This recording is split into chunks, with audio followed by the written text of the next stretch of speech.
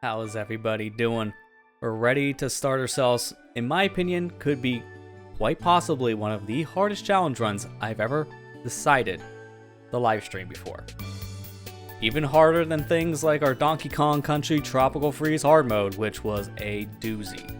We're going to be playing through The Legend of Zelda Ocarina of Time, but we're not going to be playing through the vanilla version of the game. We're not going to be playing the GameCube version, 3DS, none of those. We're playing through the PC port of Ocarina of Time, Ship of Arcanian. This has been a version I want to show off for a very, very long time because this version really does change the game when it comes to adding in so many quality of life things, but also enhancing the experience in such a very unique way. I mean, for starters, I get to play with something like this, for example, a Switch controller, which that doesn't sound all that revolutionary until you realize it has a gyro, and so does this version. So there's a lot of enhancements that are going to make this run really interesting. But I want to start tonight first by showcasing some of the stuff this version of Ocarina of Time can do. And then we're going to lead into what this challenge run is exactly, because I haven't talked about what it is just yet, for a very good reason. So let's first start with a demo of what this version of the game can do. Hey there, Matt. How are you doing? Let's load up our copy of Ship. And there it is. I'm running the latest public release version, so this is 806. So this is the most stable version of the game. It's beatable from start to finish. I've done a full playthrough of this version before. No real issues with it. It runs buttery smooth. It's a great version. For one, you can already see widescreen support. It's pretty nice. Makes the game look a lot better. Has a nice upscaling tech to it. So things look sharp, crisp, clear.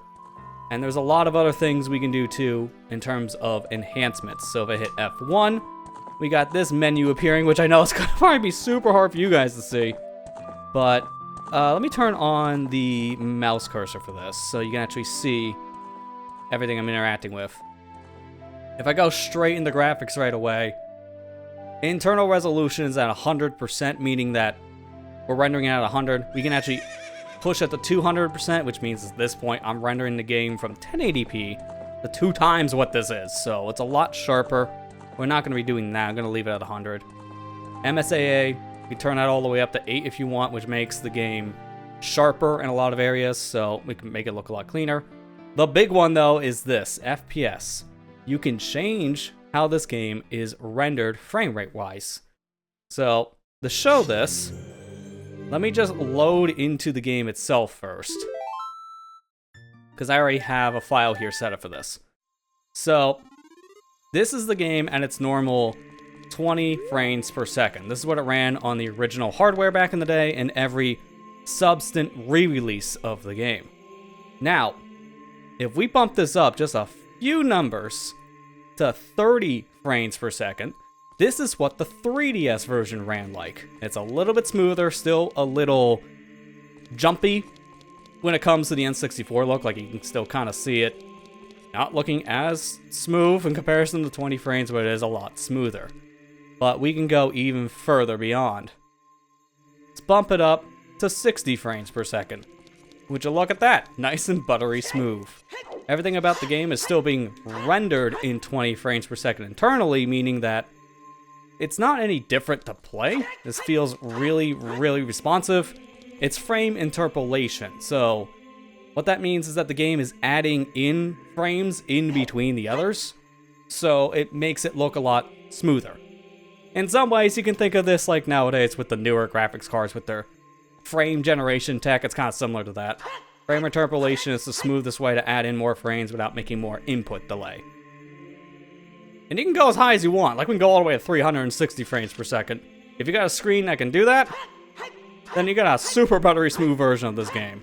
I'm going to cap the my refresh, which is 165. Don't need to go any higher than 165. Now, I want to get out of here so that I can talk about some of the control stuff. As I said, we got gyro control here, so I can move the controller, and as you can see, that little dial in the middle, right here specifically, is moving around. So, For example, that's right. We have gyro control for all of our first-person stuff, which is what the 3DS version added to both Ocarina and Majora. It's a game changer for aiming, in my opinion. This is really, really solid. So I'm going to be using that throughout our entire playthrough. We also have a whole bunch of enhancements here, things that can completely change the game, like text speed, so how fast text appears on the screen. You can move things faster, like with King Zora, or climbing up any kind of a vine, for example, here. So you can move very fast. Just to show the text thing, I'm going to put it to text 5, and I'm going to hit C up. Much faster compared to what the vanilla text speed is. It's a really nice improvement. We'll be playing with that. I got a whole bunch of stuff already preset, so we'll talk about what I'm going to be using here in a minute. There's a lot of different multipliers, modifiers, different settings to turn on and off here. So many I'm not really going to be able to fully talk about because there's just too much. Thankfully, the game has its own set of presets here, so you can turn on things, make it a lot easier, which is nice. You got Vanilla Plus, basically playing like the original version, but you have some nice quality of life stuff added. Enhance takes that one step further, adds in auto-saving, so whenever you do certain tasks, like how this one's set, you enter a new location for the first time, or you get yourself a major item, say like I get myself the bow for the first time, the game will automatically save. Not to mention, you also get some other nice things here, like some glitch restorations, fixing up some of the weird oddities, like some weird frames you can see, or maybe adding in like things that would normally crash the game, fixing some crashes. A lot of little minor things that can be fixed. Stuff like that. Cheat codes, we're not even going to touch these. I think this is just way too busted. You can basically give yourself like infinite health, money. Like I just turn on, where is it? Infinite money? Or up to 200%. Turn that off. That's cheating. This version even has save states. Be careful with these save states though, because this can easily kind of corrupt the game. It flat out tells you, if you use save states in this version, it doesn't work like a traditional emulator, for example, which can flat out break transitions or loading zones, meaning that an area can become entirely impossible to beat until you reset the game. We're not going to use that. That sounds a little too busted. We can change the age on our fly. Just literally click a button and hey, would you look at that? Now we're a child. Pretty cool. You can have time sync here. So now this is syncing to my in-world time. It's 7 o'clock currently, which means it's nighttime. And it's going to stay nighttime for the entire stream if I left that on. You can even freeze the time. Unrestricted items, meaning that you can use items literally anywhere. But my favorite for this demonstration is, where is the option?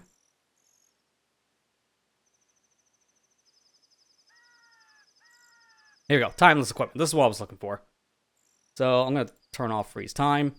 Give her the menu for now. We can equip things between the ages, which is actually very important because Child, for example, can't use hammer, but also he can't use hookshot. Normally, this would cause a soft lock, but in this version, they fixed it so you can use the hookshot as the Child. Not to mention that if we flip-flop the age thing again, I equip a Deku stick. Normally, once again, equipping Deku stick as adult would crash the game. Doesn't here. It actually works perfectly fine, even gamer graphic. So there's a lot of nice quality of life things. You can see here I got a D-pad, so I can equip things to my D-pad, say like the Ocarina. You can take equipment as well. Equipping your said iron boots here, or hover boots, so you don't have to pause the game. Something they did with the 3D version of the game as well. Pretty important stuff, honestly. This version is just going to be really convenient. In fact, there's another thing. If I can do fast file, let me go back to file select.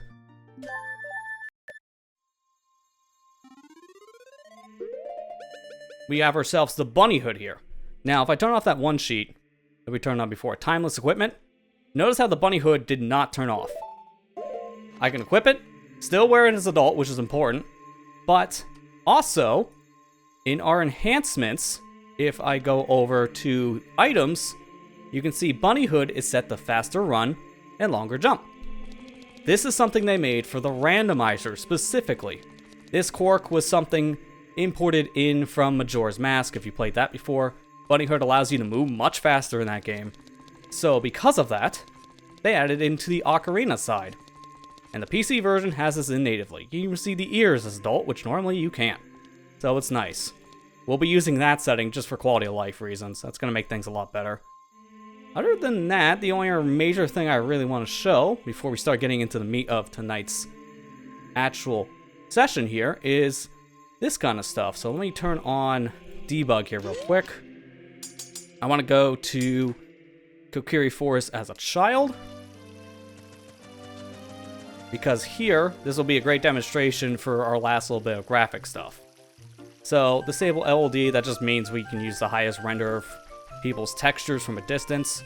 Increasing actor draw distance, making it so it's much easier to see things from farther away. Kokiri draw distance, notice how this kid just kind of popped in. If I turn that back off, Kokiri kid is gone. We can have this on, making it so we can see things in the distance, including the Kokiri. That's what this draw distance is. It's going to just make the game look a lot nicer. Widescreen after calling and useful stuff. This is just for glitches. I'm going to have those on. One of my most interesting settings that I like to show off is this one. N64 mode. And just to get the point across, let's put the frame rate back to the original 20. That's nice and crusty now, isn't it? In fact, let's make that one better. It's in 4x3, so might as well be in the 4x3 feed. It's nice and crusty. Just like how I remember it. Even the menu is so hard to read, it looks like someone put a blur filter on top of things. It's so authentic. In fact, it's so authentic. I want to... Actually, let's just hit reset. I don't want to do that. Turn off the debug for a second. I want to load me here specifically in Temple of Time because I want to load up the N64 version really quick just for comparison. Because trust me when I say this mode is so faithful to the original, it's not even funny. So let me go ahead, swap over to a console feed, and turn on my N64.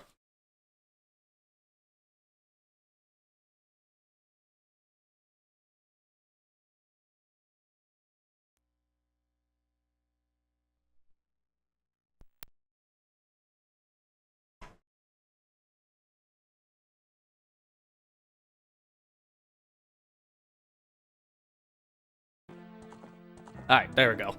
Took a second for it to show up, but there it is.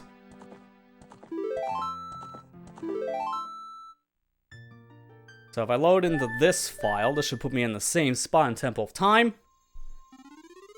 There you go. This will be a good comparison between the two different scenes. So, if I turn back on the PC version, I'm just going to mute this one because we don't need the N64's audio. So now, if I do this, notice how they don't really look any different so far, huh? It's that faithful. I'm capturing with an upscaler via S-Video on my N64, so the cleanest I can get it without mods. And yet, compared to the PC version, it's almost the exact same look. In fact, if we pause our game, I want to take my menu over like that. Go into here. Again, this is the N64 version. PC version. N64. PC. They basically look the same. So, N64 mode is very, very authentic, very faithful to the original. And if you leave it to the original 20 frames per second, you might as well think you're playing the game on original hardware. It's just that close. So, I give them credit for making this as authentic as possible, even down to very, very minor things. So, let me swap over to console one more time because I'm just going to do one other thing here with the console version. Which, you gotta give me a second for this. Okay, there you go. And now I gotta go somewhere. I can use the stick. Might as well do this, because turn off the system anyways.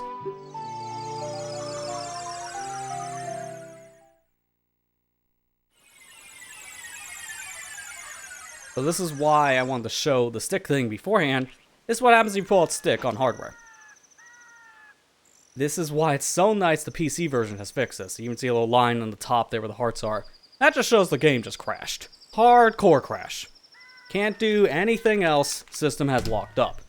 So PC version is definitely trying to fix a lot of the bugs the original had, while also keeping them in at the same time if there's like useful glitches, for example. There's plenty of useful glitches that we will be having on for this specific playthrough. Because there's a lot of very specific things I still want to show in this game. Like, for example, if we go into fixes, or was it restorations? Yes.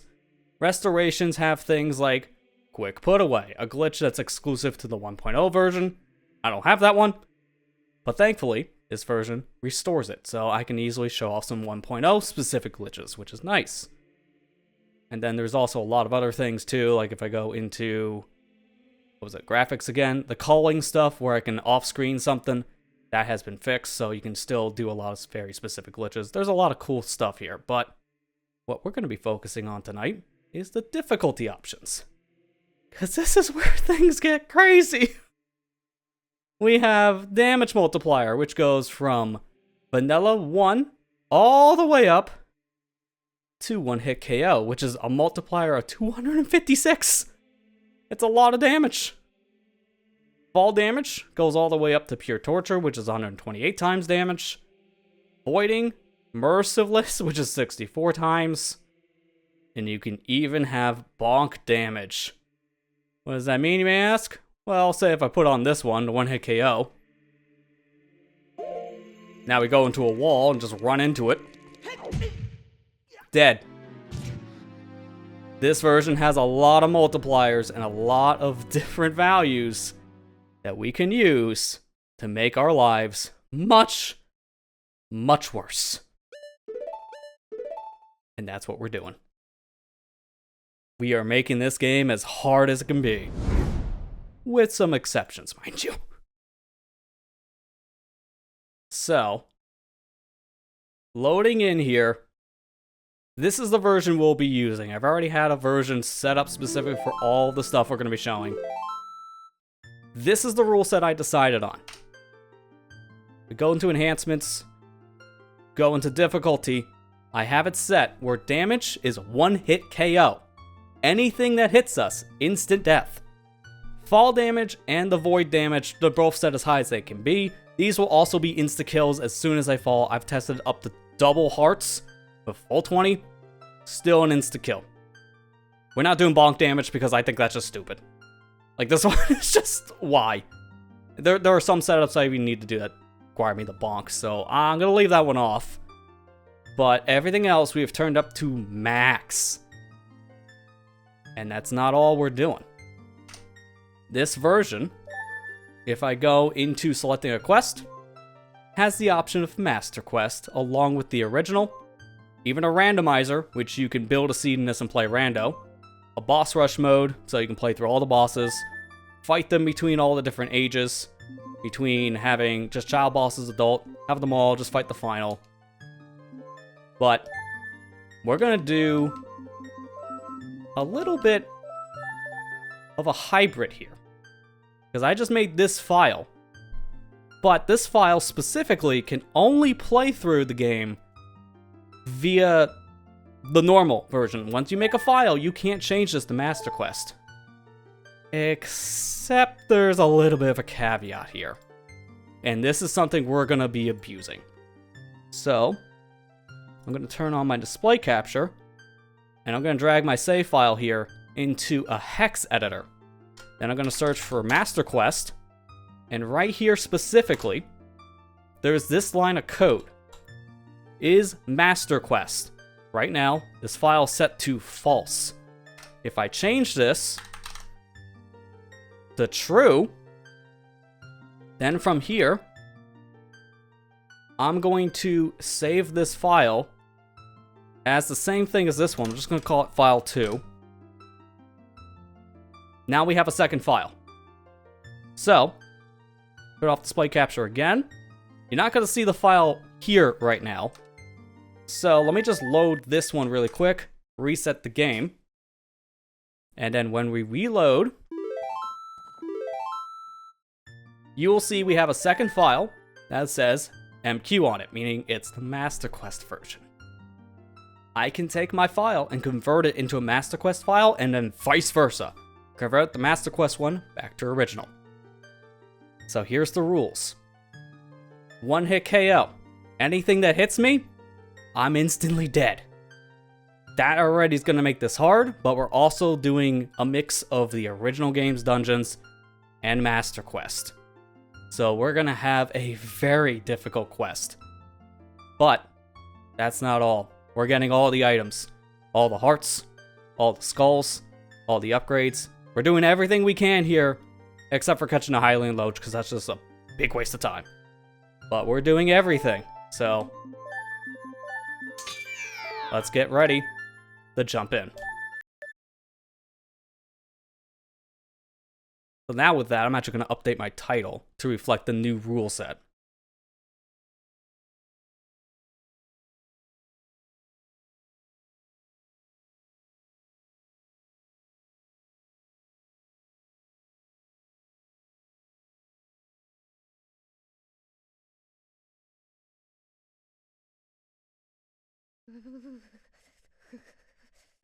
And there we go. Title's been updated on both the Twitch and the YouTube side. We're going to be having a very, very interesting run. That's for sure.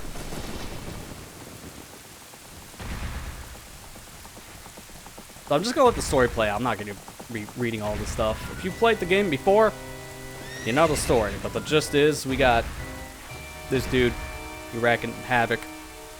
We must save the world. That's it.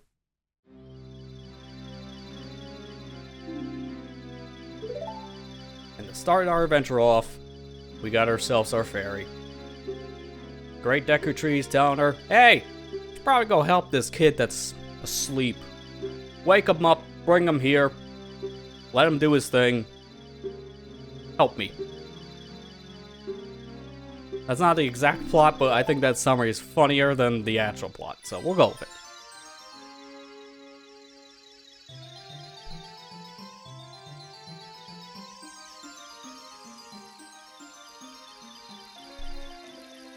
Okay, it's weird to see that Kokiri kid already out cutting the grass when there's no grass in front of him.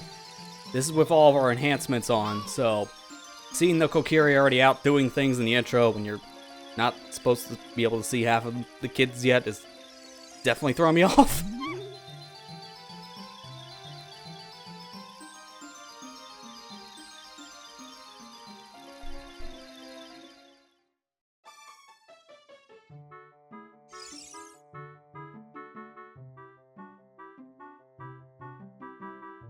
I think there's supposed to be a fix for this too, because right now you can see that Link has his eyes open, and he's not supposed to. I think that is a thing we can fix. I think it's in graphics.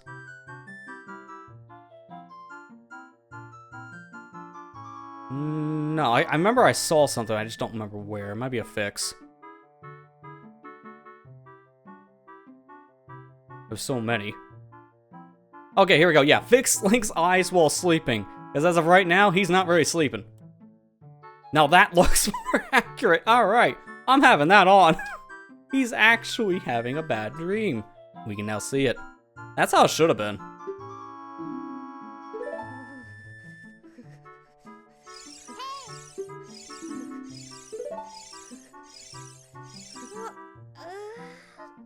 Hi, I'm awake. What I miss? Who are you?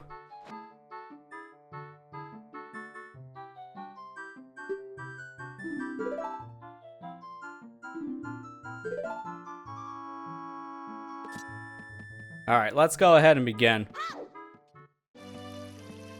So this here will be our beginning stretch where we're just getting a bunch of supplies, getting ready for the first area, the Deku Tree. I love already seeing the rupee and the girl up on that ledge. That's nice. So while I'm running through here, I kind of want to show another thing, because this is just going to be the section where I'm introducing you all for all the new nuances to this version. Since I'm playing with a controller with 2 analog sticks, we got free camera movement. You may be used to this if you played Majora's Mask 3D on something like a new 3DS, and also any modern Zelda game starting with Wind Waker onwards. It's nice to have this. It definitely takes some time to get used to, but it's nice to have camera control. But there's also something else here. And we're gonna just do it for this section because, trust me, this will be very weird, and we're not gonna do it for the remaining of the game. I just want to show it for, like, one area. So if I go to graphics, I believe,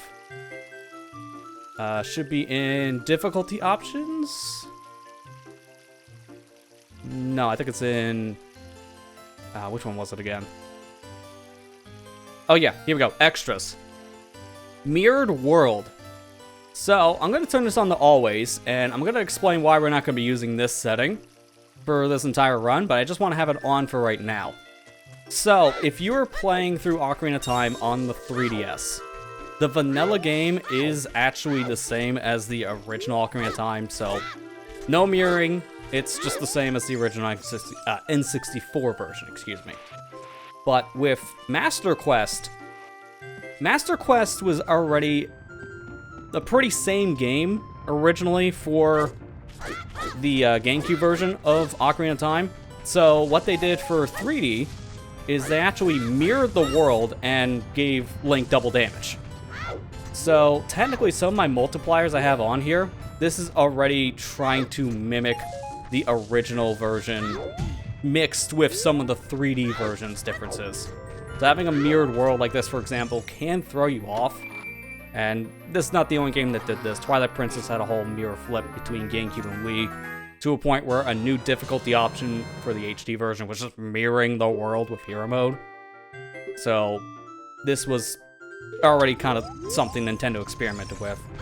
I also saw right there, the game let me equip the sword right away, which is another quality of life version difference for this PC port. Definitely gonna help in some cases. But I'm not gonna play with mirror mode on simply because it doesn't really add any difficulty, really. At least in my opinion. Just basically, instead of going left, you go right. That's it. So for me, mirror mode isn't really much of a difficulty bump, and it just makes things kind of odd. It's something that I think is more confusing for the viewer compared to the player in this case. So I'm not going to have this on for the whole run, I'm just going to have it on for this beginning section, just to kind of showcase the mirror mode stuff. But then we're going to turn it off by the time we get the Deku tree.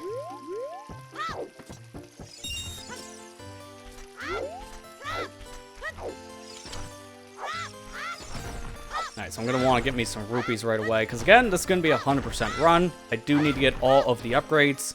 One of the first things I'm going for is going to be the Deku stick upgrade, which is going to be 40 rupees, so I want to get that as soon as I can. So, grab the money now.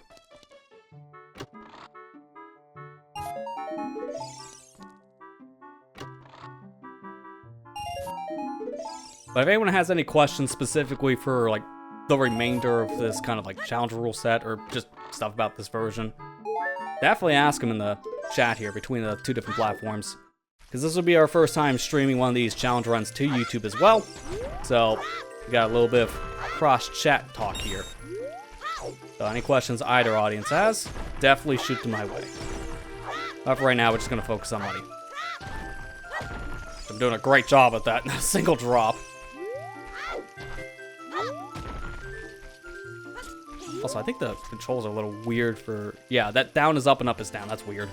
I want to fix that for some of the stick control. Should be in camera. Invert axis on Y. Yeah, there you go. That's better. Actually, no, that's just aiming. I want the aiming still on, but what about camera? Okay, here we go. Invert Y axis. Yeah, that was the problem. It was on camera control, so that makes it better. I don't want to go into the woods just yet, because I want a shield. I'm not going to deal with a business scrub without a shield.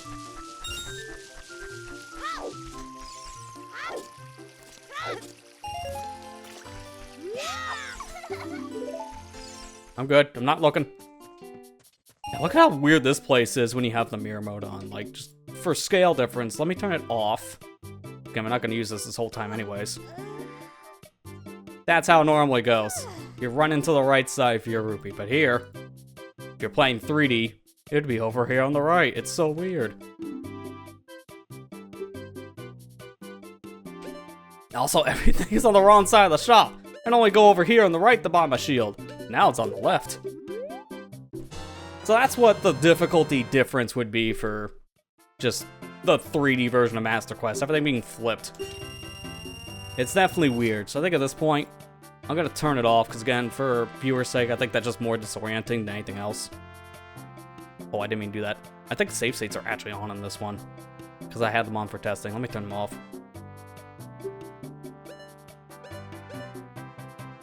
Yeah, let me have some Deku nuts. Oh, yeah, I can't get that one. Because I don't have enough.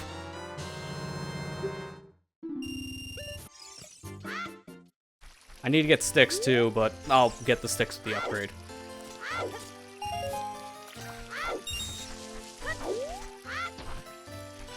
Oh, that's fine, Matt. What makes this version harder? Really nothing specifically about this version, it's just my multipliers.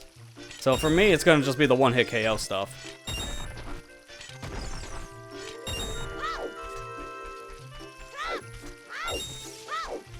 Alright, I still need some more money, so I'll go over here, cut the grass.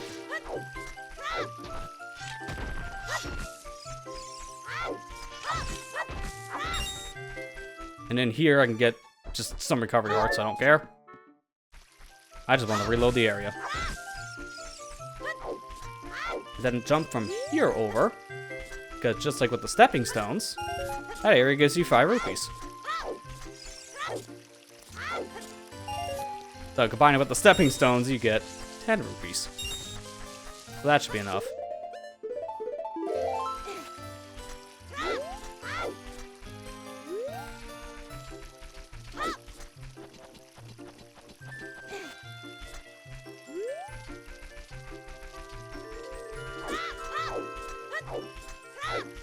Alright, so let's get our first upgrade here. I'm gonna go for the sticks.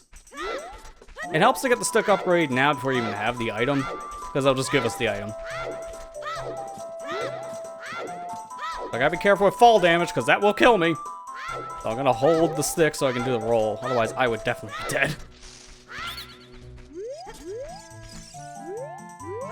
Nope. Wanna roll. Target the guy. There you go. Got 40 rupees. I'm fine with that. Thank you.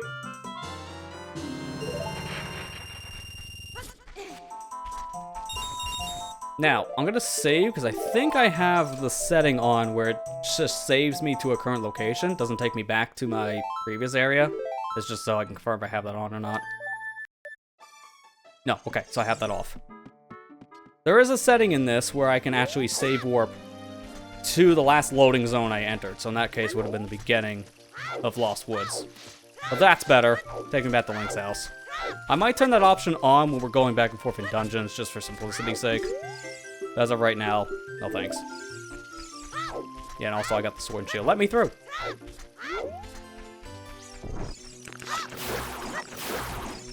First set of enemies. Don't want to deal with you. Get out of here.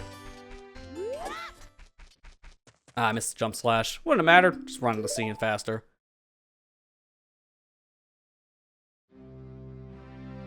Got multiplier. It's just damage. You can't add any other multipliers like getting double money or anything. So we just have damage values on.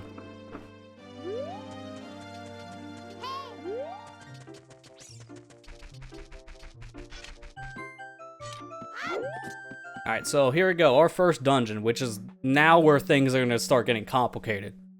Because I'm going to make a save right here and immediately back it up. So I gotta quit the game to do this. Because I'm gonna just show this is going to be a vanilla save, but we're converting this to Master Quest. So that way we can do a second run of this place. So again, let me load up that save. So Master Quest, it's set to false. Want to change that to true. Then from here, just save the file. If I reset.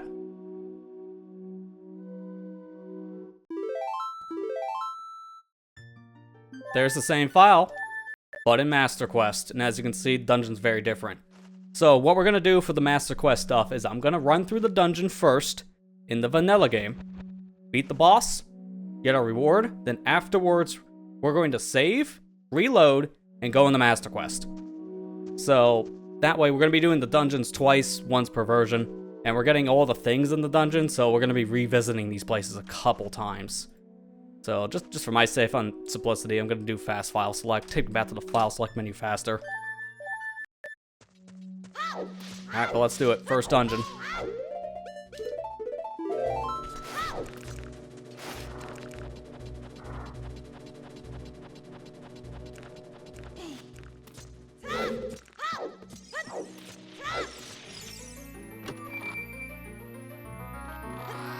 So you're gonna be seeing me save a lot. I need to save every single time I turn around if I want to be safe here, because again, one thing that can happen. I get hit by an enemy, I fall down a ledge, you name it, I'll die. It's not gonna be as big of a deal in the vanilla dungeons, it's Master Quest I'm really worried about for the one-hit stuff. Because there's a lot of danger in Master Quest. Like, this dungeon's pretty easy in basic Ocarina of Time, but you crank up that difficulty, go to MQ. Oh no, they throw in some enemies here you normally don't see until Forest Temple, actually. Alright, so we got our slingshot. I'm going up here to get this treasure chest. I'm gonna grab all the chests in dungeons, even though a lot of them are junk. Like, this is just like 5 rupees. Or, no, recovery heart.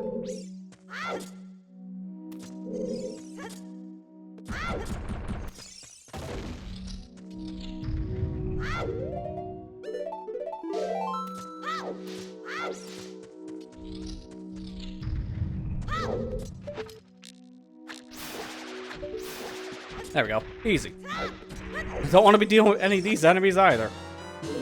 That would be a really problematic situation trying to climb. Oh, also one other thing I want to mention. I don't have it on because I just think it's a little too busted. There's my climbing speed normally. If I go into time savers, you have a lot of settings I actually have cranked up. But the one I'm not touching is Vine Ladder Climb. For randomizers, it's set to 3. Which is 3 times your normal climbing speed. Pretty fast, as you can see here. You can crank this as high as a plus 12. So as soon as you go up to the max value, it's a little goofy. I think this is a little too much. And there are also some sections where I'm going to probably want to climb vines that have enemies on it. So I think just for the sake of the challenge, I'm going to leave it to its default 0. So we're going to have the basic speed here, no speed modifier on it.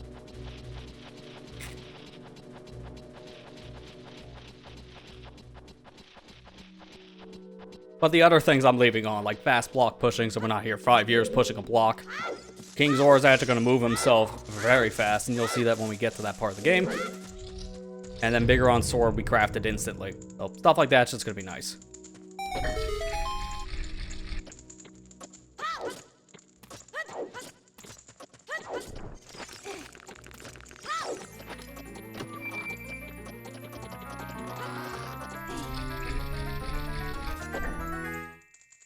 So there's our compass. Now we'll be able to see what things we have and haven't gotten in the dungeon yet, which is going to be nice.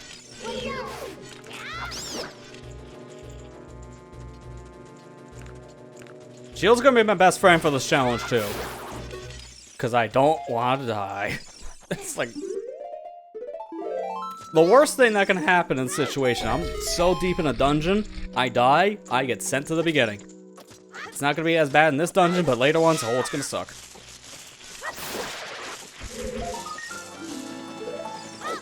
I also have a nice quality of life setting on where we can see how many Skulltulas we've collected just by killing one. That's going to be really nice.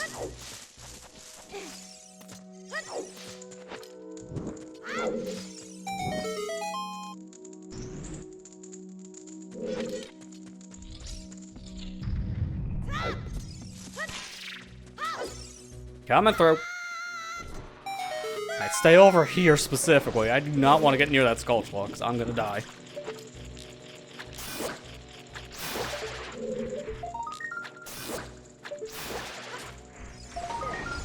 And with this, that's all the skulls we can get right now in this dungeon. There's one more, but we can't get it until we have boomerang and bombs. So I'll grab 3 skulls out of the 4, and we'll be good to go.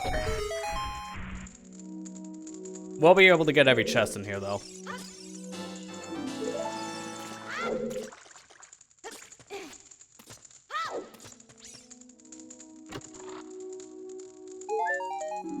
Alright, now recovery heart.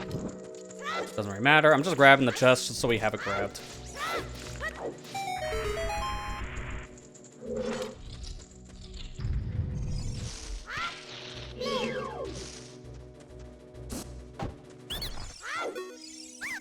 Yeah, please forgive me. Here's a code. 3, 2, what? Couldn't read that fast enough. Oh no. I hope it's not 23 is number 1. Same code as my luggage.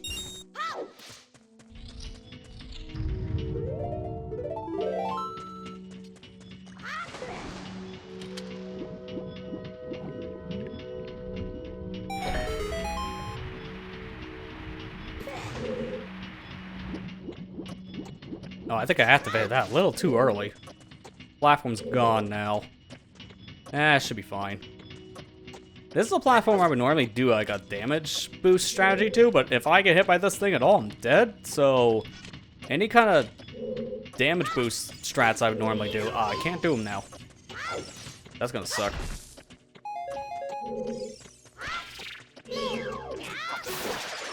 Okay, get him out of here. Find this. Also, you may have noticed Navi didn't force talk to me here. I have to hit the C button to get her little hint. I have that setting on too so we don't get interrupted, which is just going to be a nice time saver. God, from Spaceballs. I guess unintentional Spaceballs reference.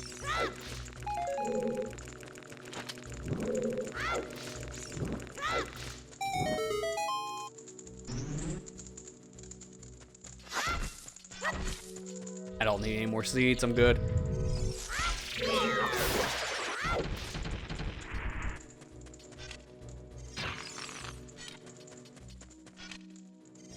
Now I can take a chance of just cracking the eggs before they get here. Alright, so this here specifically is why I have to come back to this dungeon later. That room I can't do anything with right now, so we'll have to ignore it. We'll come back here much later for that.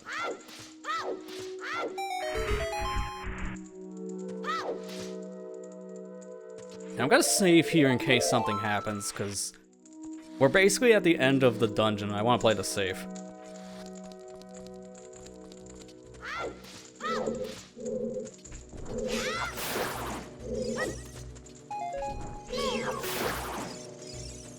Alright, good. I got all my resources I'll ever need.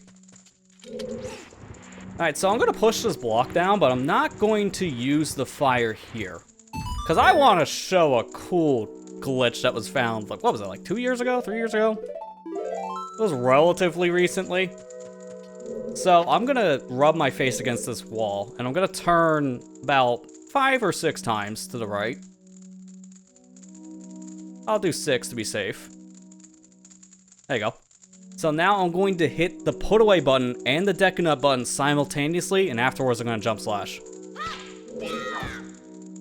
So now I don't have my Deku stick anymore. If I take it out, I think I failed it. No, I didn't. Okay.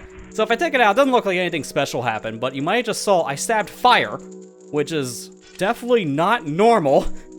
So I just activated a glitch called Quick Put Away. That specific sequence I did was one of the ways you can do it. There's another way we'll show later on. I basically just stored a bunch of glitched values onto my sword, one of them being fire damage. So that allowed me to get down here without lighting a torch on Deku Stick.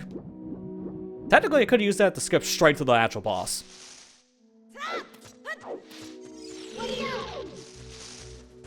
So let's be careful here. Again, anything that hits me, gonna be bad. Don't wanna get hit.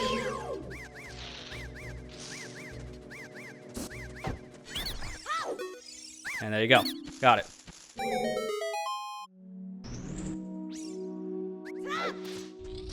Now it's time for the boss fight. So, because we're gonna fight these bosses twice, the first time we fight any boss, I'm gonna fight it like it's my first time playing the game. The second time, we're gonna do some speedrun strats to fight bosses. That way it's more challenge for the one-hit KO status. I was already tempted to come in here with a Deku stick just to get the damage value, but no, man. We're gonna use our sword, even though it's gonna take 5 years. We're gonna attack this thing like I just got the game from GameStop the first time around. Playing it like 1998.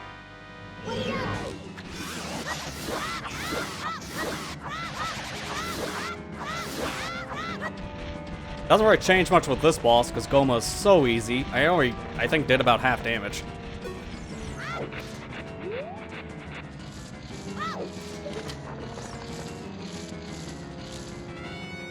I don't know if I can hit her eye from here. Okay, yeah, I can.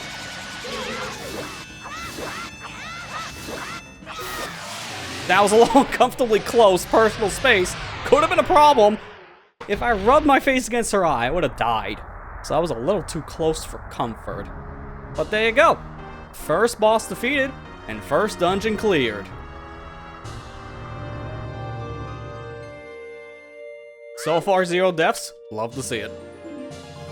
There's 1 heart container of 20. We have a lot more to go.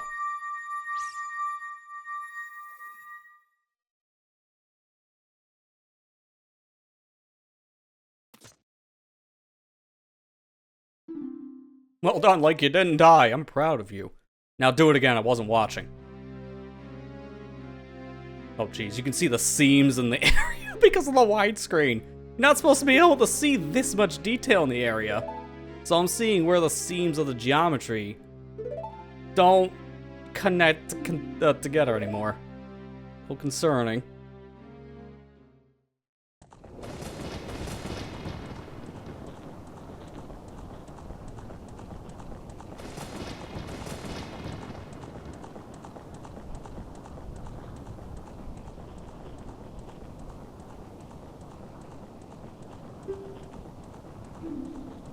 So here we're getting more of the backstory about the villain here, and also the true power of the land. Just to summarize, with the very glitchy looking rain, you can definitely tell this wasn't supposed to be past 20 frames. The gist here, evil man wants the great power of the land. There are 3 powerful objects from 3 different goddesses. Don't let him have it. Here's your gist. Unfortunately, I'm going to be sitting through a long cutscene for that whole gist to come across in like, what, 3 minutes?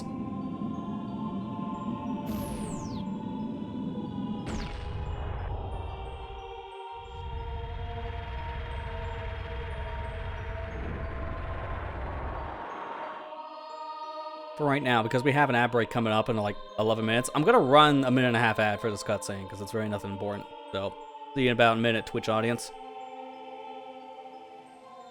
As for my subs, or the YouTube audience, how y'all doing?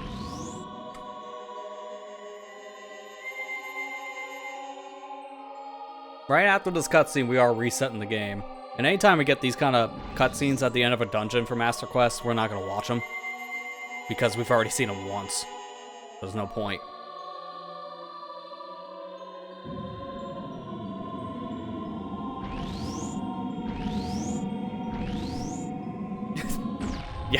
Yeah, Matt, you found the true hack. Anytime our ad runs on Twitch, go to YouTube. There you go.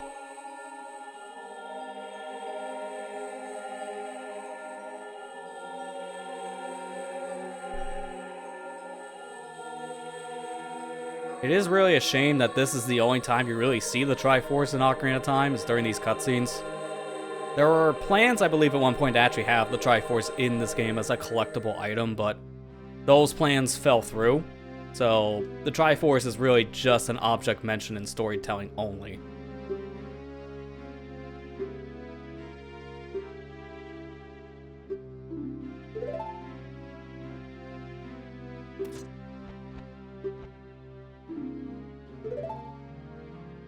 Alright, but now with this, we get our first stone of the game, Kokiri Emerald. We need 3 of these to actually get into Temple of Time to become Adult Link, so 1 of 3. Pretend this is like half of it though, because we need to get the other half at Master Quest. So I'm going back.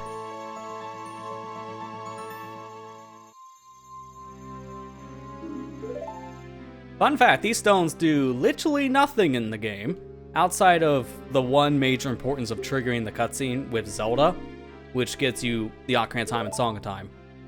So, say if you're playing a randomizer, you're only getting the spiritual stones specifically for those two specific checks.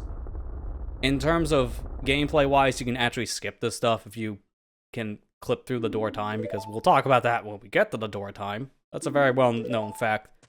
The door itself was very shyly made by a construction crew in Hyrule. Has a gap in it. You can go right through it. I taught this guy, so I get him out of here. Alright, but now, let me turn on that setting I was talking about before. It'll just be nice for quality of life. If I go here, what was it again? It wasn't in Sheets or Debug. Something about gameplay save. Yeah, here we go. Remember save location. I want to turn this on just for simplicity's sake. We're going to go back and forth between two different saves all the time. This will make it so that the last loading zone I entered is where we should respawn. So in this case, it should be right here on the map. Right in the gaps between going from the Great Deku Tree and Kokiri Forest itself. And sure enough, this is where we should spawn. Alright, cool. One other thing I want to do. This will make things a little bit easier for us to keep track.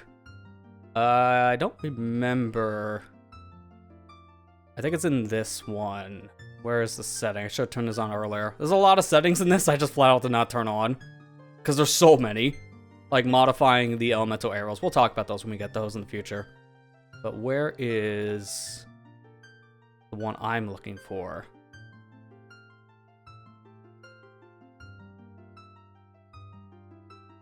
Oh, why was that not on? Turn that on for later. I can cycle through masks just with a button press. Alright, now where is the save screen thing?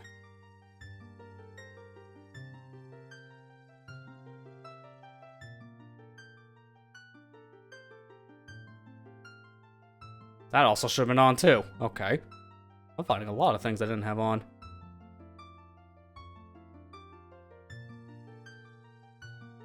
Okay, here we go. Literally the last option in graphics.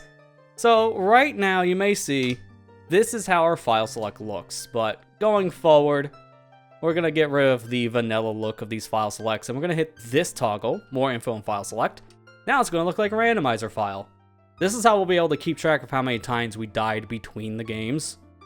So having that setting on is gonna make a pretty big difference. Time for round 2.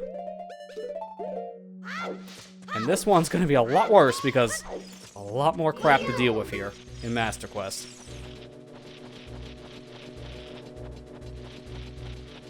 So, what was it? 2003? That's the date of this? In 2003, Nintendo released a promotional disc with Wind Waker at the time on the GameCube that contained a copy of Ocarina of Time for the same system. And on that version of the game was a brand new way of playing called Ocarina of Time Master Quest. And there's our first death. Wow, what a jump slash. The sword went through the enemy and it didn't even count.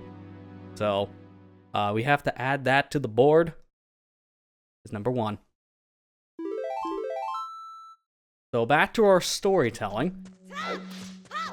Master Quest is a version of the game that was a pre-order bonus back in the day for Wind Waker. And until the 3D version of Ocarina of Time added this in as an extra difficulty option for beating the main game, this was the only way you were playing Master Quest. Oh, I was a little too close. For the most part, this version is very similar to the original game outside of the dungeons themselves being revamped.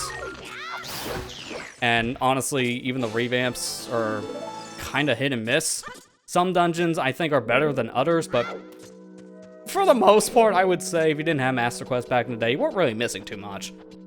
There are some dungeons here I prefer in Master Quest, while others I don't really care for all too much and prefer the original game's version. It's definitely an acquired taste. Some people have compared Master Quest to an official ROM hack made by Nintendo, because it feels very much like a ROM hack more than an actual official game. Some people will say that this game is fine, while other people will trash on it. It really does depend on the person.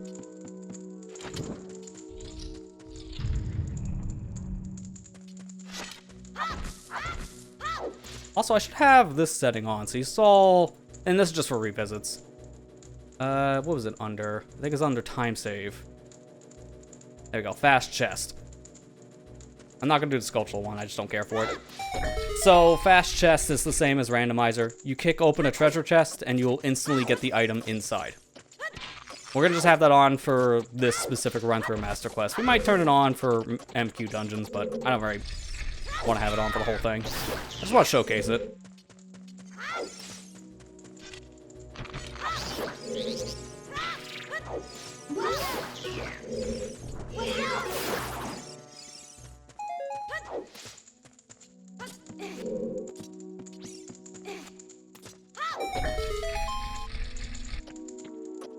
Alright, these last two enemies, that should be it for the room.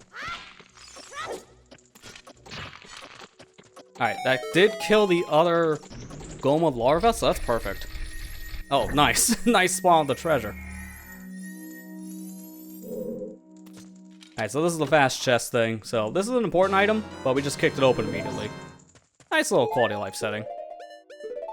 Basically like randomizer, because every single chest in randomizer you do the same with. Alright, so I'm going to do quick put away again, but just a different version of it. I'm going to jump slash and put away the sword at the same time. It's kind of precise, but if you do this, you will definitely know you get the glitch. There you go. So I swung nothing, which is kind of weird. But now if I take out my Deku stick here, should be able to line myself up with this torch.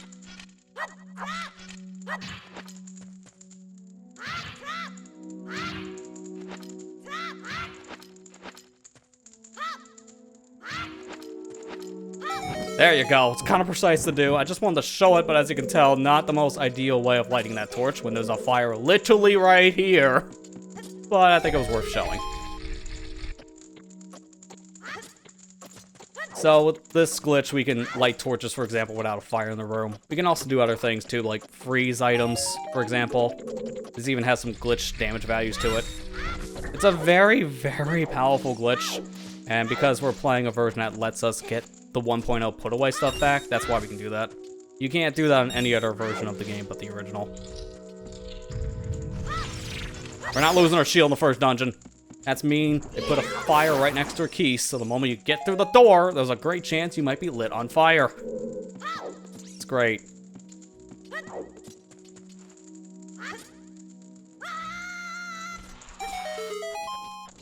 I don't want to go down the web just yet, because I still have something up here I want to take care of.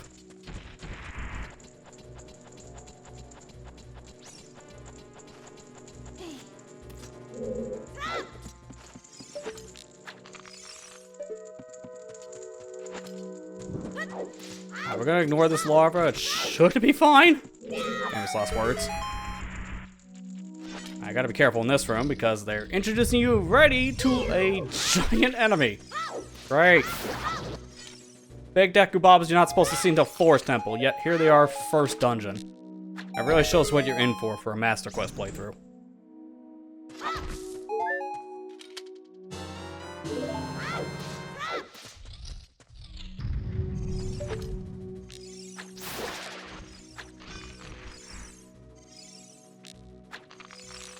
I'm just taking everything out just to be safe.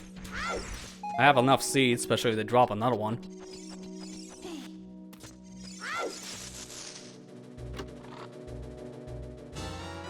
Compass. Now, we can't get up here just yet because there's a bunch of boulders, and Navi's kind of going crazy here, which will be a very, very annoying sign of things to come from Master Quest. Talk about that more much later. Because right now, it doesn't really concern the player yet. You don't have the item necessary to actually go further in this dungeon. So we're not going to get nearly as many skulls here. We can only get 2. Because there's 2 that are locked behind boomerang and bombs. So we're going to have to just ignore that stuff for now. Now that we're down here, let me save.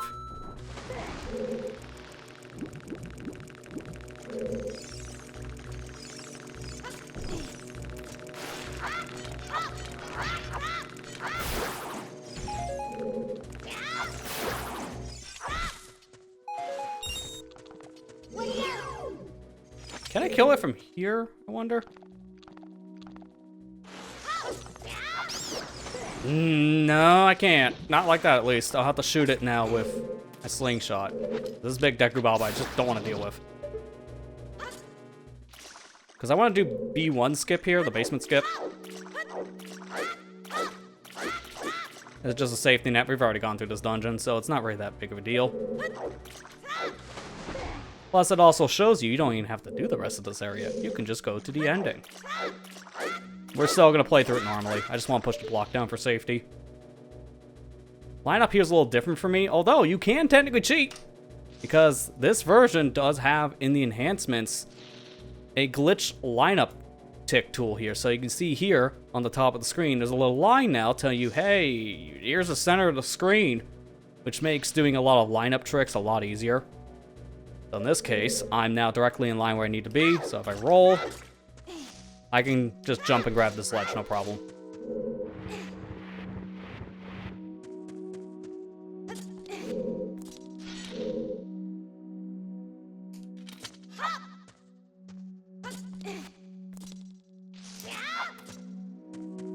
And just for the sake of simplicity, I'm going to burn this web now.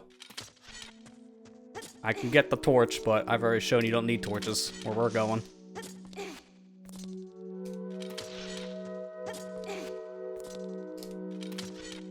I'm actually doing this little combination of buttons too early. There you go.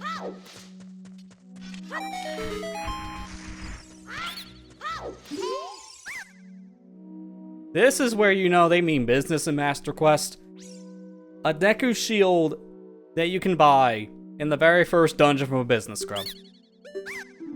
That's not a good sign. If he's here, that means your shield can't get burned. Not good. Not good at all.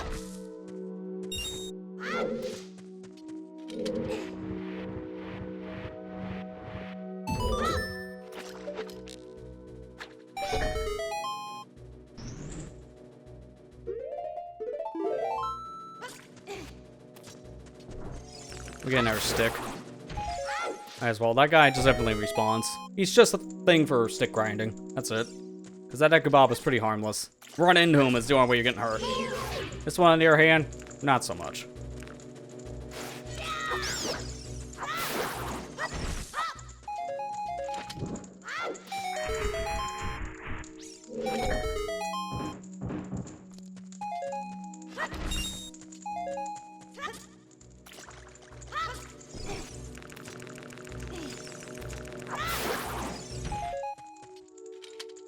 I want to grab this fast before this guy respawns. I don't want to walk into him.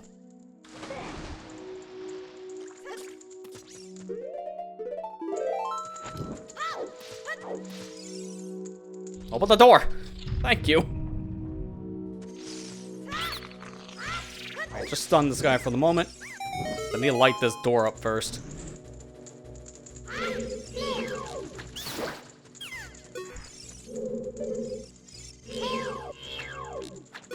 Nice aim. That's just to get ourselves out of the room, but because I brought fire in, we don't need to leave.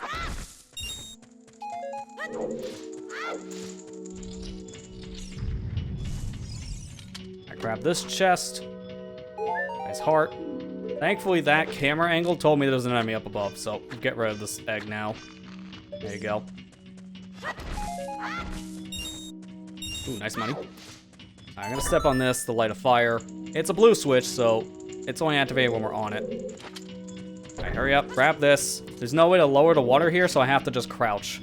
It just barely gets you underneath that platform. It's the only way over, outside of a damage boost.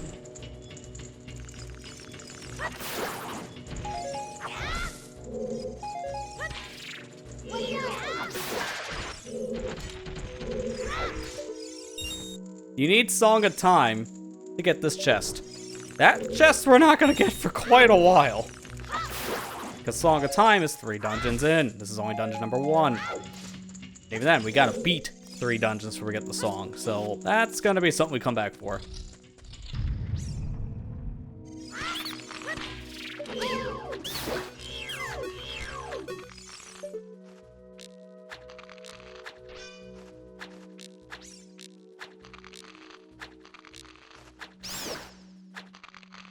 Alright, there we go. Safe. Never leave the starting area. On our way through the room safely.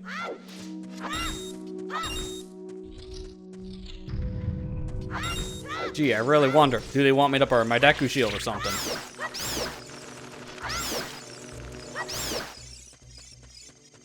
They noticing Navi's going crazy here, so this is the same as the other room we were in earlier, that you get the slingshot normally in Deku Tree.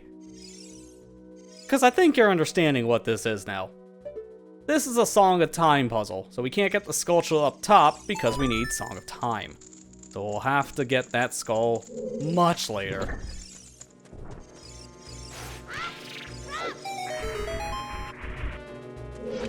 Now here we can actually get in the back room where a skull is. Unfortunately, we can't grab it yet. I just want to show it's here.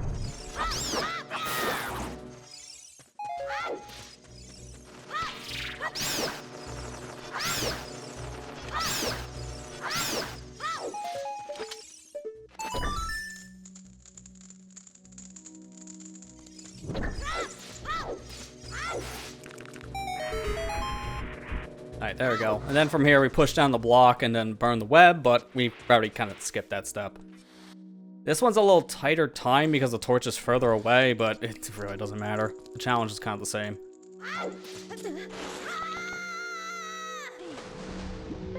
Now you see why putting a big Deku Baba in that specific spot is very mean? You can come out of the crawl space and get hit. Alright, so right here we're going to do something different. Instead of the code being 231, the code has now changed. The thing is, I don't know if Master Quest tells you the new code anywhere. So this is something I think I figured out as a kid via trial and error. The code, instead of 231, is 312. So they kind of mixed up the numbers here a little bit. Same principle, the only major difference now is obviously the order. And that's it. Bosses are unchanged here in Master Quest. So, we're gonna fight Goma the speedrun way. So, crouch stabbing this is bugged. They didn't set damage value to it, so whatever your last attack is, that's the value now of your crouch stab. So in this case, Deku Stick does double the damage of Kokiri Sword, and a Jump Slash does double damage of a normal slash, period. So essentially right now I can do 4 times damage. So, watch as we shred Goma's HP.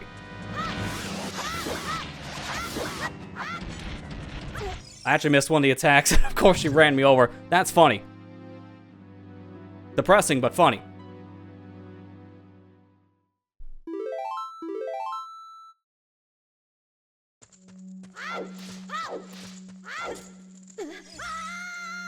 Thankfully the door is still open, so I can just make my way back to the boss door. It's not a big deal.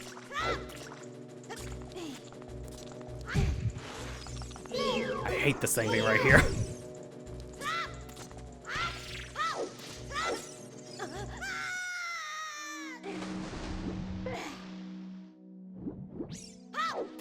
You will notice, Lisa, a cool little thing about this fight. If you do die, you don't have to look back up in the ceiling. Cutscene just kind of plays itself. Alright, let's try this again. I think I was a little too late on my attack for the last hit. That was kind of my bad. I haven't done this in a while.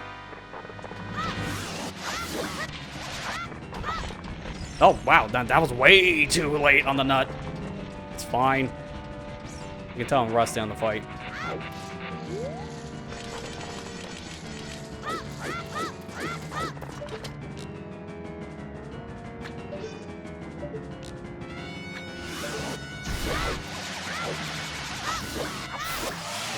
Still, it's only 3 hits to kill Goma here, so it's not really much of a difference.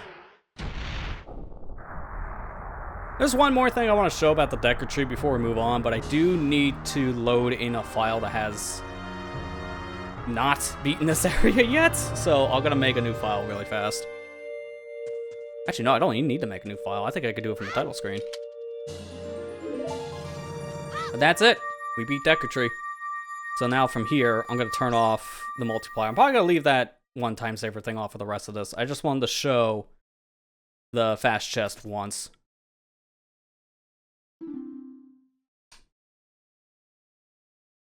So I just want to show one weird detail here you wouldn't normally notice.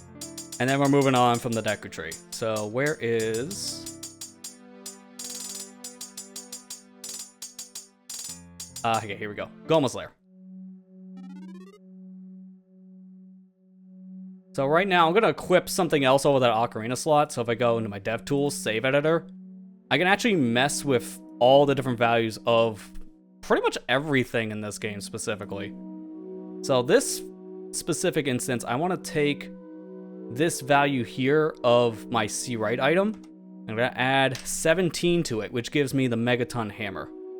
And just for safety, I'm going to turn on save states so we don't have to worry about if this fails or not. Because this is really worth showing. Trust me, you're going to love seeing this. We're back in original Ocarina of Time now. This is not Master Quest. Let me just save state here, just in case something happens. So, I'm going to line myself up with this specific notch on the wall. It's kind of hard to see, but that little black mark. If I line Link up to this, I'm going to jump with the hammer. Jump 4 times to the left. Hammer again. Notice how I got the Deku scrubs out. Do it again. I still have my damage multiplier on. That's going to count, by the way. We're counting that towards the devs. That's why I have the save state, but I'll count that towards the dev. I'm just going to do the action now because I explained it. So if I talk to this Deku scrub, we get the standard dialogue here. So he's sorry that we failed McQueen. He runs away. Notice how the other 2 guys are still moving around, though? Let's talk to these ones. You finally woke up. I'm Navi the Fairy, says a random Deku. The Great Deku Tree asked me to be a partner from now on. Nice to meet you.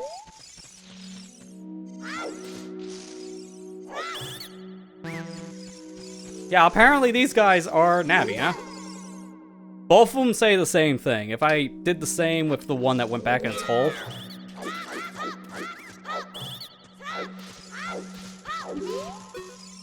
He says the same thing. For whatever reason, Deku Scrub number 2 and 3 in Ocarina of Time share the same text as Navi from the intro of the game, where she meets Link for the first time. I don't know why. It's kind of a random thing to share. But sure. That's the last thing we're doing here in Deku Tree. You normally can't see that, hence why I wanted to showcase that specific dialogue. Having hammer is the only way you see that, so normally you only really get to see that kind of interaction if you're watching someone play a randomizer. But yeah, that's the first dungeon. Twice. So let's get ourselves out of here. The big thing, though, you may be wondering is how I'm going to handle the item equipment between the 2 different runs. Because there are actually some items we can get in dungeons much earlier in the Master Quest version. So, because of that, how I'm going to be handling things is I'm going to keep the items from the vanilla Ocarina dungeons. That way we don't break the vanilla game's specific logic. Because, for example, I get bomb shoes as early as the 3rd dungeon in Master Quest. Well, normally, you don't get those until you're an adult in the base Ocarina of Time experience. So we're going to play things closer to vanilla Ocarina of Time for inventory management.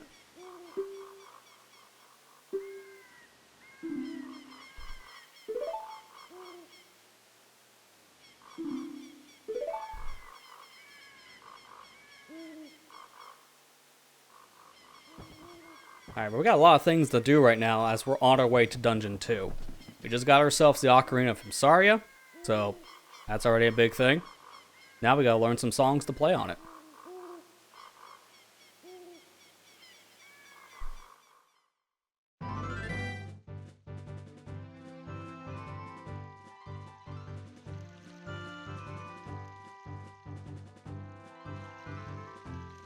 Here's Mr. Owl.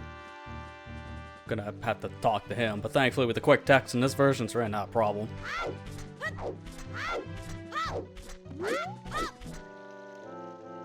Hey Link, look up here. I'm gonna talk to, and it's done. I'm not bothering with anything he says. He's a tutorial guy. Who cares?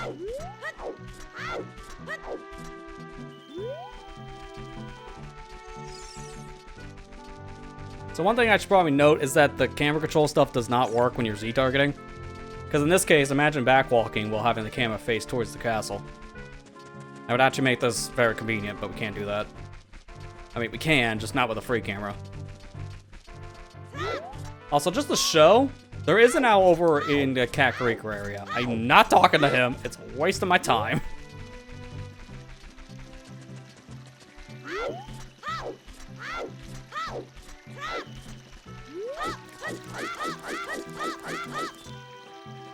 I gotta wait here. I gotta wait for night. But instinctively, I want to jump in between the chains here to get rupees.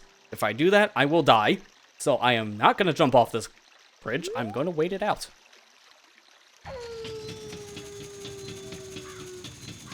Better safe than sorry here.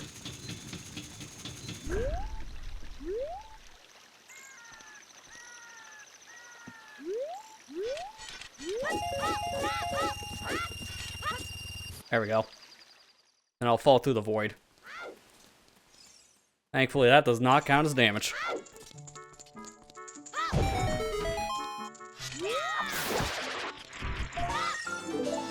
Skulltula.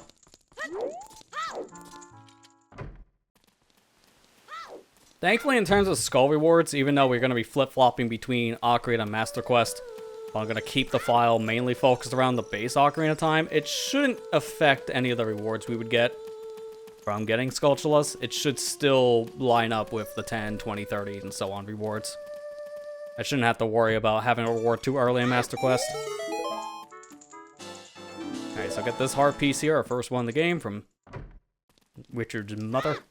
Take the dog back to his said owner.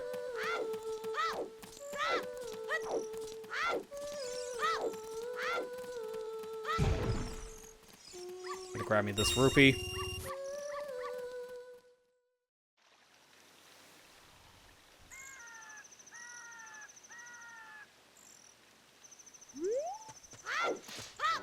I'm just gonna go forward here because I want that owl. I just want him out of here. Hey, princess ahead. You get all that? Alright, good. See you later. So I could get caught by a guard here, and then that would cause the next sequence to play out. But I'm just gonna leave, and then go back to the castle area, and then suddenly Malin. Okay, so give me the weird egg. Now from here, I'm gonna actually start equipping stuff to my D-pad. Now we have 5 things equipped. Something you normally can't do.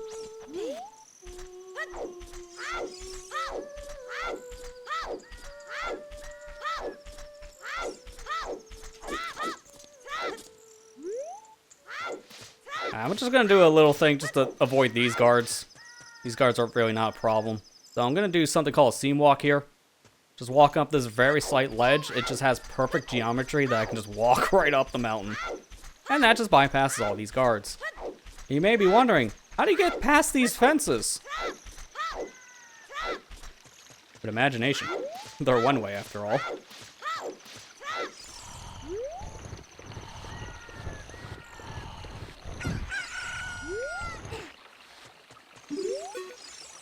Here, look at my chicken. Now get out of here.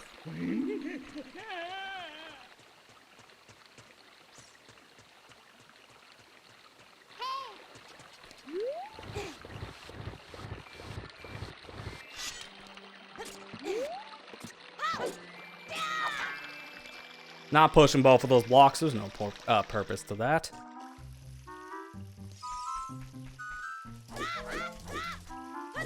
So I'm going to try to go for fast guards here. Essentially meaning I'm just going to sign hop past all these guys. And if I do it just right, which I fortunately missed one of the jumps, you can just bypass all these guards. I just want to try it for a bit. It's really hard to do, but if you can do it, it's way faster. I just want to showcase it. This doesn't count as a death. I am not just a death counter. That's not a death. You know, it looks like damage. I count deaths as seeing the game over screen. Alright, go Link, go.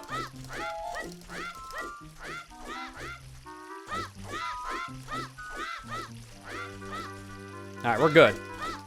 It's just this guard I'm worried about. Nice, we cleared him. So, what I just did there was perfect side hops. If you leave the ground 1 frame after you touch it, the guards can't see you. That's why I'm able to jump past all these guards and not get caught at all. it's extremely risky to do because if you fail it, a guard can see you halfway down the courtyard, and if that happens, you get kicked out immediately. So it's risky, but it's a risk versus reward situation. Not going for that bomb, that's an insta-kill. We'll go for the money though, inside of the Nintendo specific window. Which you can see pretty well because of our free cam. The Luigi, Bowser, Peach, Mario, Yoshi. A whole Mario squad, including the Yoshi.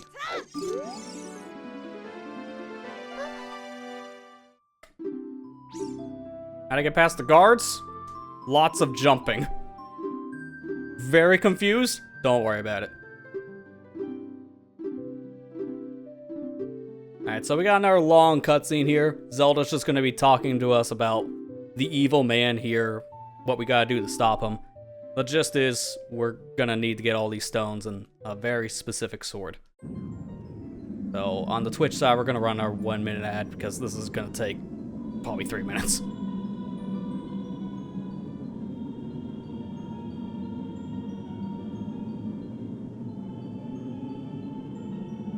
I will say, only 3 deaths so far. I was actually expecting 5 after the first dungeon. And that wasn't even just from Master Quest, between the 2 different versions. Because I've never played both original and Master Quest dungeons back to back. This is going to definitely confuse me.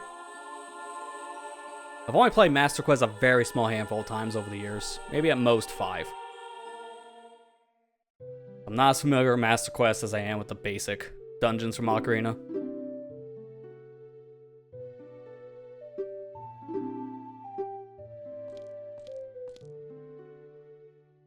Yeah, if you're here for an in-depth story, you're definitely not going to get it from this experience.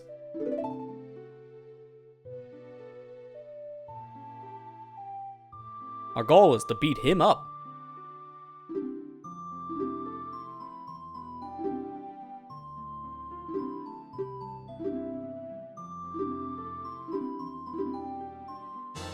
Alright, we're done, and now our chicken turns into a letter.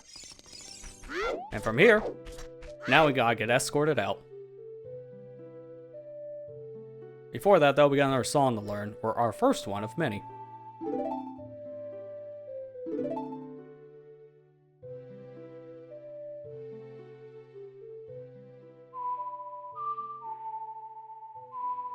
Alright, so as Sheik teaches us our most important song probably of the whole game, next to warp songs, I can demonstrate that in this version, you can also play songs with the D-pad, and also you can play them with the control stick if it's mapped to free movement.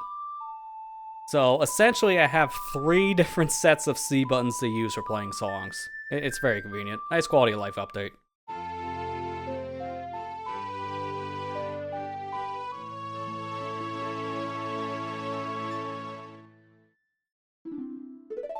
There you go.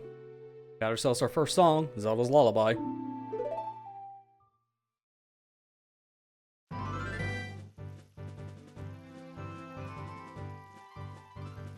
Now from here we're told, hey, go to mountain! Like, alright, fine. More like what?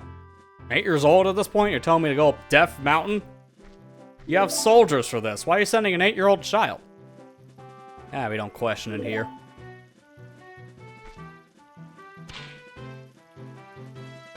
Also, Deku nuts are super powerful in this world, don't ask. They're the perfect solution if you want to leave town in a hurry. Everyone gets to nut their way out of here. I hate the wording of that, but trust me, it's true.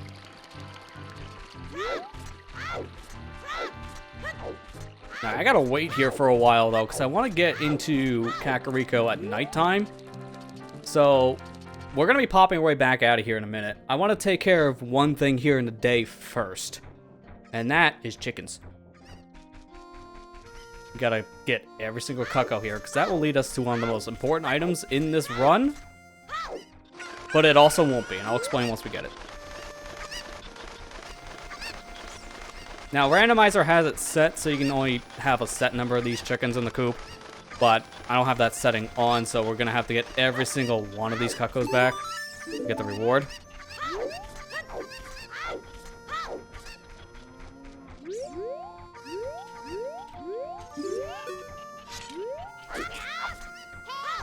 There you go, nice little jump over, just to make this a little bit easier.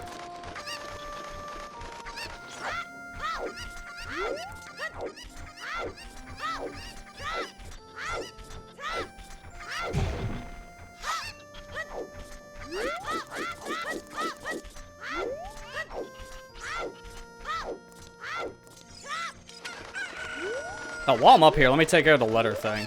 I'm not going up the Death Mountain just yet, but I might as well do this. Here you go, have this. Oh my, letter. Let me open this gate right for you right now, sir. I like paper. Especially if it's signed by the princess. He also told us probably the most important thing I want to do after all this is said and done. The mask shop has now been opened. I want to go to the mask shop. I'm just gonna throw this chicken down, though. I don't want the chicken right now. I want to climb up here.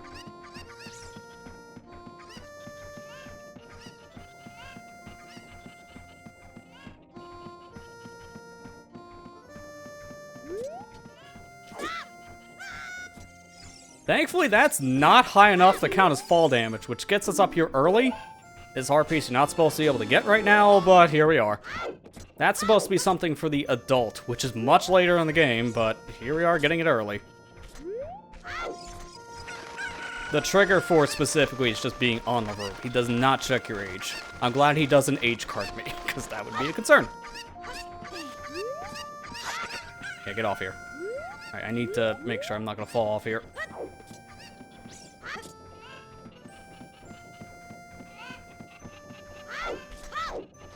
Some very weird cucko routing, but I think it works.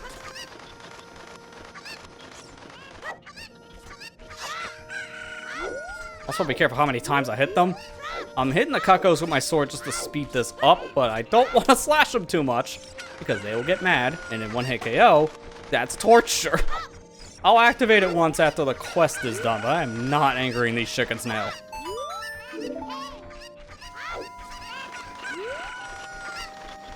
Alright, there should be 2 more, and they should be over in the middle section here.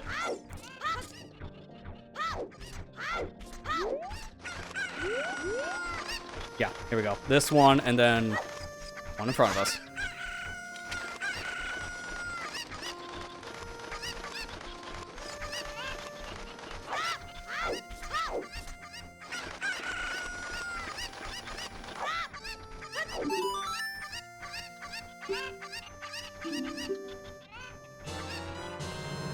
Alright, so this is going to be very important. The empty bottle allows us to put a lot of different things in this, which includes healing items like red potions and fairies.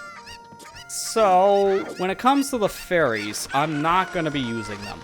Fairies can revive you when you die, so that way it doesn't count as a death. And remember, we're counting game over as a death.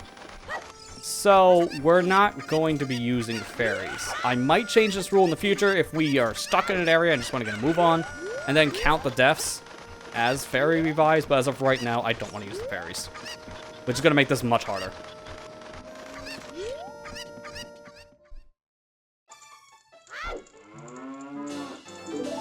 There you go, piece of heart. Number 2.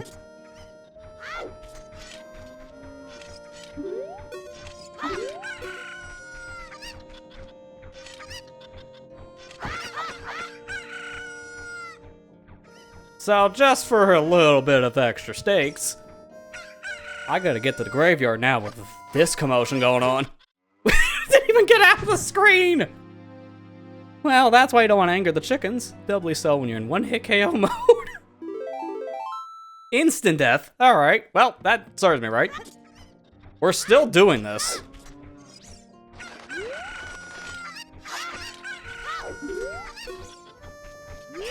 I'm actually kind of making it easier now because it's in the corner that I'm actually going to.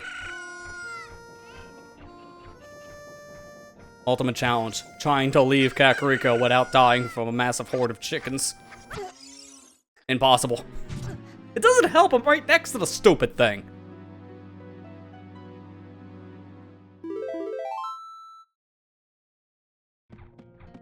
I'm gonna anger in the coop.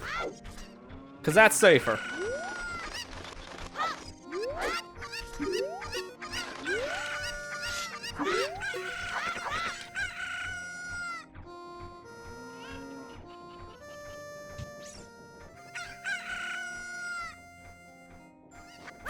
Dude, which way is it going? Like, every time, it's starting in a different direction. That's always near me. This is why, like I said, I want to get in the coop. This is going to actually count for so many of our death numbers. It's actually going to be insane. But I think it's worth trying, because who else is going to do something this stupid, am I right?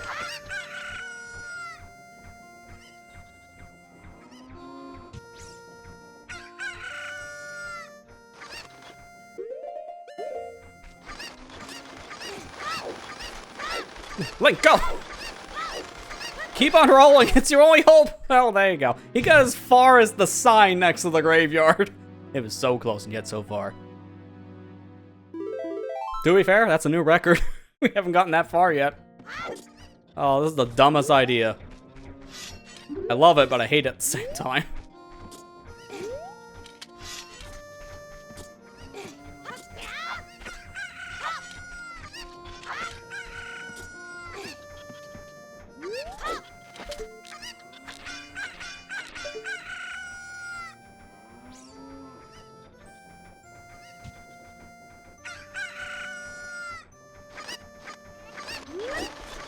Alright, go, go, go! This is our only hope.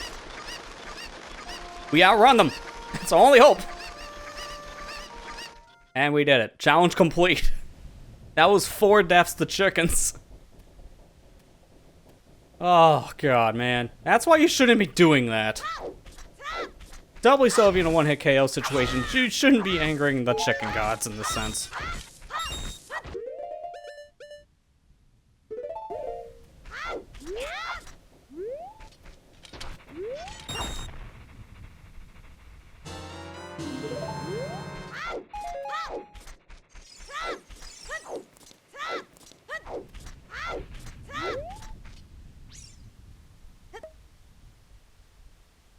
Alright, so these bugs are going to be super important for pretty much the entire game. So I'm going to keep these probably on my... I almost had my C left, because it's almost the same. My D-pad left for almost the entire game.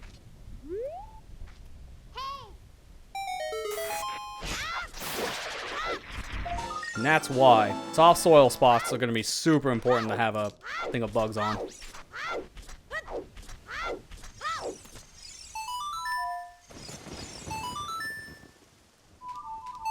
There we go.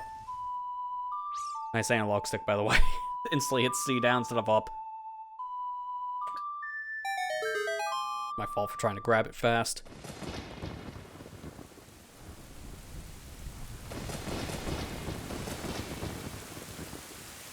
So we're gonna grab this song, and as soon as we get the song that's in this grave, we're gonna leave and come back. Specifically, we're gonna completely leave the area, because I'm gonna go back to Hyrule Castletown. But having this song is just going to be so helpful for the remainder of the game.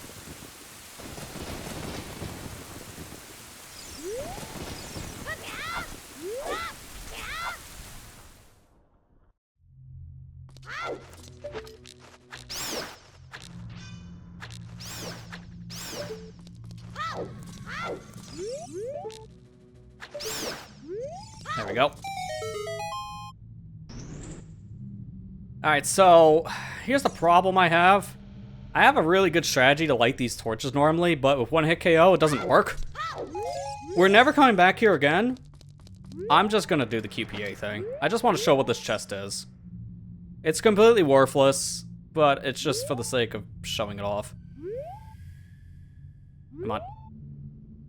Dude.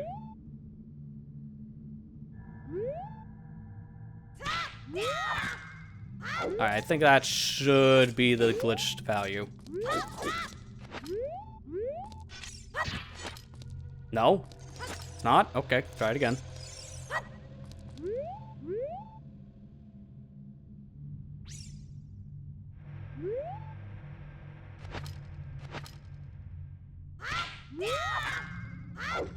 That should definitely be the glitch value.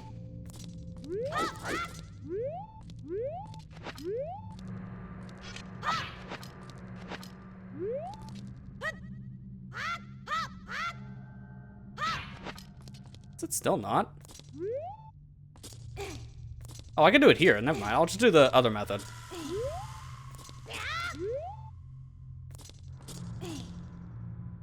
This will be easier on me anyways, because I don't have to break a stick every time. There you go. Now I know I definitely have it.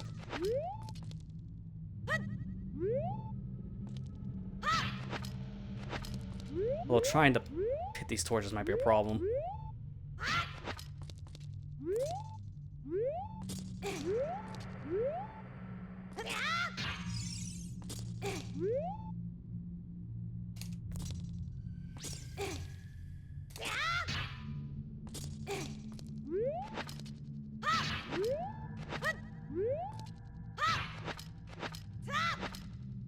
I just wish I was so much taller, dude. I don't want to waste all my sticks on this just to show a stupid thing we can't really do anything with. You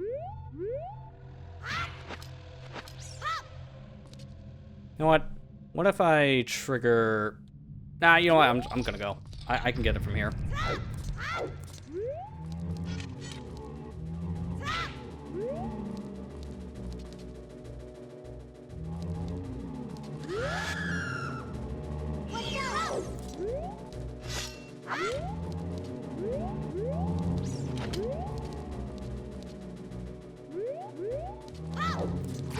Nope, okay. I'm just overcompensating everything.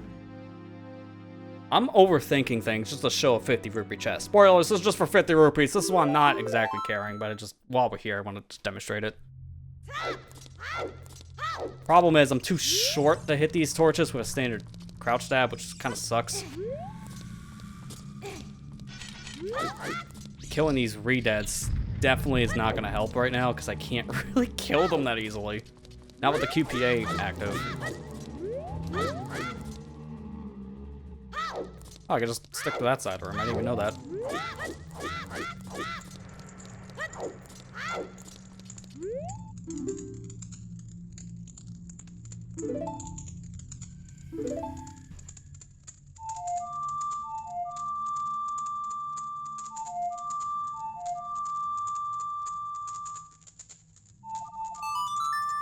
Alright, this song is going to be important for the remainder of the game. There's so many Night Sculptulas that waiting around for them sucks. Sun Song will constantly be used for this playthrough. I mean, there's a night quest here we need to do, so I'll be using it soon. And we also can't get in the Hyrule Castle when it's night.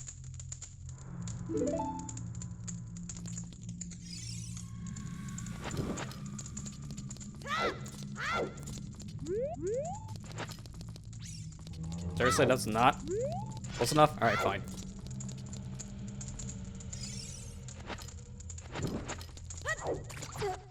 Dude, really? Wow, I was in that for like a frame. Well, that's a fast travel to get out of here. You know what? I think I'm probably just gonna cheat this in. I just want to show this. I'm just not gonna bother. Oh, it puts me back here. Oh, maybe I'll try one more time. If not, like I said, I'm gonna just cheat this part in because I don't want to bother. I'm gonna give this one solid attempt.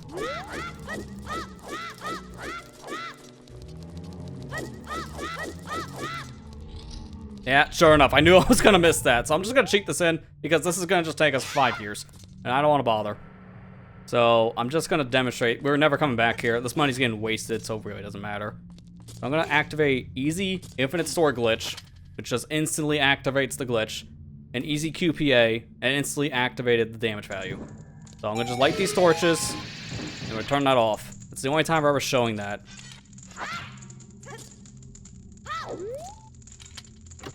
So there you go. Literally that? Oh, it's even for 5 rupees, it's even worse. It's just a waste of your time, so don't bother. I just wanted to showcase it. So I get to get punished for doing that. I showed something with a cheated solution. So 1-hit KO bonk, kill me. I'm counting that as a death because I had to showcase something with external means.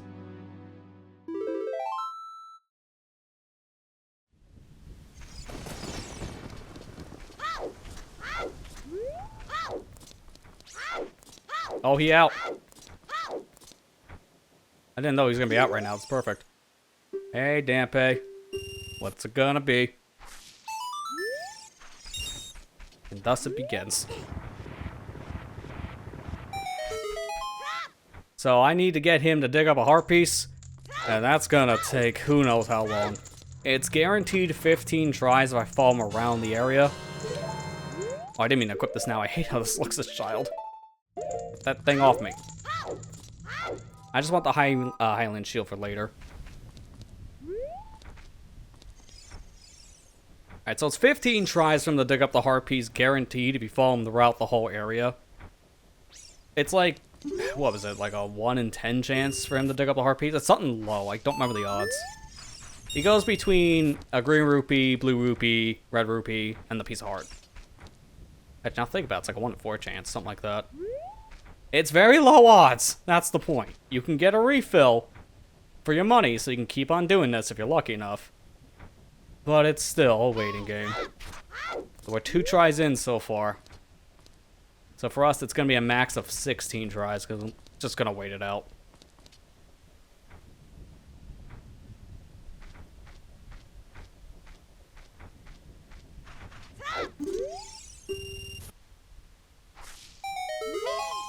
That's not bad. 3rd try? I'll take it. If I was speedrunning, that'd be world record pace. Preferably you want to get 1st try, but 3rd try is really good.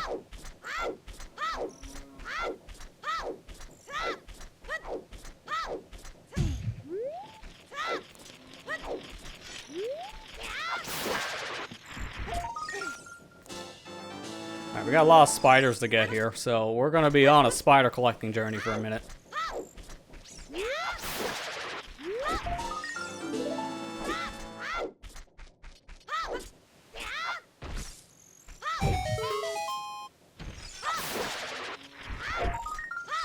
Too early. 2 more up here gets us a perfect 10. If we were playing Master Quest, we would only have 9 though. So that's kind of a problem, but we're gonna get more than enough here, so I'm gonna grab the reward now. We are gonna get another one here, like a minute or so, because I gotta go back to Kokiri Forest. And we can get one there in the soil patch, and then there's also another skull just on the back of a tree.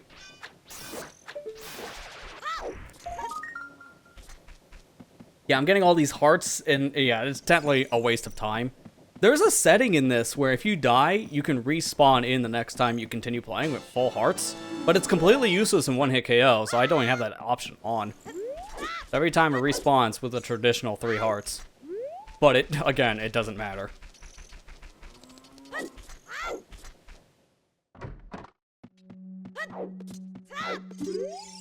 Alright, so give me my first reward, which is a wall upgrade. Now we can hold up to 200 rupees. You can see we have a nice quality of life cosmetic change here.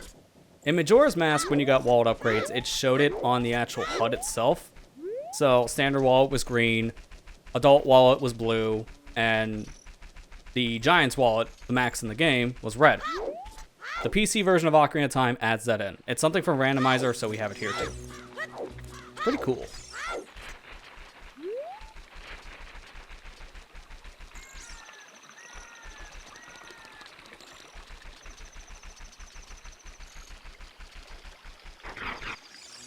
Oh no. I did not like where he spawned. If I let him continue going up as soon as I got out of my song animation, I probably would have died. So that's stall children. They're really not much of a threat normally, because if you're here in daytime, they don't even exist. But obviously, that's not the case. I can only get 1 without dying, so I'm going to just take the 1 rupee. Won't really need money for much of anything in this, so we'll just grab some money here and there just so we can restock on items and get some upgrades. Alright, so here we go. Happy Mask Shop. Normally, I would wait until after we clear the 3rd dungeon for this, but I want to actually do the quest now, at least some of it. We can't complete this until we beat Jabu, the 3rd dungeon. But I want to get up the bunny hood, so get a good chunk of the quest done. While we're here, I also want to play Slingshot game, which is going to be super free with motion control.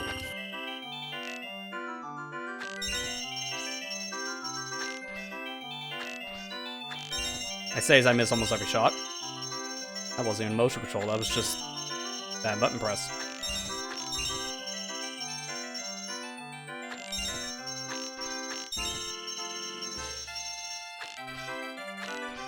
Dude, dude.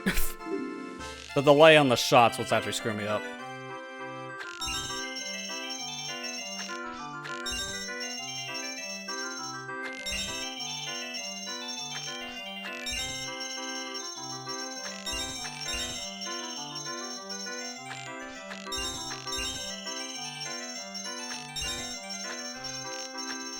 Dude! Okay, I love how I said this is gonna be easy and I failed it twice, so that's the instant form of karma you all been asking for.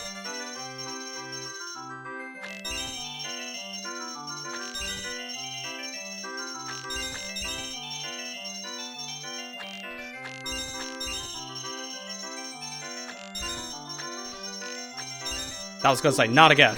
Not dealing with that karma for a third time in a row. Give me my Deku seed bag.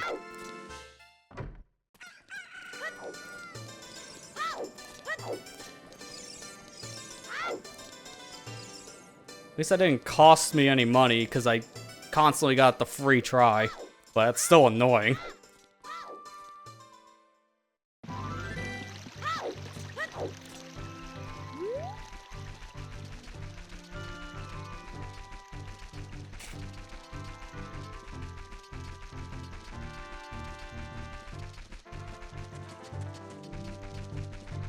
So before we go back to Kokiri Forest, that's our next area I really do want to visit. I'm going to make a pit stop here in Lon Lon and then go back to Kakariko just for this mask quest. So we got a lot of running back and forth here for a minute. First things first. Kako game. Throw your chickens in the air like you really just don't care.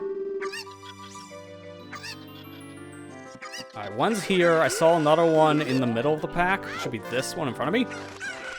Or it's this one. It's this one. I'll find you eventually. There I got mixed up.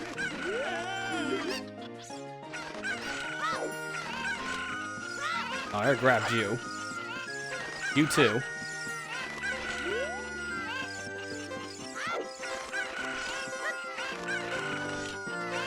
Dude, where'd you throw the last one?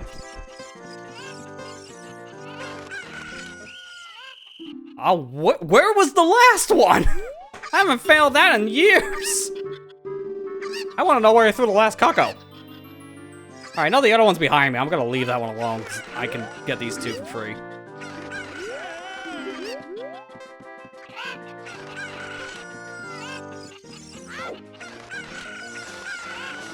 That's how it should go. What the heck happened the first time?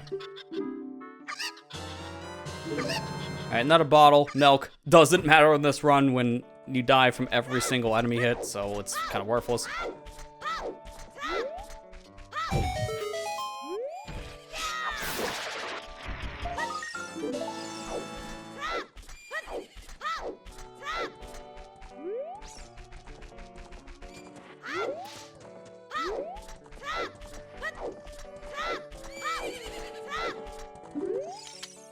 Hello, it's me again. Now teach me song. Which this song is actually worthless for us right now, because it's only gonna get us Milk anytime we find a cow. Again, Milk doesn't do anything for us in a one-hit KO challenge. This is just for the adult section. We'll need opponent for later. So get the song now.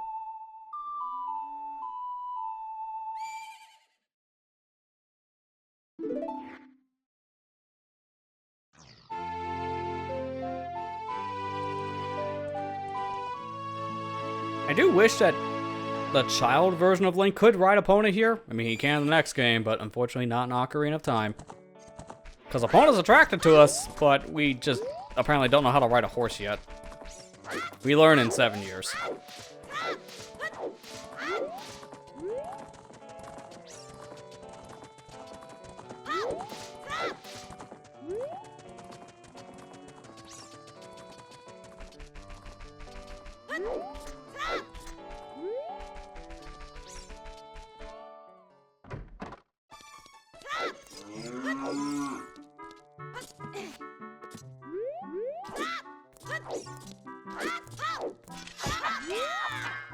I'm not even doing this puzzle intentionally. I don't care. I'm just going right into the box. Now, you see, we're trapped in here now. I can do the same clip to get out, but it doesn't matter. Because now, we got our heart piece. We're just gonna play the sun song, which will put us back at the door. I need it to be night anyways. And would you look at that? There's a bunch of sculptures we can't get here at night yet, but I'm going to grab the one that's back here. I don't like how that guy's still chasing me. Go away. Thank you. We're gonna grab the one that's right here on the back of what's this, like the shed? Kind of hard to call even that, because it's just a plank of wood outside. I don't know what you would call it. The awning in the back? What is that even supposed to be, like, function-wise? It doesn't really do anything.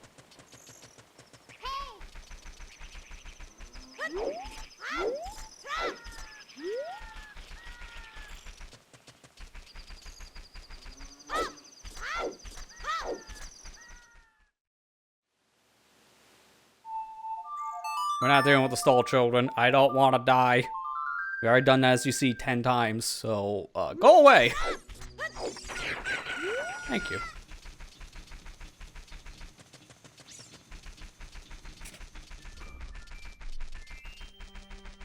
You're gonna see me doing a lot of backwalking for this, by the way. It's the fastest form of movement, for the most part. Technically, side hopping as child is faster. Like, constantly doing this. If you ever watch a task of Ocarina of Time tool assisted speedrun, you're gonna just see Child Link jumping around all the time. That's technically the fastest form of movement as this child. Adults definitely faster to backwalk. But just backwalk, it's more convenient. There are faster forms of movement, we're probably not gonna be doing a lot of them. Simply because they cause me to take damage. And as we've already discussed, damage equal bad. Speaking of, we haven't saved in a bit, so I might as well save.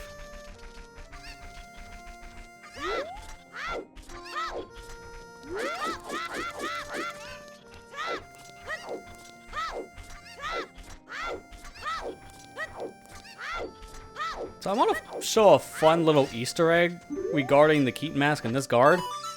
He's gonna ask for us, hey, that's the Key Something character mask I've been needing to get for my kid. Will you sell it to me? I'm gonna tell him no. So, this is what he does instead. He doesn't give up, he says he has plenty of patience for it. And so when you tell him no, he shuts the gate going to Death Mountain. It's like, wow, you bitter man. So now, in order to get to Death Mountain, I have to trade them the mask. And he opens the gate back up. That's an obscure fact. Not many people say no to trading away the mask, because what's the point? But if you do say no, yeah, it's not a good thing for you. It just kind of complicates things.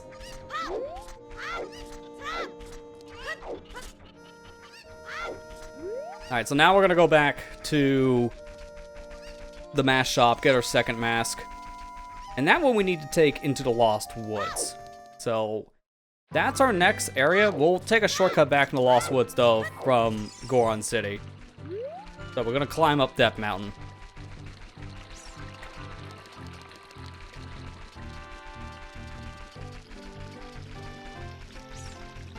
As you can see, there's a lot of back and forth we're doing right now for this mask quest. Normally why I wait for later, but I really do want the bunny hood. If you're around for the showcase in the beginning, showing all the differences in the PC version, you already understand why. I want that movement buff.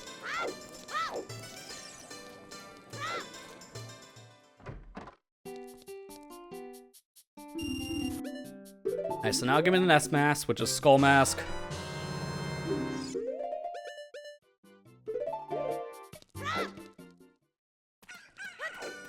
From here, let's make our way over to Lost Woods by going through Goron City. We want that shortcut.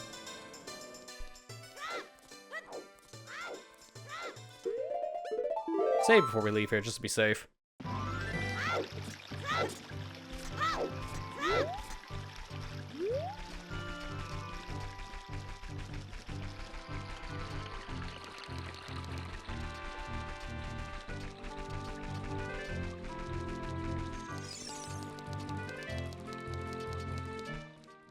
I also made a notice at this point the owl's gone from Kakariko.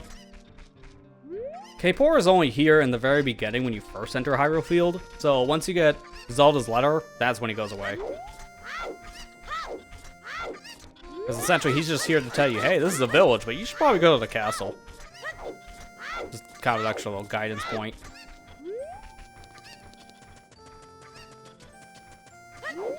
I also just remembered, I missed the heart piece back in the graveyard, but it's not a big deal, because I gotta go back over there anyways. So I'll get it on the revisit.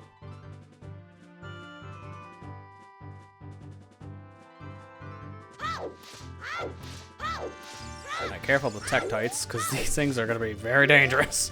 Hold off shield, just to be safe. Oh yeah, that one almost jumped on top of my head. That would have been great.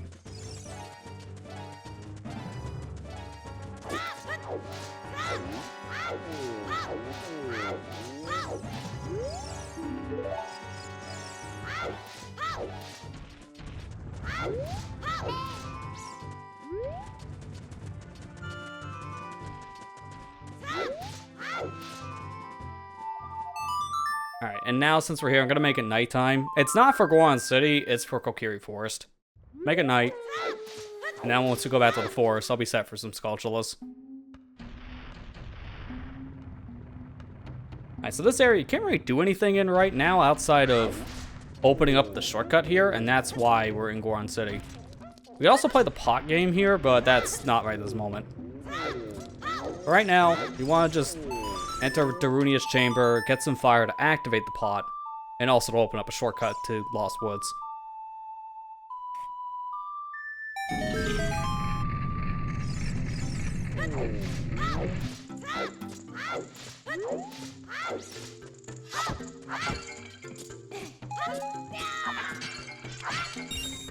I want those sticks refilled after my stupidity from earlier.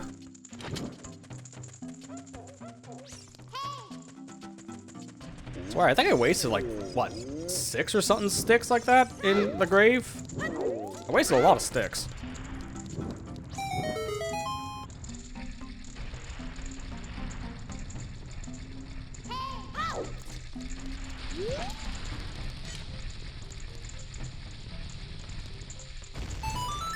Alright, cool. I just want to babysit that to make sure the opening for the shop is, well, now open. If I off-screen that bomb, it would have called it, meaning that the wall itself wouldn't have been destroyed. Because the wall wouldn't have been loaded.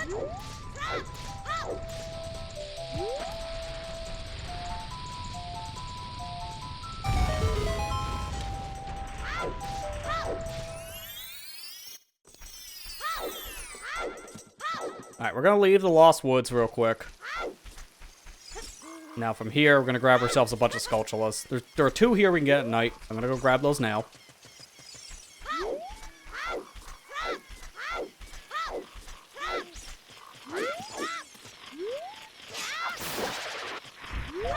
Not supposed to be able to get this until you have Boomerang, but backflips exist.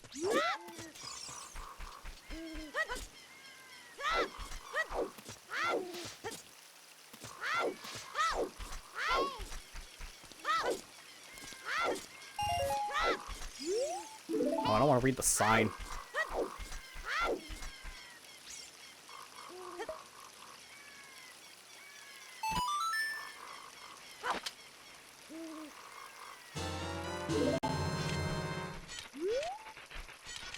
Nice graphic on the bottle changing when I pull out my shield. That's weird.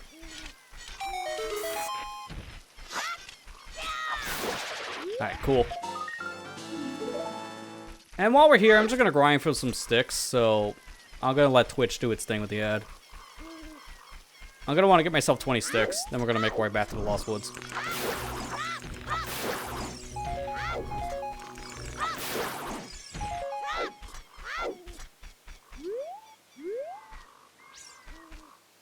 I don't really need 20 sticks, it's just for insurance.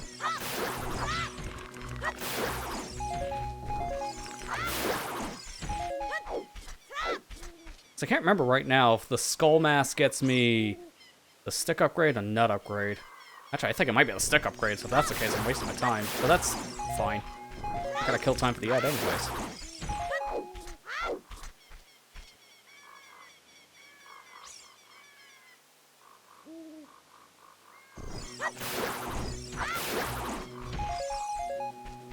cool. Alright, we're good. I got enough.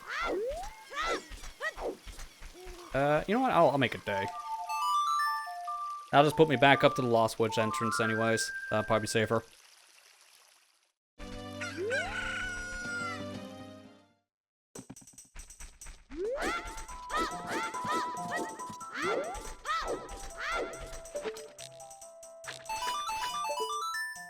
Grab this while we're here, get our second and final seed bag upgrade, so we'll be able to carry 50 slingshot pedals, or whatever you want to call these things.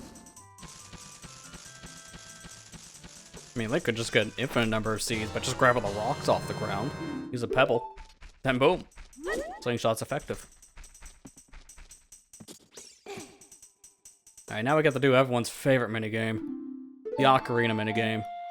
I don't think this has a speed up function in this version, so we're going to be playing through this for a while. In randomized, you only play through this in one sequence, but here we might have to do 3 of them. Like the vanilla game. I hope we don't.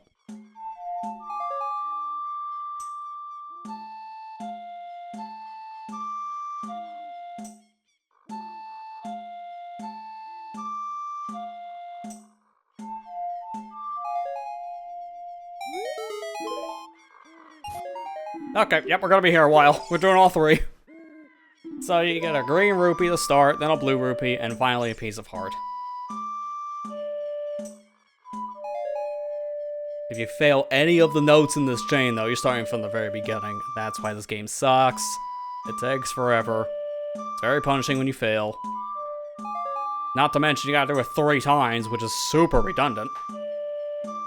And it gets longer each time, too.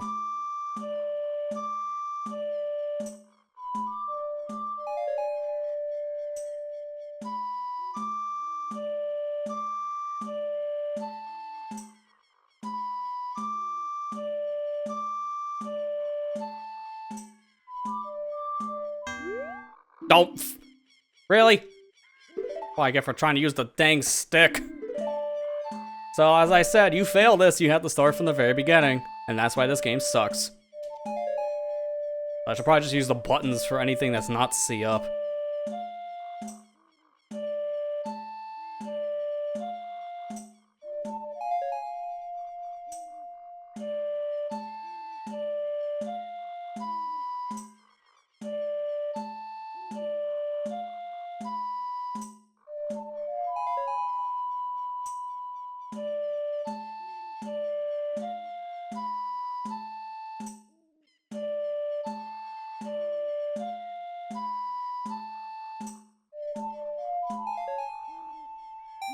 Alright, there's round 2. Thankfully, that was a pretty easy song.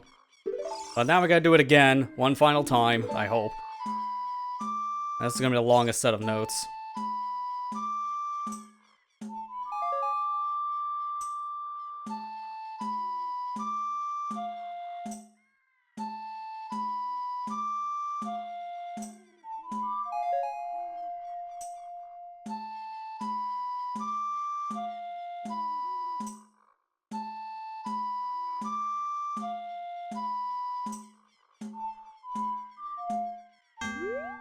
I forgot that that was left. I did right. Alright, that's stupid. Try again. Try again, this game just sucks.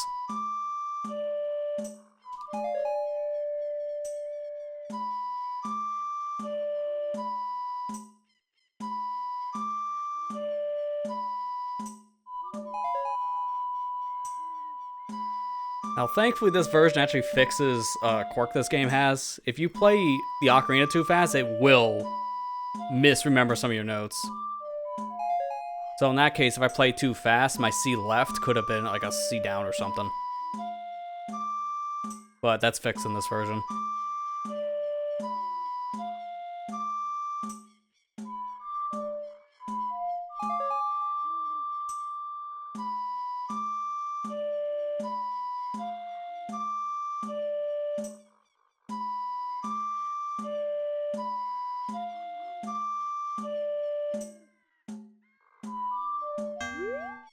That was C. Ugh. Wrong one again. That's why this is so stupid. You play it for so long, your brain does fog out. I hate this game so much, dude. I'm not counting any of these for deaths, by the way. This is just a waste of our time.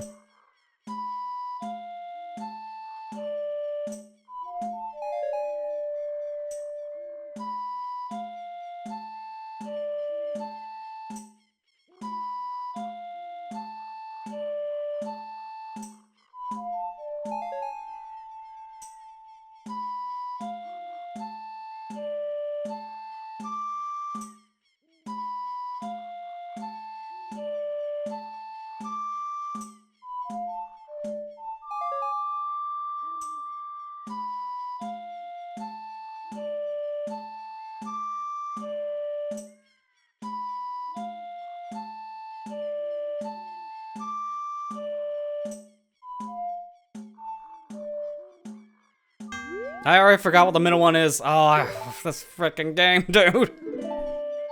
Taking too much information at once. I'm not writing this down. I normally write this stuff down, but I think that's too much cheating. Making this already as hard as it can be. Why not also memorize everything? As recommended at home, you're playing this game, write the note down. Just don't bother, write these down.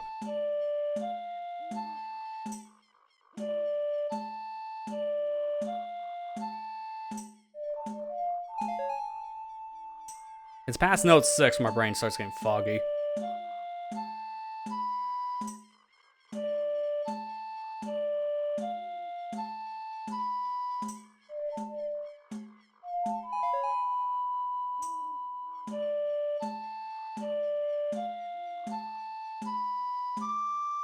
Okay, that's easy enough.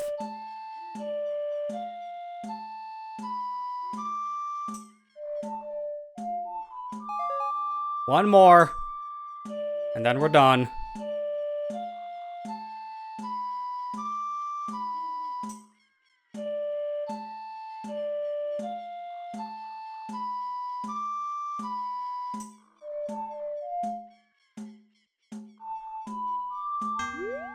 You've got to be kidding me. I remember that C right and it was C left. Ah, I hate this stupid game. It sucks. Here's also another problem. That was the final note, and it's the longest song. It takes like 3 minutes to get back there. Oh. Not even hard, it's just tedious.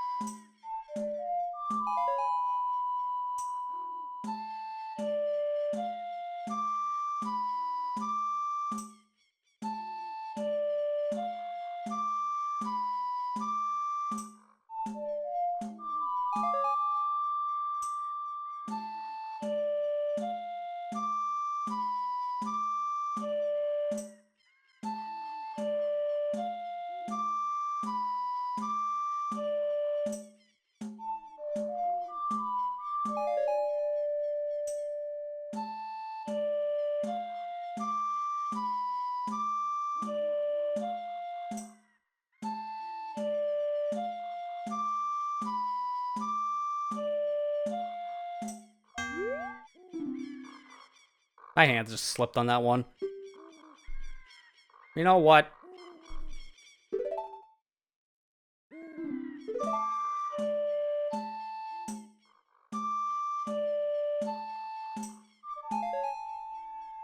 Just get me through this at this point.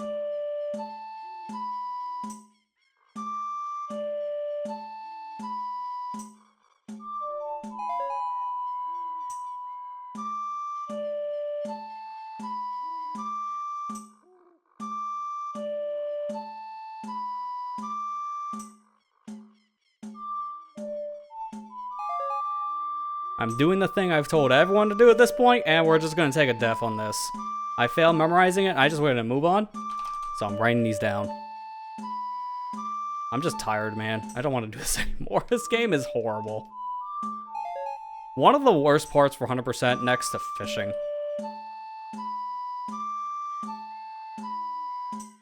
Fun fact about this game, if you're trying to make a tool-assisted speedrun of this specific sequence,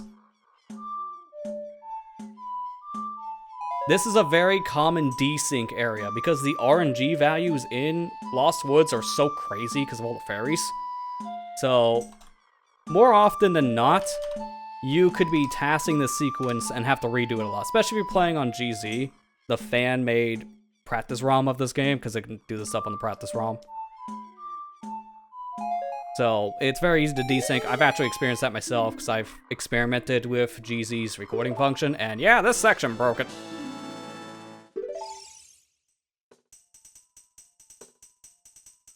Alright, so, because I had to cheat on that one, and we had to resort to writing it down, die.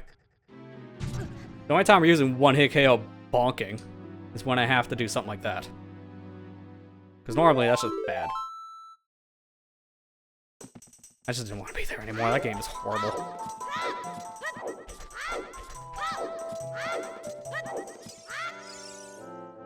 Hey, Owl. Let me through. I've already been tortured here enough. So mad.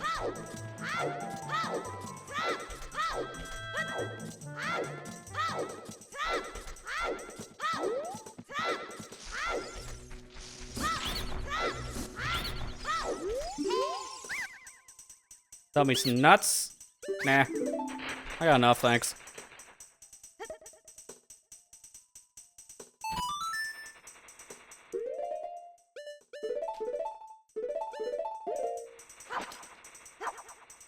Where's the other bug going?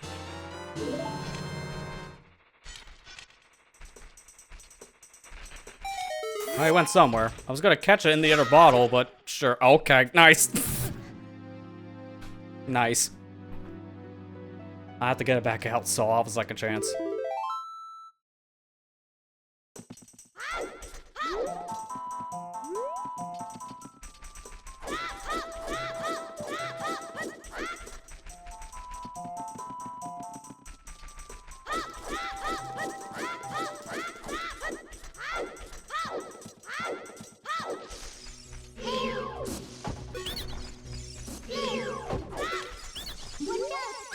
Go away. Oh, I didn't mean to buy it. Alright, fine. I guess I got Deku nuts.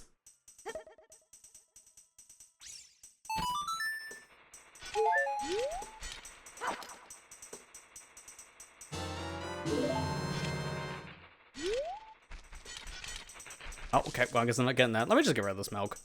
Nice camera, by the way. I can't see anything. I just got Link chin.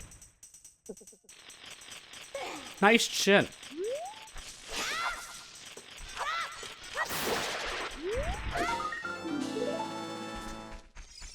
Oh, you sell again? I think it's like a stick. Yeah, one stick. I'm good, thanks. I got them for free before I came here.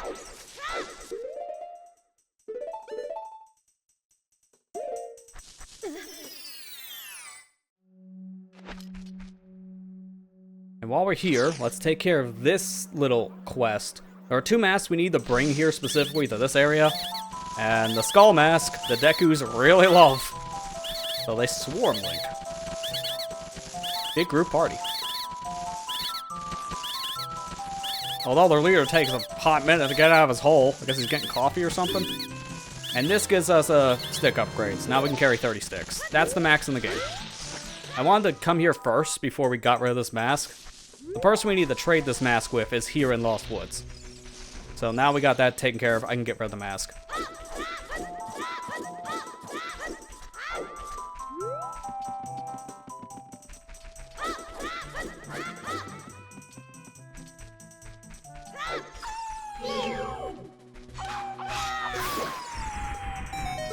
Nice enemy. Now the thing I'm actually worried about more are the enemies in here. The Deku Nut's gonna be my best friend. Any one of these scrubs that hit me, yeah, GG. It's up for a lot of flashing, by the way. It's not enough for a seizure warning, but maybe enough to say don't watch this in a dark room.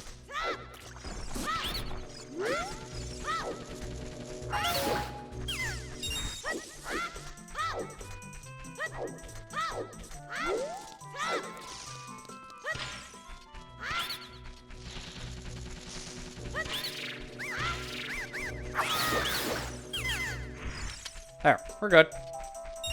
Dekunut's my best friend.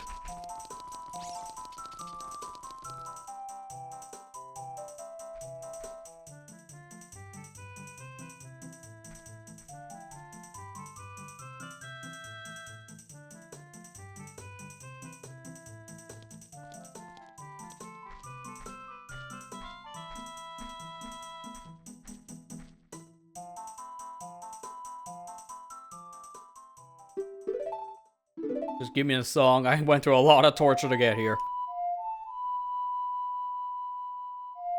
Realistically, this song doesn't do much for us. It's mainly just for this one thing we have coming up next in the main quest, which is to play it in front of Darunia.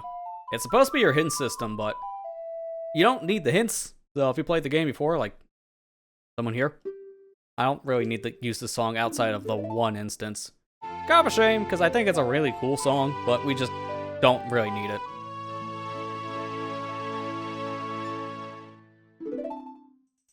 Speaking of things we don't need, I don't need to go back through this entire area, so I'm gonna just Sun Saw my way out. It's better safe than sorry at this point. There's a fairy fountain there, but as discussed before, fairies are gonna be useless for this run. I'm not gonna bother with them. They can help me on a pinch to revive, but as of right now, I am not gonna want those. Hopefully we'll never need to change that rule.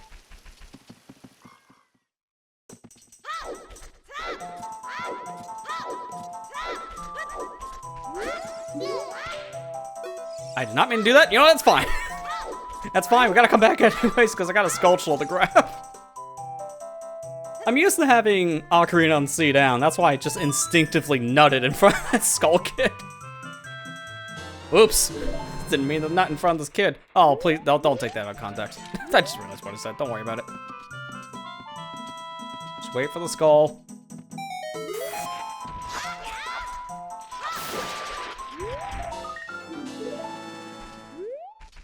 And now we'll use Saria Song for one of the two uses we have for this run. And remember, it's D-pad.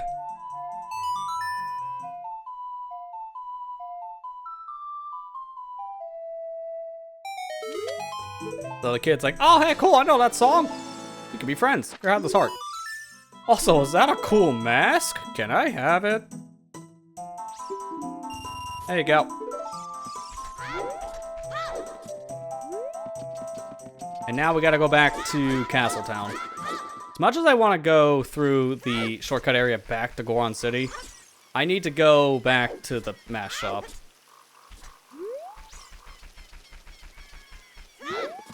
It's gonna take a minute. And we're gonna go back there, get our other mask for the trade quest, which takes us back over into the graveyard, so we'll get that heart piece we missed. And then from there, we'll be able to finally make our way to our second dungeon of the game, after we grab Bunny Hood. Which is gonna be so nice, we won't be backwalking nearly as much, because of the speed bump.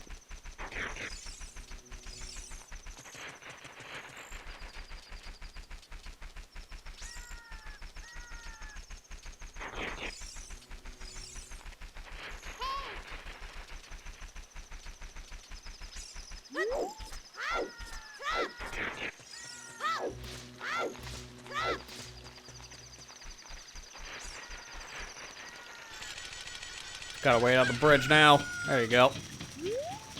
I just want to show what happens when you're under the bridge. Don't worry, it's safe. Surprisingly, that's safe. You wouldn't think standing under a bridge would be a good idea. Thankfully, it doesn't crush you.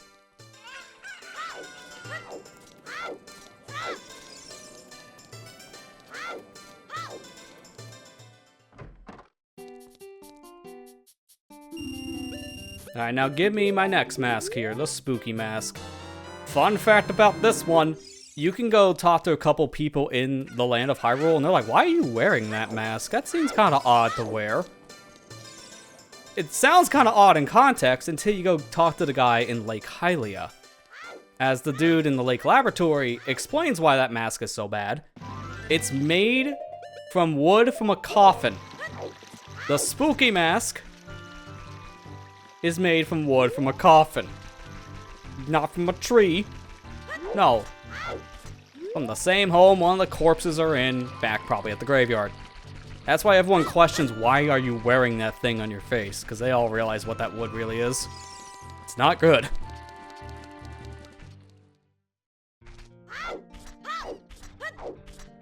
It's kind of creepy, actually, when you really break it down. Especially because we're going to go trade this to, like, what, a 5-year-old? And he has no idea what this thing is made of? It'll be fine.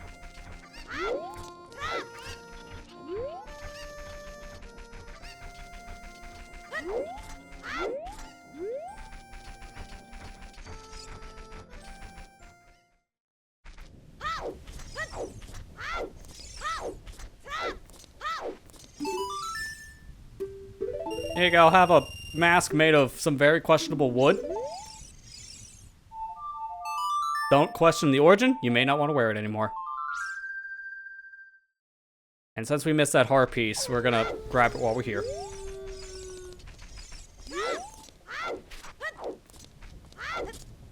Wish I can grab that Skulltula while we're here, but that's just a little too far out of range. Oh, wrong grave. I might die. Yep, sure enough. Because I picked the wrong one.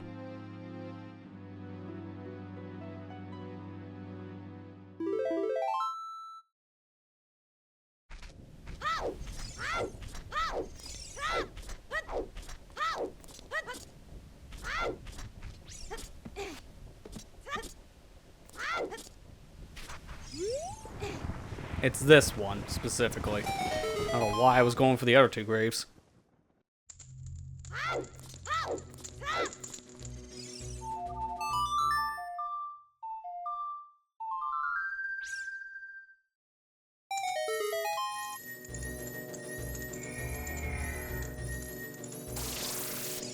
Alright, give me this. This is the heart piece we missed from earlier.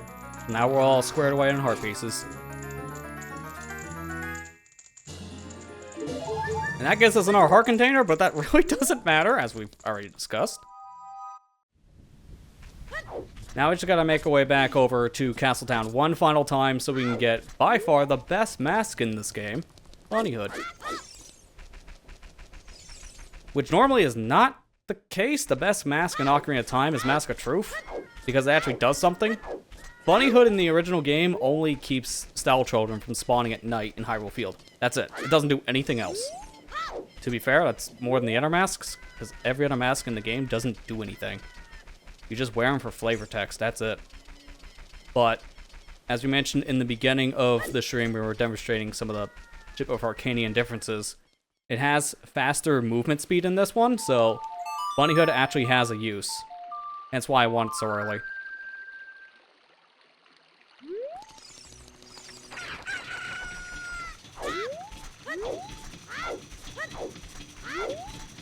And while we're going, I'm going to make a save over in this area, but I want to be warped back to Kokiri. So I'm going to turn off that one enhancement of, remember, save location for the moment. Because now I can just go back to Kokiri immediately.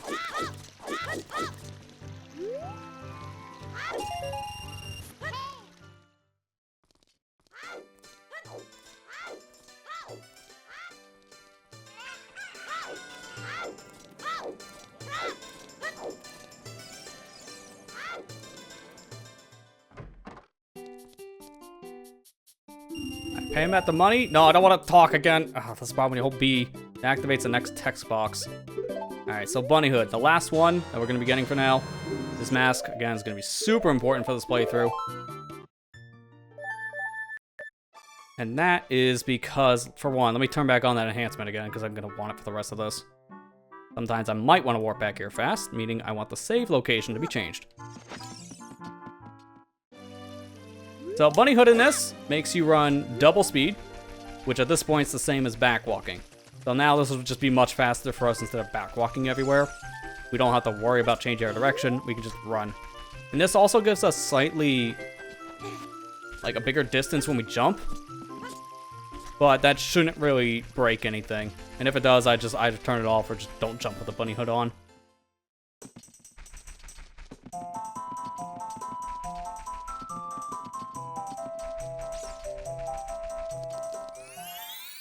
Also, nice quality of life change here as the mask does stay on during loading zones.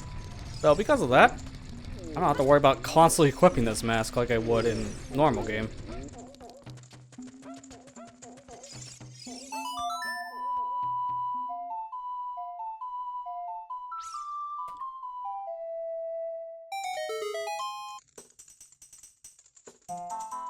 Now get your groove on.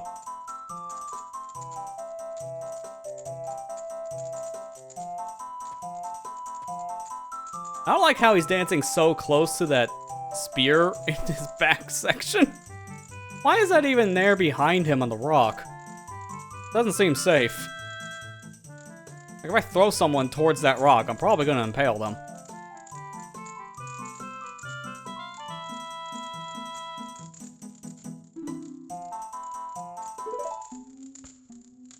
Yeah, nice tune. Here, I'm gonna give you this bracelet. Now you're stronger.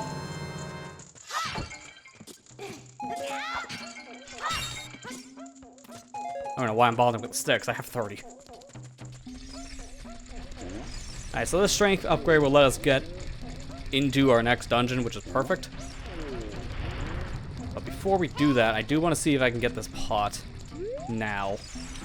Funny how it's going to make this a lot easier.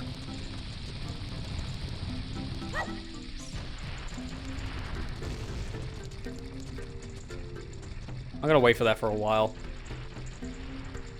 It's going to take maybe a couple tries to get this. Hopefully I get it my first. No, I failed it. I think that was neutral face. Oh, what's that smiley face? You want the smiley face to be facing towards the stairs when you throw the bomb in, because then that means you get the reward. Yeah, that's what I thought. It was not smiley face, it was angry face that was in front of the staircase.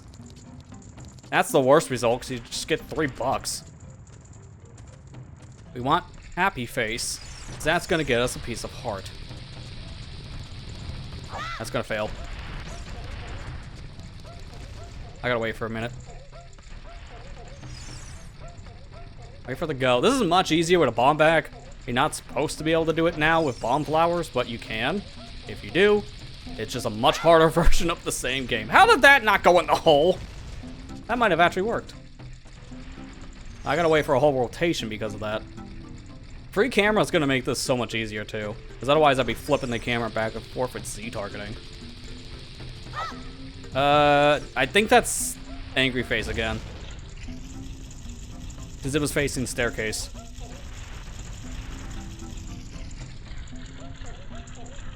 Yeah, angry. I knew it. You want the bomb to explode when the face is facing towards the staircase in question.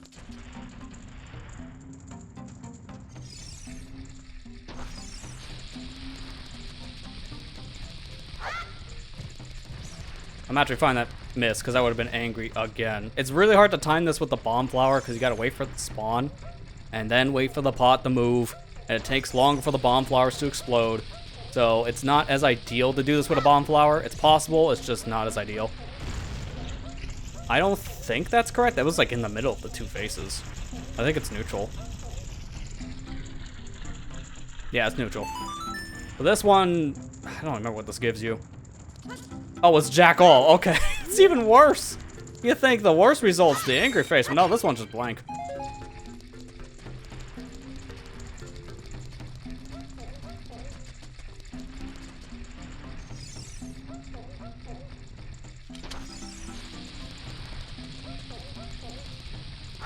That should be it. That was happy face towards the staircase.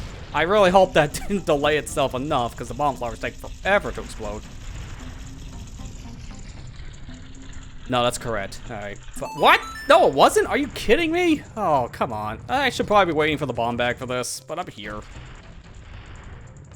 You should wait for the bomb bag for this, because this is stupid with bomb flowers.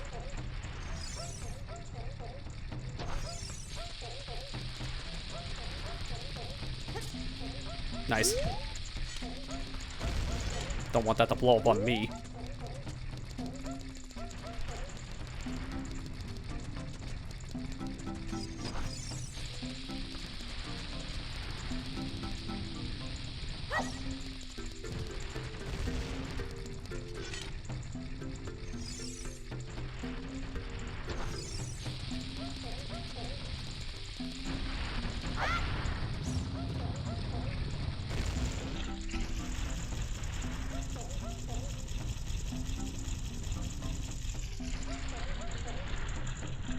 No, it's still angry. I'm keep on failing the timing because of the timing of the bomb flower. Is it possible to use these bombs over here? I don't know if it is. I've never tried it with these bomb flowers.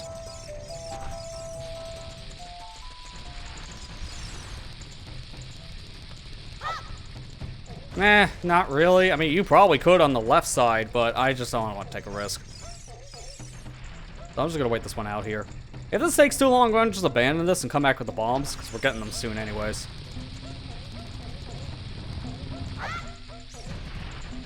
Please blow up.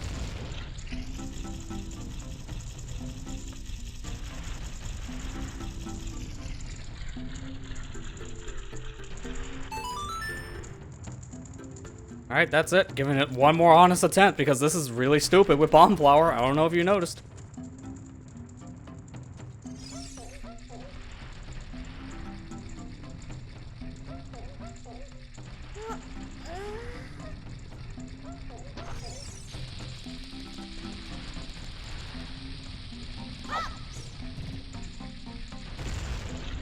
I think that's still the wrong face. I think that was neutral when it exploded.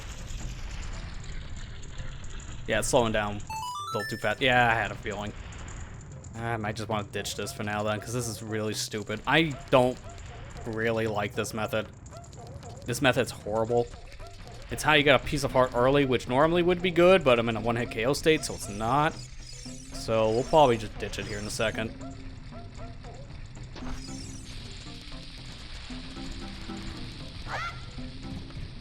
Yep, screw this. And because of all my failures, I failed the normal thing I do when I play this. Take the ultimate punishment.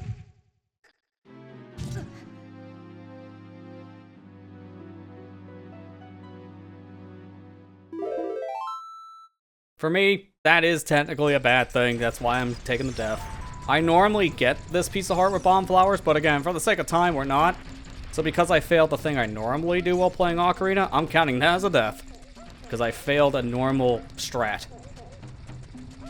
So I gotta cheat. And by cheat, I mean do it how the game intends.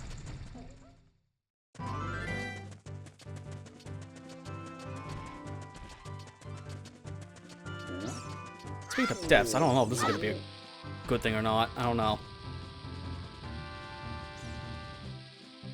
Because I think this kills me. If I try to get this heart piece now. Oh, I didn't want to grab that. Yeah, this kills me. I can't get this heart now. I need to actually get this legitimately for once. Wow, I'm trading one illegitimate heart piece for another. Normally, I just jump down here. But you can't do that right now because of the instant death situation. I need the roll jump. You're supposed to get this with a magic bean, but obviously we're not gonna get beans. Oh, I can do that. Hang on. I'm gonna try this. Bunny Hood makes this broken, so I'm gonna take it off. We're gonna try it. I'm also delaying these ads as long as I can on Twitch because I'm about ready to take a break anyways.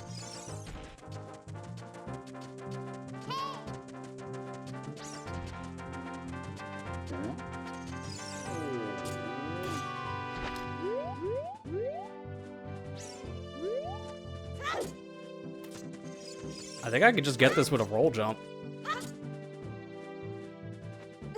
No way! It's that close? It's that close. I can get this then. I have to roll jump into a jump slash. If I do that, I think it's possible to get this heart without taking damage. Because if I land correctly on the slope here, then I should be able to slide. And if I slide, that's going to cancel my fall damage.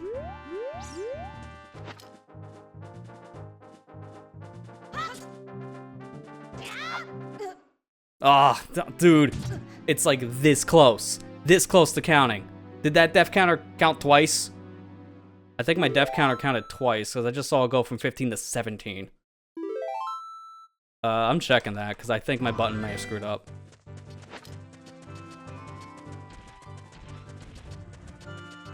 Oh no, it was at 16. It didn't update my stream deck then. That's fine.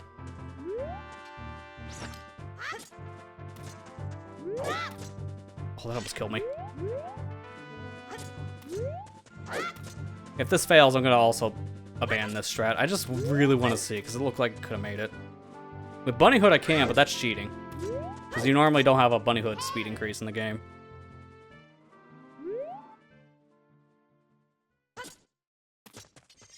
Like, it's so close. I can't jump on this railing because if I do, I clip back and bounce.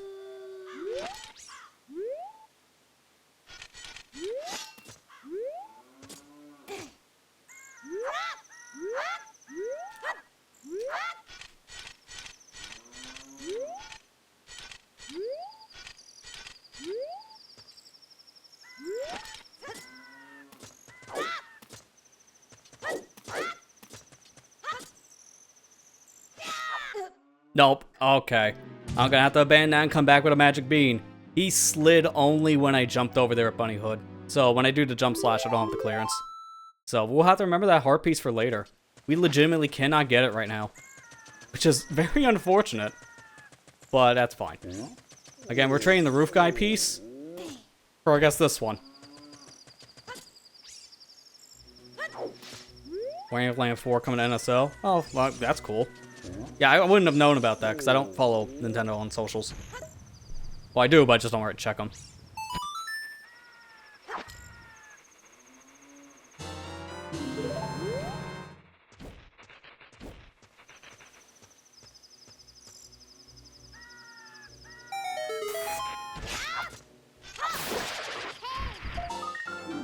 Alright, there we go. Another gold sculpture. And with that, we have now entered our second dungeon of the game.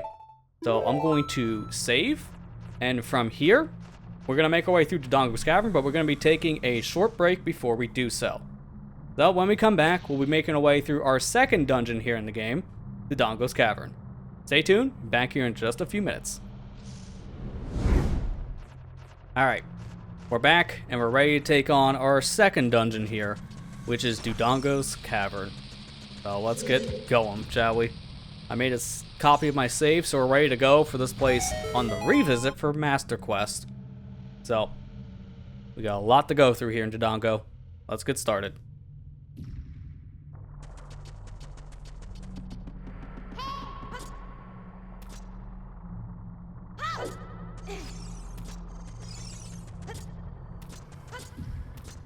I'm gonna instantly want to take this bomb flower over here to my left and blow up this wall so we can get ourselves our map. Or, oh no, it's a gossip stone. Never mind. No map. Map's on the other side, that's why I was thinking that.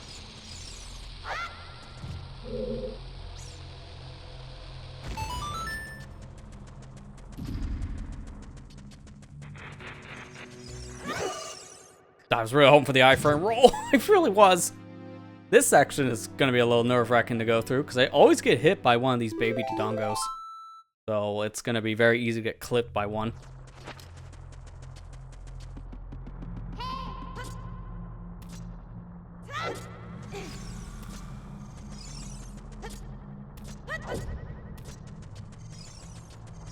I do feel like the extra height you get from jumps is slightly busted from this Bunny Hood, but it's very similar to how it works in MM. That's why I don't want to change it. Alright, so I want this to come my way. Oh, nice shield link. It didn't even work. I was gonna shield bash the thing and then move out of my way, but no, shield just is a suggestion. Like we haven't even gone past the first room. We already got 2 deaths in this place. We haven't done anything yet. Baby Dodongos are worse than anything else.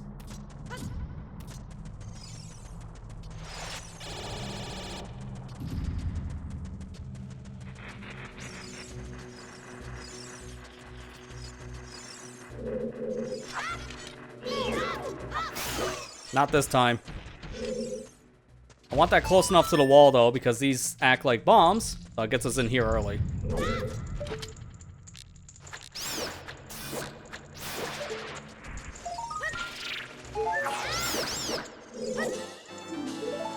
Not supposed to be able to get that now, but again, just like with the one Kokiri Force, a backflip exists.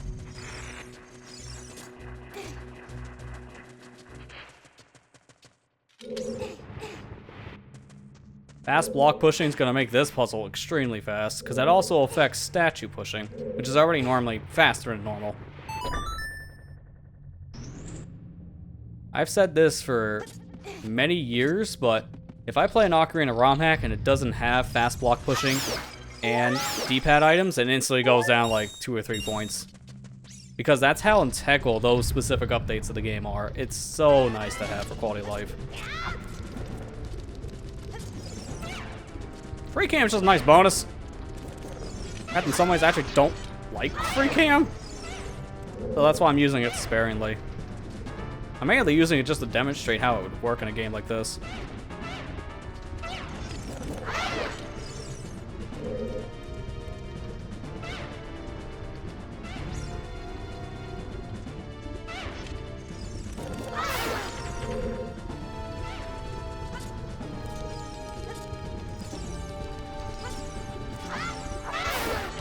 There you go. Did you know this was here, by the way? The most random heart in the whole game.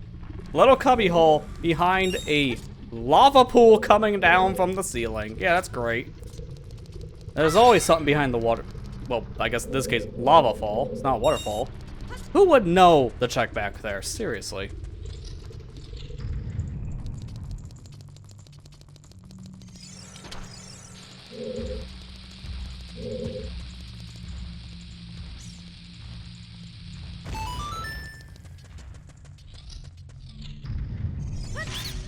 Business scrub, that's literally all this is, and it's for some sticks.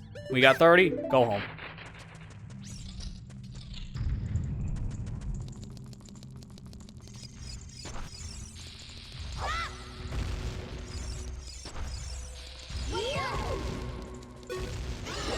I can't believe he ate that, because it exploded. You can bomb some Dodongos, just like you can in the NES game, but man, I swear, it's just so inconsistent, don't even bother. Feels more like an Easter egg than an intended strat.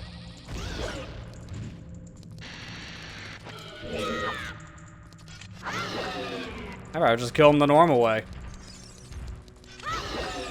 Because it's just safer. One jump slap with a stick and that kills him. Let's do that. Alright, now this section's a little too busted with bunny hood, so I'm gonna take it off. This puzzle is a cakewalk when you have double speed. We mainly have it on just so we get through this a little bit faster.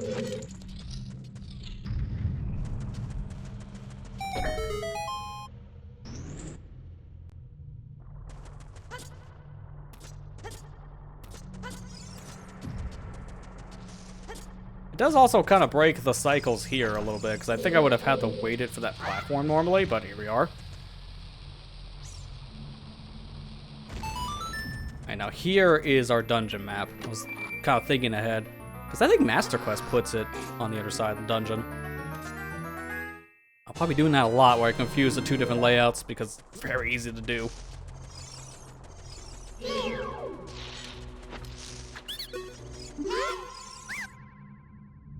Deku shield, yeah, we already got one. Hopefully we don't need yours.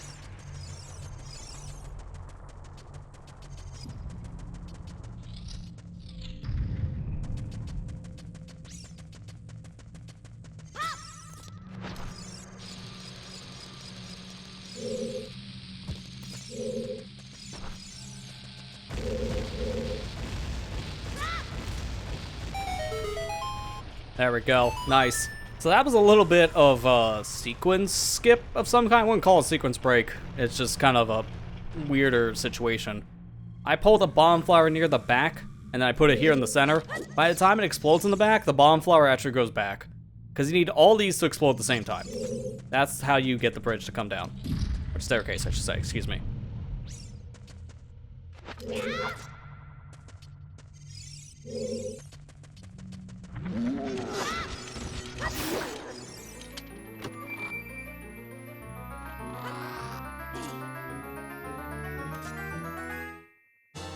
Alright, there's our compass. Now get away from the statue before it explodes.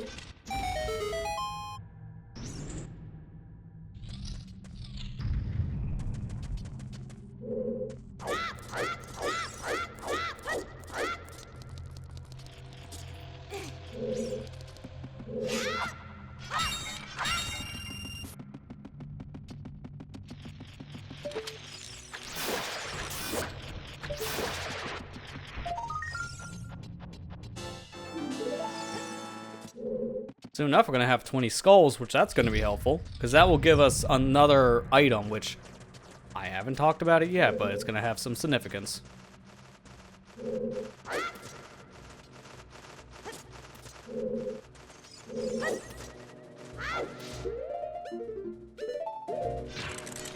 No, you don't.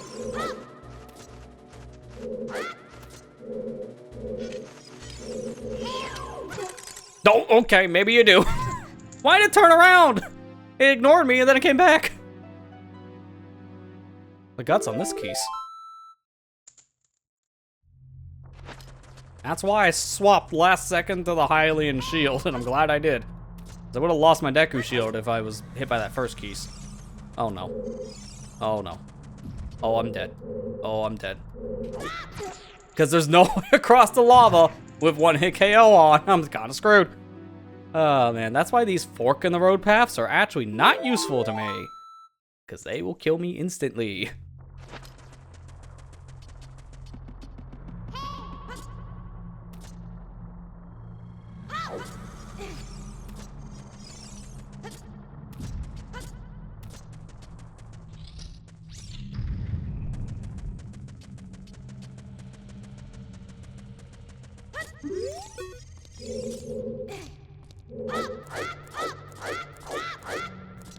Oh, I guess because I died, I can get some extra money. Oh, that's right, they don't respawn until you leave. Never mind, I can't get anything. So that's a waste of my time.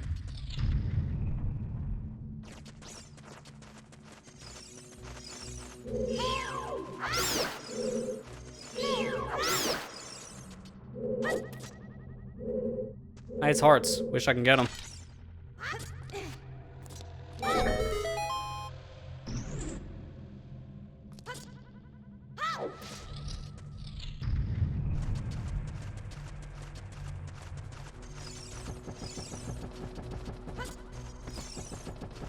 This section I would normally backwalk, so it's nice to have bunny hood for it. Same principle. Careful here. Okay, never mind. I couldn't even finish that sentence. Couldn't even finish it. Like, careful here because of... Actually, wait a minute. I could cheese this. If I get QPA, then I can show something interesting here. Let me do the blank slash version.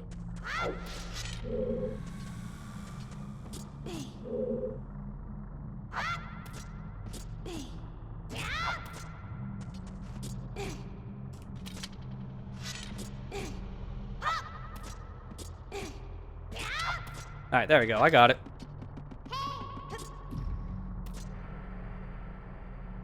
Unfortunately, I gotta wait here a minute. Alright, we're good enough.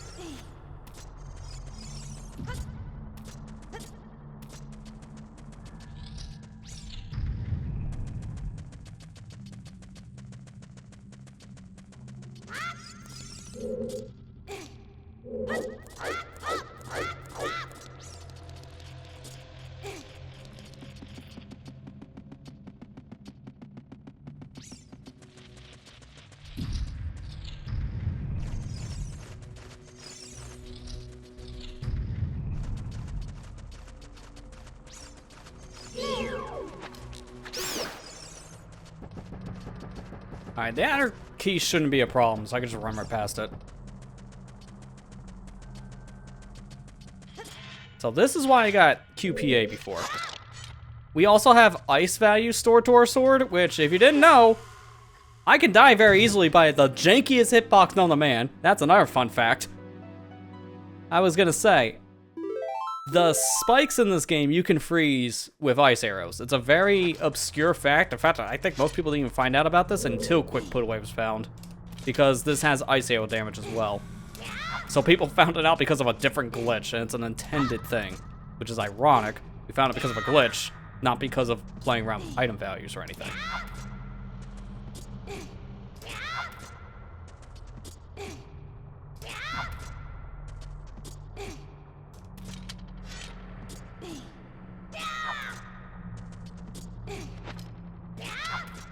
Of course, so just took off the bunny hood that made that easier.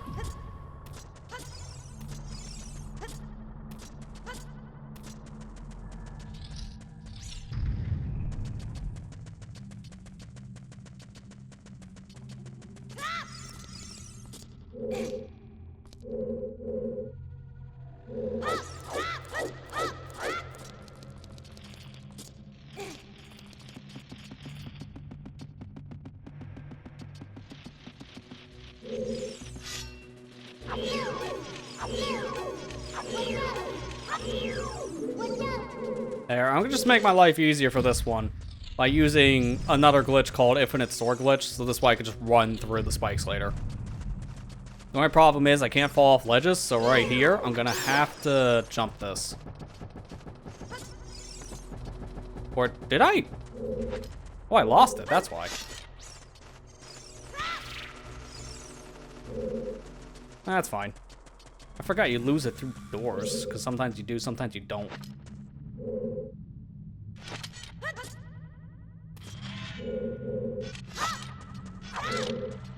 There we go.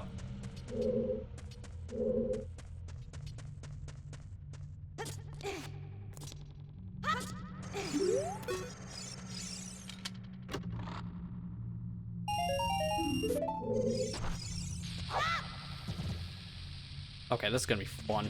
I'm gonna try to wedge this bomb between the ladder and the wall we need to destroy, which is definitely luck-based, it feels like.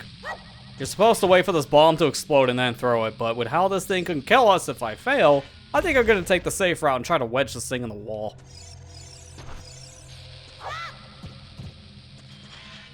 Which at this rate is probably not gonna work, so I might have to do the radical route. If I fail this once, I gotta run all the way around, which sucks. But also, this is not any better. Fine, I'll stop being a wimp. I'll do it the intended way, which is scary.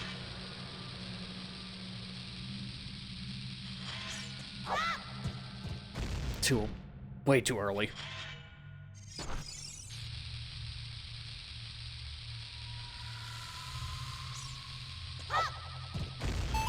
There, that counted. All right, cool. So next thing I'm gonna do is run over here to the other side of the room with this bomb. I could use Bunny Hood to make this easier. We're not gonna do that. Oh, they're gonna kill me. Okay, never mind. I'll jump back down for that. Never mind. We are not gonna chance it. That's gonna be bad.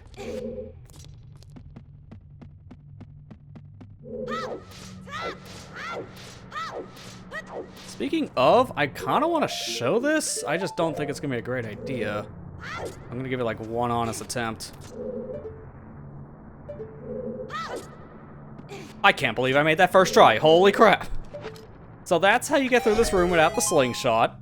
It's extremely precise, as you just saw, and it's extremely risky. So you may ask, why did I do that? Because I'll have to come back here again. That's why. That wasn't even planned. Oh, hitboxes are jank, dude.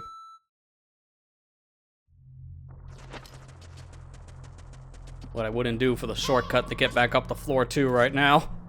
This is like, what, our 6th time going back up or something crazy? Now you see why I got the bunny hood. Because I knew we would be backtracking a lot in dungeons. Dude, I can't wait until we get Fora's Win. That's going to make this challenge so much more bearable. Because I can set Fora's Win in like half the rooms I feel like I'm going to die in.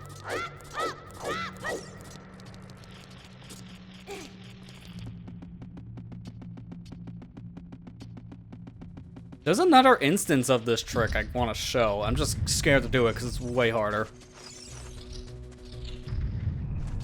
But I think it's worth at least attempting these jumps once just to show if you're here without slingshot, which is very possible if you're playing a randomizer. These fire rooms are really the only time you need slingshot in this dungeon. So you can get through this entire place as child without slingshot. Also, Adult Link makes this place easier too, so you normally just go through here as an adult and a randomizer. So these tricks are kind of moot.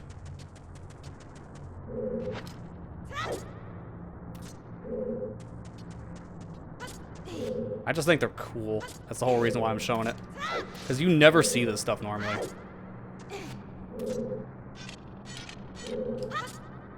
Like, what other instance are you ever going to go through this room without the slingshot as a child? Or as a child, regardless.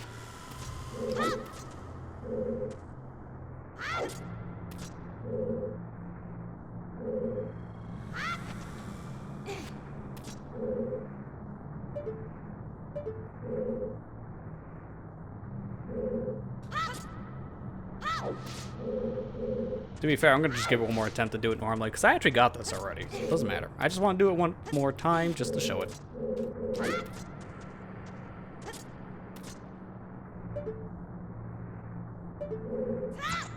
Yep, that's what I thought. So next time I'm just going through this room normally, because we already did it.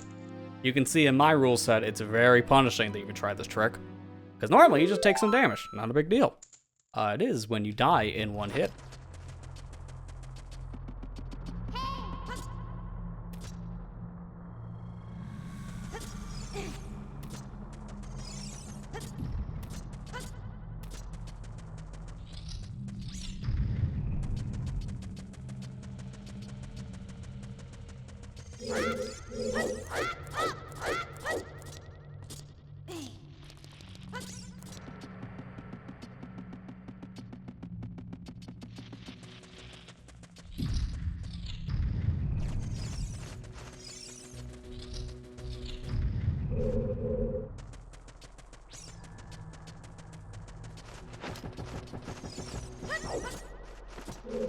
Just to show what you should do normally here if you don't have a bunny hood to enhance your movement.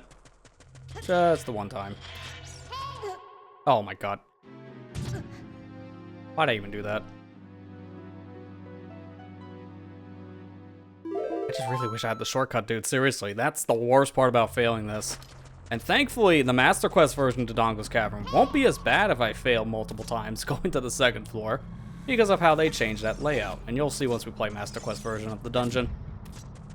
This dungeon in some ways is harder to master, but in some ways it's actually easier. It kind of depends. That's just a lot of the changes they made in MQ. They're very random changes in some regards. Some of them are actually quality of life changes, not necessarily difficulty.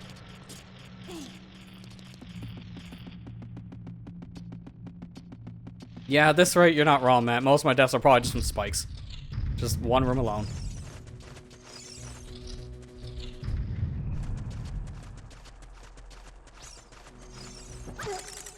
Okay.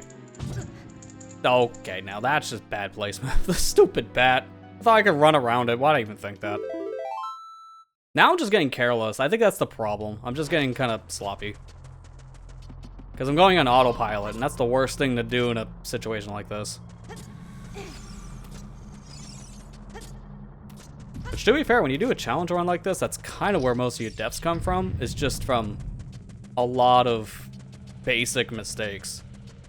Either you get overconfident in yourself, and you just definitely let that overconfidence be your downfall, or just in general, it's very easy to just kind of tone out things by doing the same repetitive actions multiple times. That's where you start making more mistakes.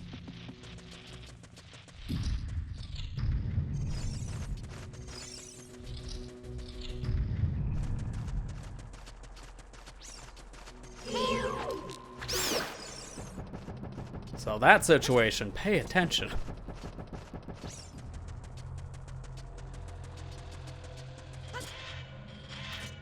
Wait for this to go.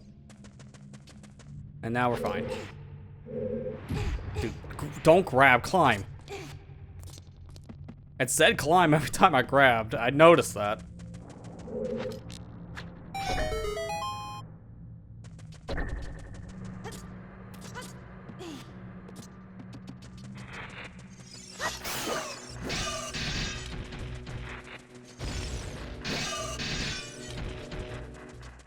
There, smarts. Now, because we cheese the other rooms with Alphos, I'll fight this one with just the Cookie Sword. It really doesn't change anything, it just means we gotta do multiple slashes, that's it.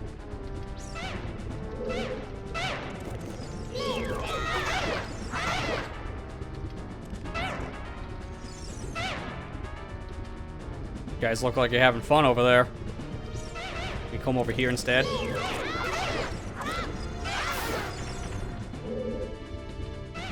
Almost got a good hit on me. That would've sucked.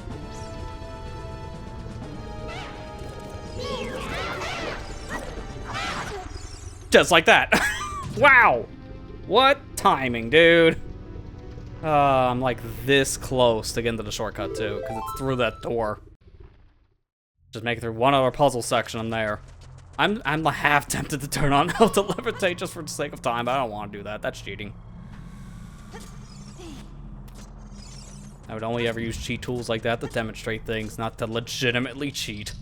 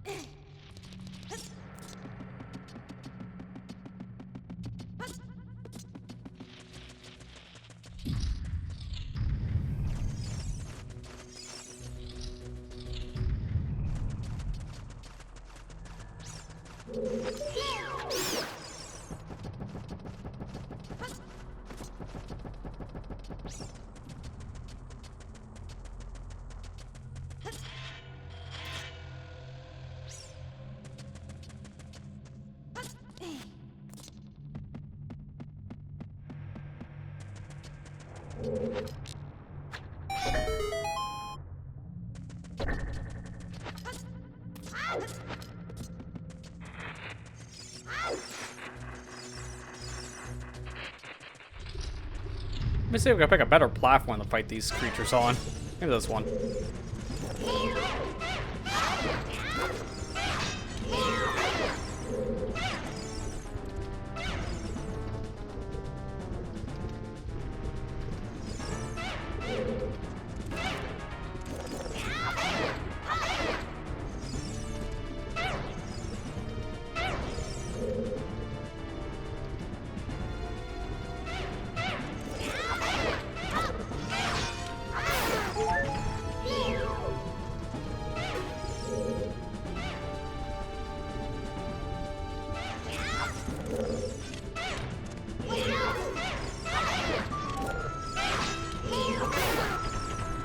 Get me out of here.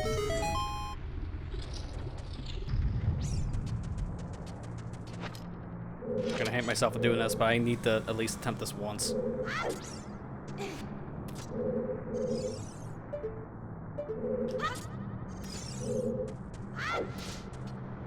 Just to see if I can do it. I did this years ago when I learned about some like glitchless stuff because it just interests me.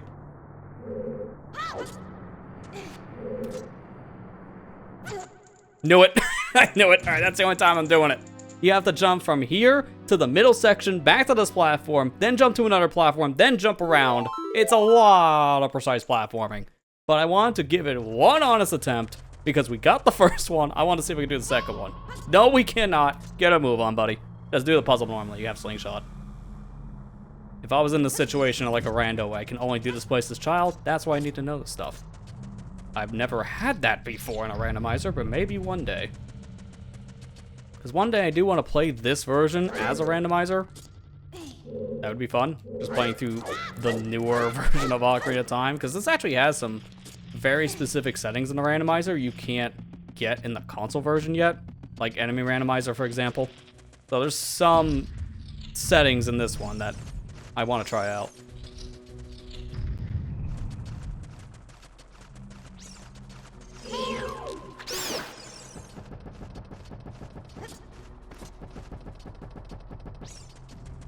I'm curious about one thing, though, before I go any further here. Does Bunnyhood make this jump? No, it can't.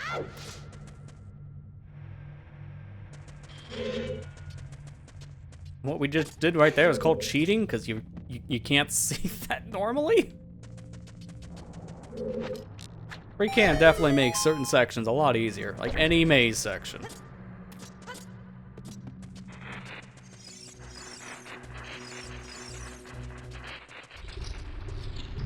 Thankfully I don't have to fight anything in here again. And now, like I said, I wanted to try this once, but we're not doing it again. We're gonna just do this puzzle legit. I just want to get a move on.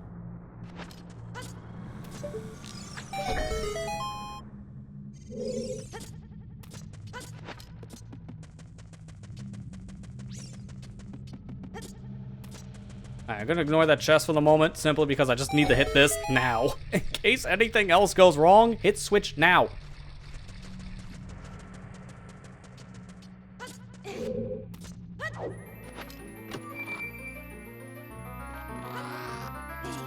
Alright, now this gets us the item of the dungeon, which is going to be super helpful for the remainder of this game, bombs. Because bombs in this game are hecka busted.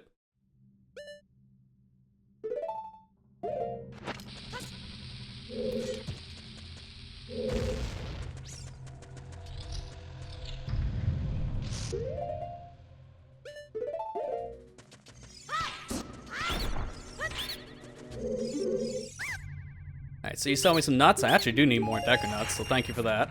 And then this guy is seeds. I don't need any Deku seeds. Oh, nice. I got hearts for that. Kind of worthless. Unfortunately, I can't get back up the same way I came, so that's why I activated the shortcut. Well, doubly so why we activated the shortcut.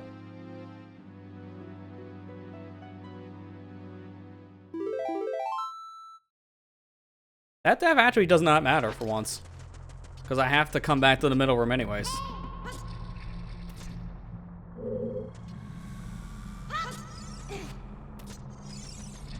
Well, I missed my chance. Go, go, go, go, go.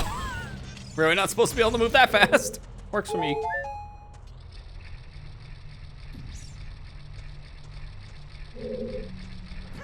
I'm really seeing how broken Bunny Hook could realistically be for this challenge, but it hasn't made any real difference yet, so that's why we're keeping the speed modifier. Technically, if I want it off, I just either take it off or Z target, so it doesn't matter.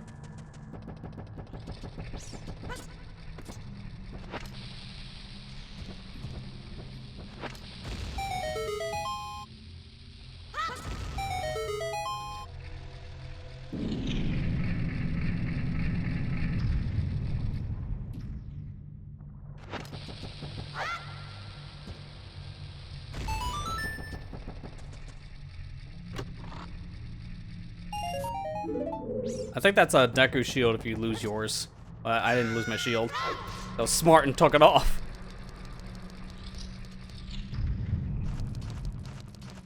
This was one thing I was smart about in this dungeon, am I right? Because everything else has been a bad move. Case in point. Can't even finish that sentence. Should have waited until this thing was closer and then shielded it. I love how Deku Tree was a smooth sail, and then second dungeon in, it's like 10 plus steps. And that's not even the second half of it. We're only doing the first half, aka vanilla. We haven't done master yet. I don't feel like there's gonna be as many deaths in Master Quest, but if I do end up getting more deaths, then that's gonna be a nice foot and mouth moment.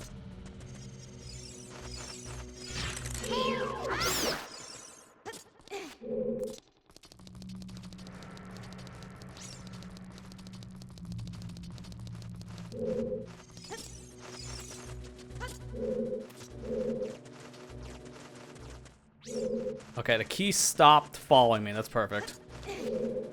That one's not.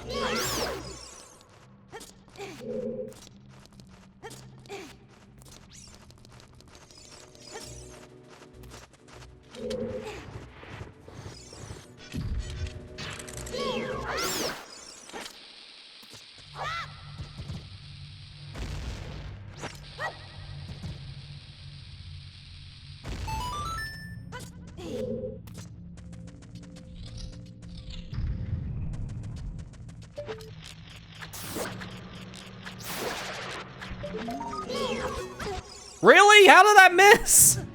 You've got to be kidding me. That's the dumbest miss. I was right in front of this guy, but because he moved slightly to the right when you activated this Armos, that's why the stick missed. That sucks. I gotta go through the entire room again just to get back to that one room I was just in. Normally, as an adult, I could skip that whole sequence and go in the back way, but I'm too short. Because adult Link could just grab that ledge. Not child.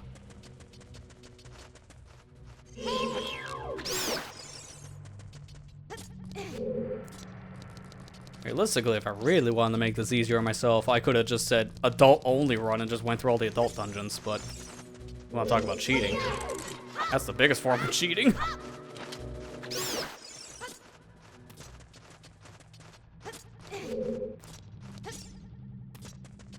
I'm gonna do the safe thing because I don't trust this stupid Armo statue. I'm just gonna double bomb it. There. And again, we're not chancing it.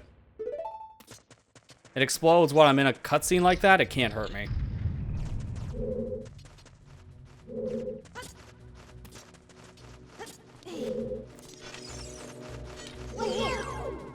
Okay, that was very close. 2 close calls in a row, and of course, the third time is when it gets me. He's there, I swear, sometimes confuse the crap out of me. They sometimes go after you, sometimes they don't, sometimes they change their mind, sometimes they forget, sometimes they change their mind again. It's like, dude, can you just do one action and stick to it? I'm just saying.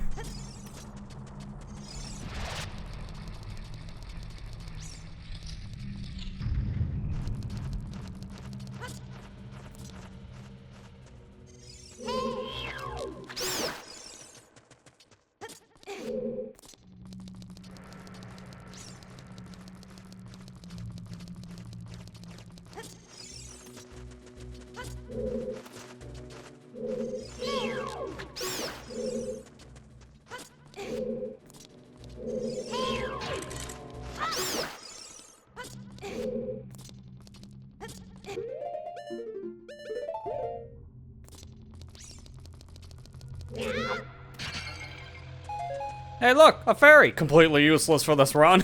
Just ignores him. Speaking of ignoring, this is gonna look weird, but I'm gonna ignore the bomb drop, and then I'm gonna come back. I'm gonna get a second one. Because if I don't grab the first one, it respawns back in the pot. But if I don't grab it, it's on the field, it stays out.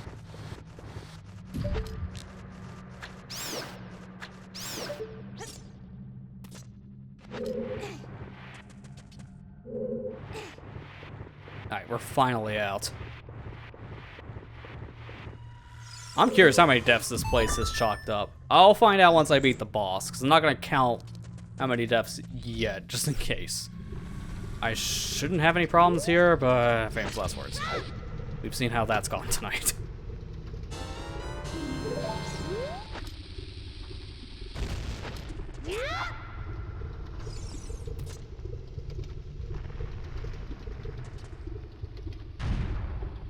So, as I said in Deku Tree, first time we're fighting this guy, we're gonna do things the first time player method.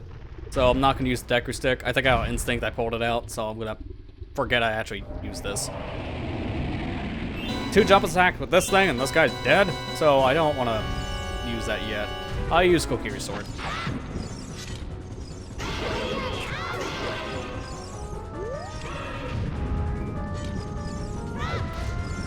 Speaking of first time playthrough strats, Bomb Flower.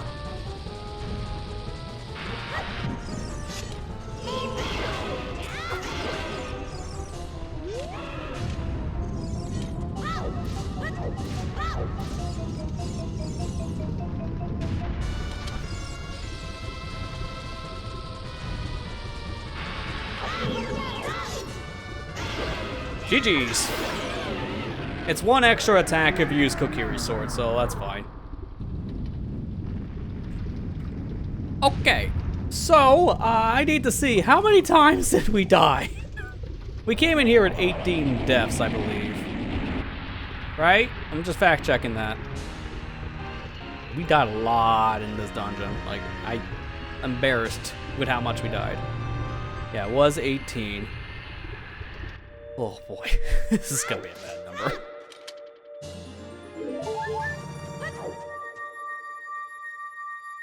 So it's 34 deaths now? Yeah, that was 16 deaths. Ow. Not happy with that. That was a bad performance of DC. So we don't talk about Dodongo's Cavern anymore. We'll talk about MQ Dodongo instead.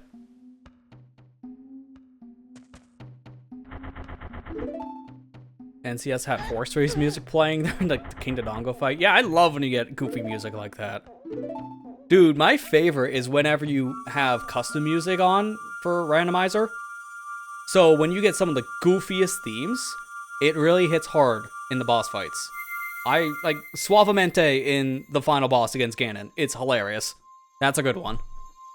Fan fave also is the Windows log off sound whenever you defeat a boss. That's great. There's a lot of unironically funny songs that you can get in randomizers. It's great, in general. Oh yeah, the story goes with this guy. Hey, now we're sworn brothers. I don't know what that means, but I guess I'm a brother now to this Goron. And I'm assuming that's a for life thing. And in this situation, he gives me the Goron Ruby for helping his people. And then his other people want to hug me to death. Remember, one hit KO. These guys will murder me. We can't have that. So how about we don't, and we play through Master Quest now instead. So while we are in this dungeon, I want to showcase something here. It's going to be a double showcase, but we're going to start with this one first because this is something you never see normally. And it costs 300 rupees. I'm just going to cheat this in for the moment just so I can showcase this. So I want to get blue fire onto one of my bottles. And I'm going to use the blue fire right on this wall. And it destroyed it. So, for whatever reason, these walls, they're weak to bombs, but also blue fire? No one knows why, but they're also weak to blue fire. So that's a thing.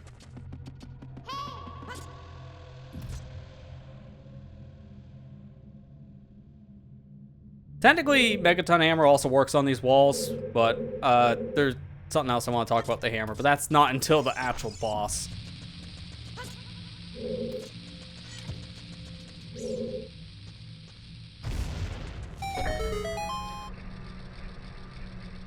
So this is one of our major differences in the Master Quest version of Dodongo's Cavern. We start by actually going to the top floor first, because we activate the shortcut immediately.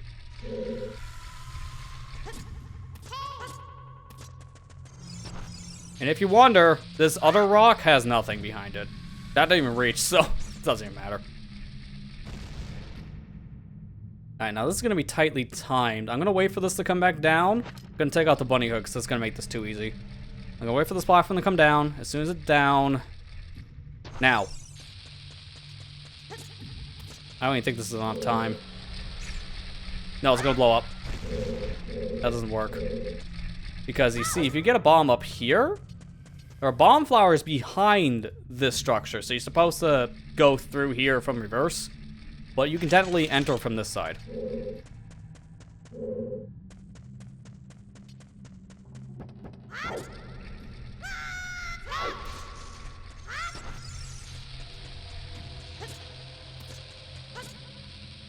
Oh crap. Oh crap. Oh crap. At least I didn't die.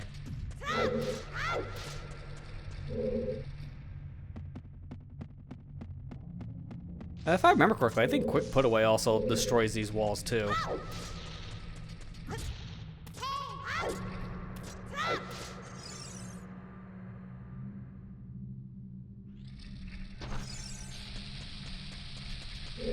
I think I grabbed this way too early. Yeah, we did. I had a feeling that would kill me. That was way too early. As you can see, I think the hardest part about this dungeon is the beginning, because it's a matter of, what do I do? Like, it's very confusing as a beginning section for this specific form of Dodongo's Cavern. Like, the normal version is really not hard to figure out. It's this one that kind of changes things in a weirder way.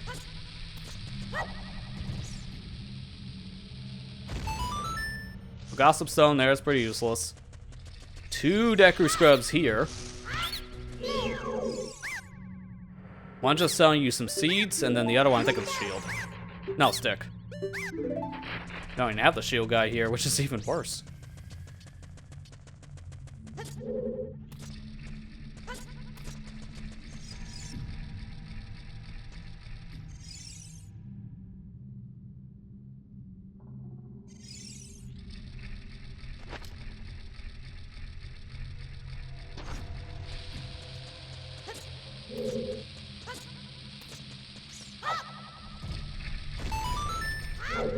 There we go. Okay, grab this.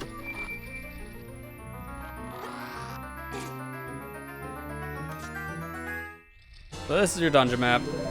Doesn't actually help figure out where do I go situation yet. So if I remember correctly, I think actually this rock does have something behind it.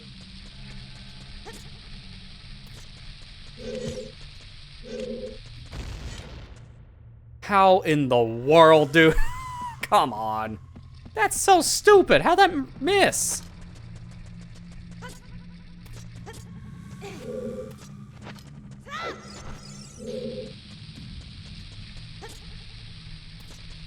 I'm rubbing this against the rock this time. Okay, no, this didn't have anything. What was it? Okay, I think there's a switch up there. Now, if I remember correctly. As I mentioned in the beginning of the stream, I have not played Master Quest in a while, so... Because of that, a lot of these dungeons, I'm gonna be like, well, what do I do? Probably for like the first minute or two. These dungeons do not stick in my head nearly as much as the original games. They're weird. I can't wait until we get to the next dungeon for that reason. Like, Master Jabu is so strange. I don't know what the devs were thinking when they made that dungeon.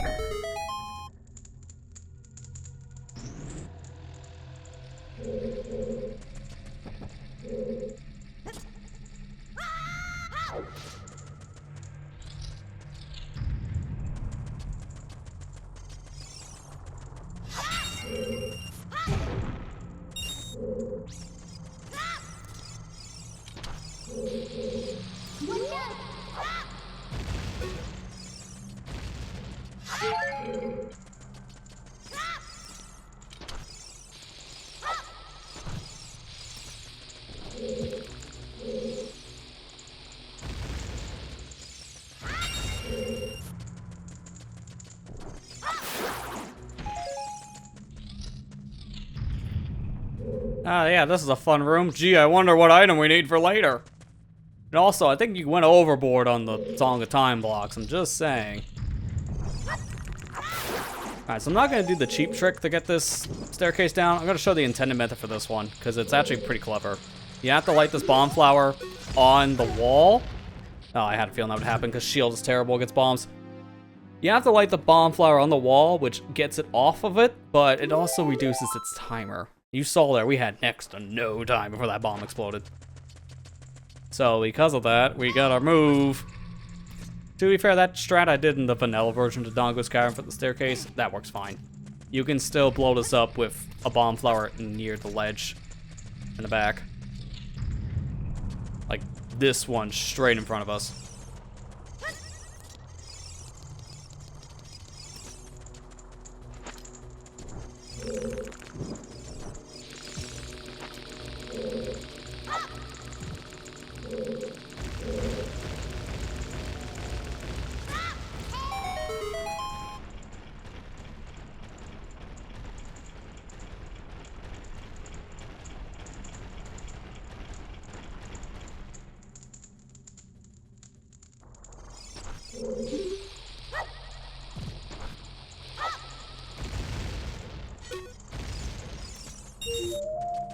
This is also very interesting because this room has silver rupees for us to collect, which is something you don't deal with until way later in Adult Link's playthrough. The first place you would normally encounter silver rupees is Ice Cavern, but that's pretty far into the game. But here, no, we're doing it now. This platform's also here, which is different. And here's where you get your Deku shield. That's all this area is used for. It's kind of a strange platform to put here, but yep, that's an elevator, all right.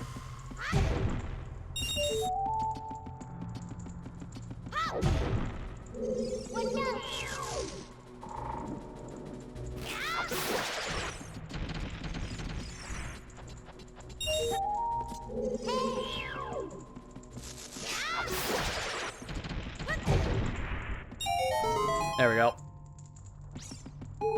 We out of here. Well, I can't wait to bomb me some Dodongos, except it really doesn't work that well, so I'm gonna ignore the bombs and stab them all by their tails. Any of Zelda would play very differently if it had power crouch stabbing. I'm just saying. They put literally one bomb flower in here to tell you, you could bomb them. I wouldn't recommend it. It's terrible. Fun fact, a bomb chew actually could cause the game to crash if you feed it to a Dodongo, so don't feed them bomb chews. Mind you, we don't have any yet, but if we did, I wouldn't use them. Too dangerous.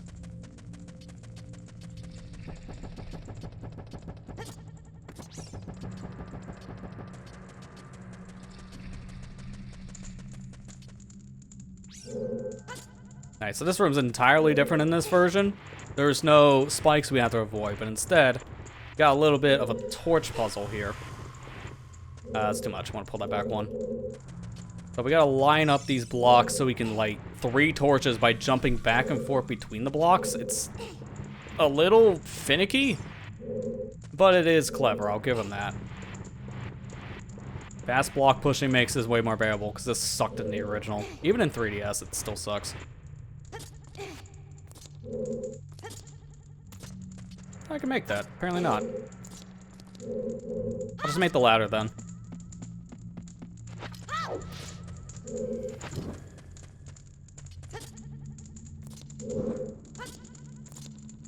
Thankfully, every time I light a torch, that resets the timer on the fire for my stick. I don't lose it immediately, which is great.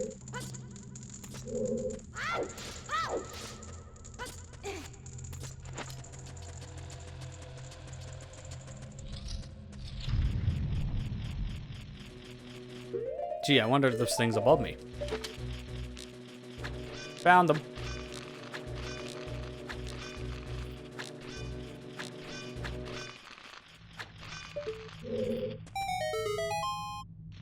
The easiest enemy room in existence. I'm not even here for this chest. I don't care about that.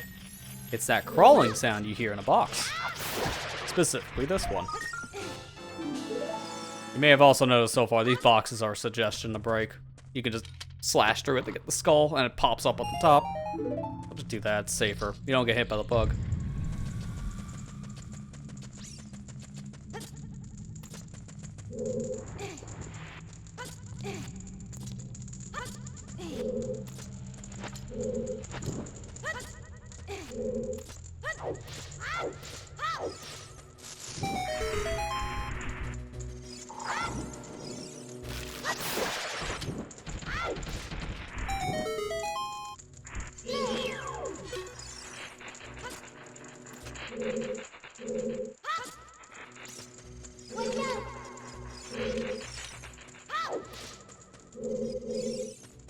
There it is. Look for this. Now that trick I showed in the vanilla version of the game, yeah, obviously you're not jumping around this platform, it's block by block. It's like they actually knew about that going the Master Quest, which is a nice attention to detail if that is true. If it's not, very convenient place block, I'm just saying.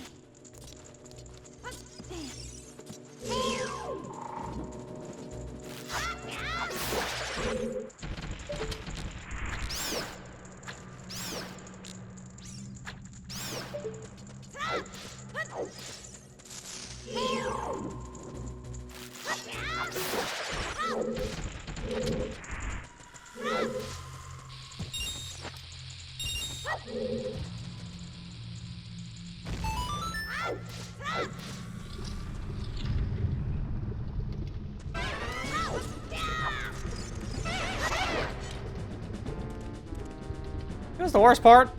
In this room specifically, you can see that spider over there. I can't get it yet because I don't have bombs, which are in this dungeon. And this whole path is going to lead me to them. So that's just going to taunt me. It's fun. I'll be coming back for literally one skulltula in this room. We can't get them all now anyways. Just like with the vanilla version, there's a couple bugs we can't get right now. We need to come back with some other equipment. And I'm going to wait until we're adult Link for that. Because this dungeon, you can come back and forth between child or adult. That almost failed. If I land the lava, that would suck. Oh. Imagine landing in lava because cutscene. I forgot that Keese was there. Keese jump scare. They do that on purpose. They knew what they were doing.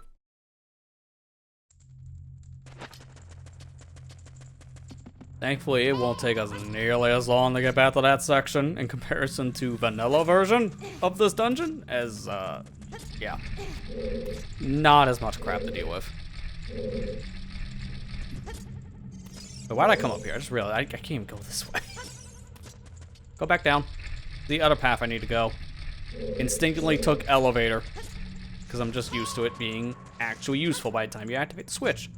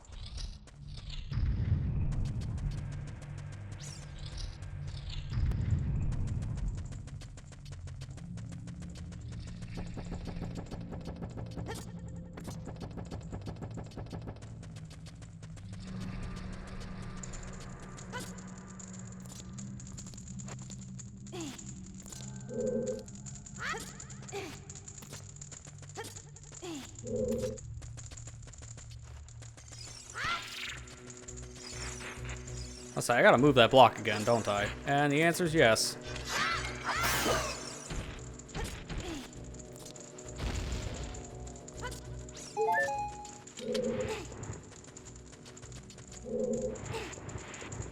Just notice the camera does not snap back behind Link if you use free cam and push a block. That is very interesting.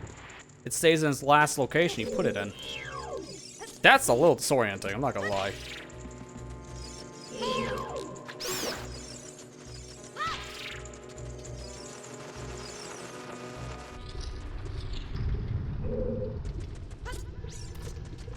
I remember, Keith's jump scare on my right.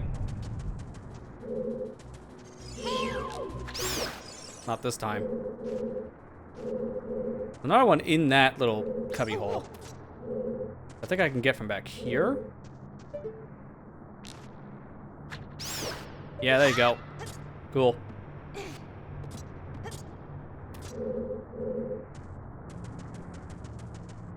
You know, there's a whole big puzzle in this room, but here's an easy solution. Just do this. I'm not even kidding. That is super easy. You can do that at home in 5 seconds. It's not hard to figure out. We'll do this room as intended.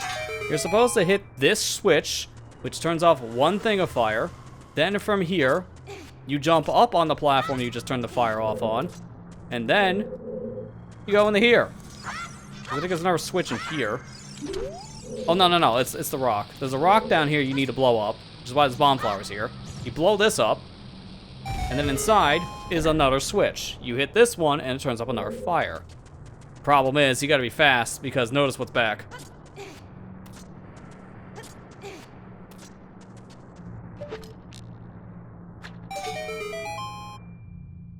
I think we're just gonna clear it. Because that other switch I think turns back on too. I don't remember. Crystal does at the very least. Yeah, no, see, there you go.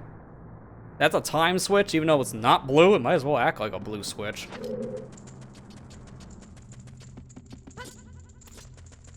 It's kind of a weird puzzle, but you can bypass the whole thing with just a super easy jump. And all of that is just to get over here, behind these rocks, to blow them up. And behind one of the rocks is nothing. Way to waste your time, am I right? Yeah, they go all the way around for literally one bomb flower. I think if I jump down right now, I'm gonna get hurt. Oh, I normally just take the damage for this. You're supposed to use this bomb flower for something upcoming, and this is gonna suck. Thankfully now if I fail, I can just try it again and again.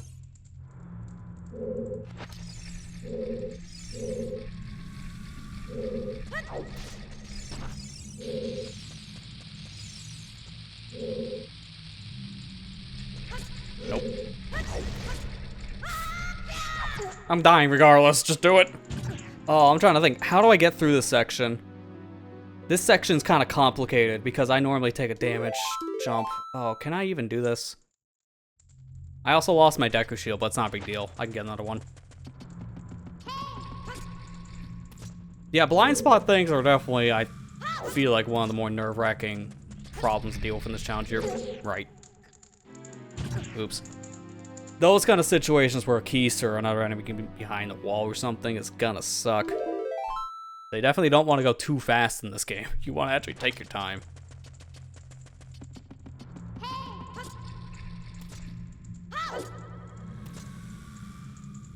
Hey. Fine. Die.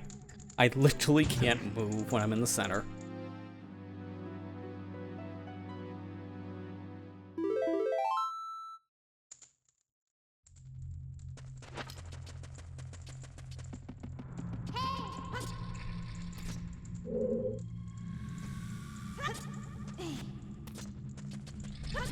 Nope. Okay, missed my chance again. You know what? Why am I even bothering with that? Just take the ladder. Timing on this is gonna suck every time. I just want to get on the ledge. Or better yet, be patient. What did I just get done talking about? I have to even see this is possible in my one-hit KO rules. Because honestly, I don't know if this is. The thing I normally do is jump down this ledge with a bomb flower, but the problem is, I'm gonna take damage by doing that. So I don't know if this is possible. I'm gonna have to figure out something else if that's the case. This bomb flower is not close enough. The bomb flower up top is literally the one you need to use for this. I'm trying to figure out what's the best strat. I'm gonna experiment here for a minute.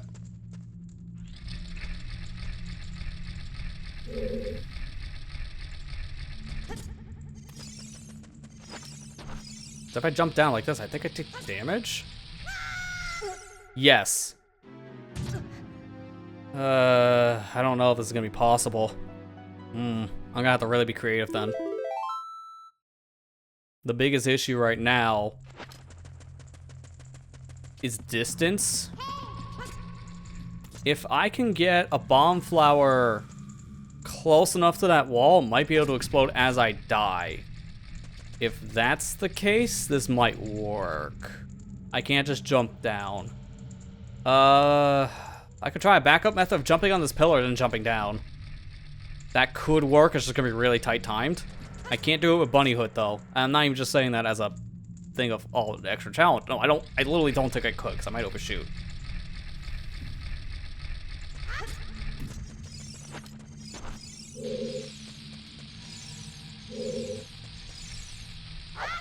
If I throw this, that only goes to there. Ooh, wait, actually, maybe... Can I bank shot it from here?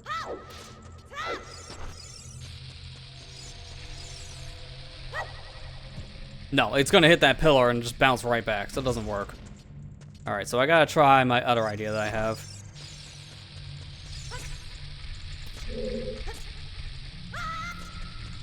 Oh, it doesn't make it either.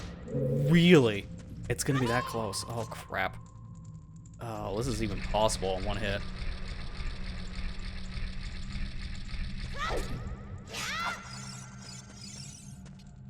If this wasn't so high, man. I really wish this wasn't.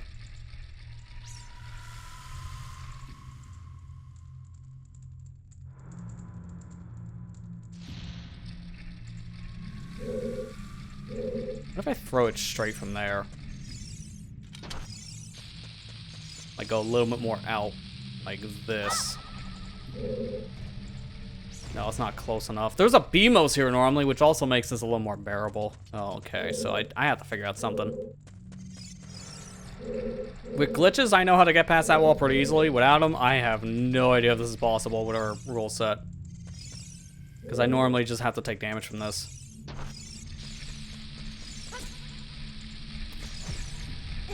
That's fine.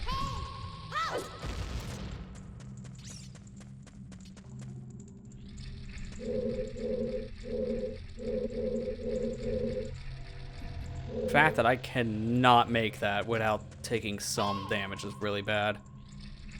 I mean, worst case scenario, I can already amend my fairy rule just because we're in an impossible situation. I can grab a fairy, die, and then try this little trick.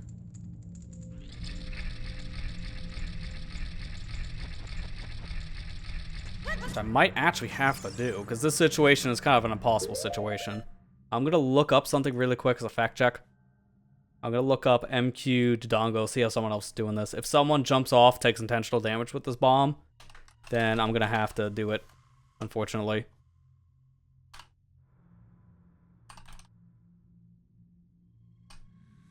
So let's see. Master Quest Dodongo.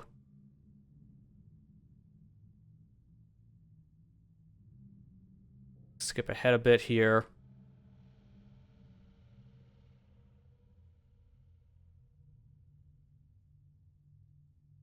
Yeah, so in this video, that is exactly what they're doing. They're jumping from the ledge and taking damage with the bomb. I'm gonna look at another video, see if that's the case. I really want to find a way around this without taking damage.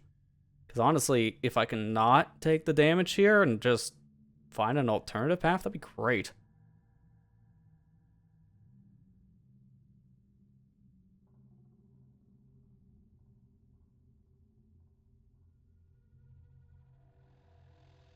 And again, I'm watching someone fall down and take damage. Well, it's not gonna really work. What about the... Wait, What about the room with the skull? Wait, no, I think if I fall down to the other layer, it's gonna still hurt, though. It's worth a shot.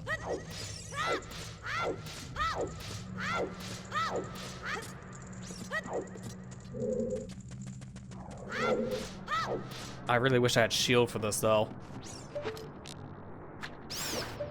I might go and just get the Deku shield that's here, just to make this a little bit easier. But for right now, I think I could do my lineups with Highland, too.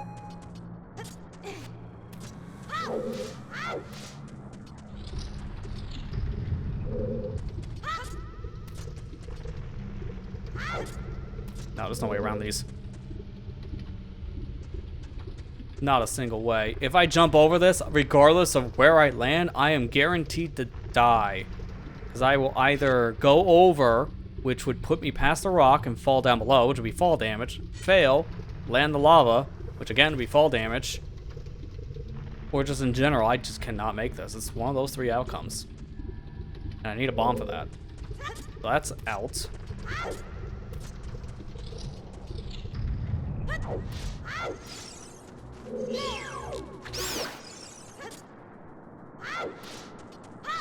This was one of those unfortunate situations where they designed this specific part of the dungeon for you to intentionally take damage. I don't see any other way around this. And if I try to go slow, I don't have enough time with the bomb.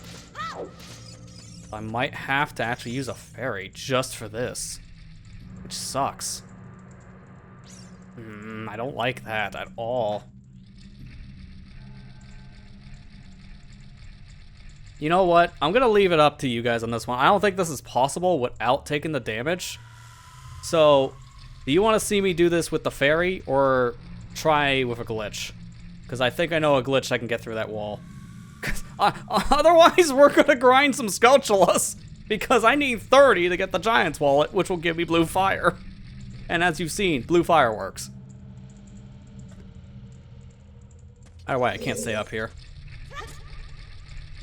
If I was wondering, this bomb flower doesn't reach. Like, the furthest I would get is probably right, like, on that pillar. Not far at all. Do it, fairy. It's probably gonna be our best outcome, yeah. I think I should probably just do that. First things first, I just want to see if my quick put away would actually work. I think it would. Oh, if I do QP, I need a shield, though. I can't do this with Highland shield, because I need to crouch stab. Well, let me just at least take the detour for the shield.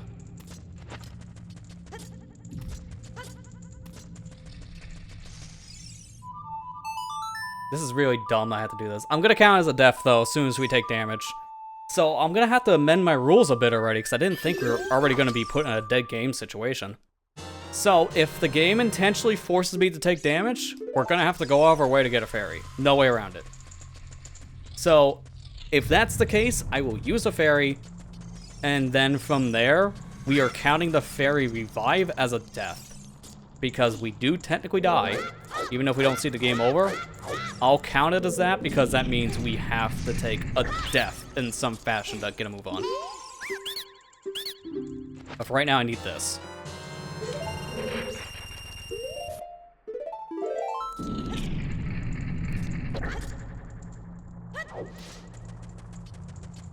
Actually, I can get QPA from here. Let me just do that. Because the damage stays stored between rooms. So I'm going to do both methods, only just because I want to see if it's possible. But we'll use the fairy to actually do this, like the intended strat.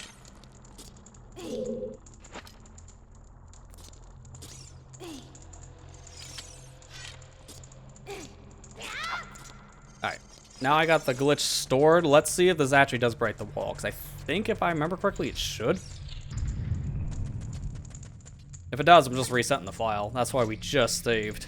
In fact, I'll do it again just to be safe.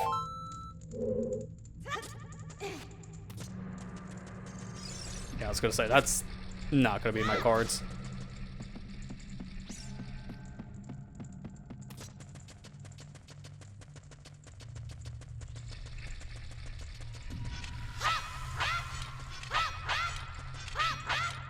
No, does that not work here? That QPA destroyed those walls.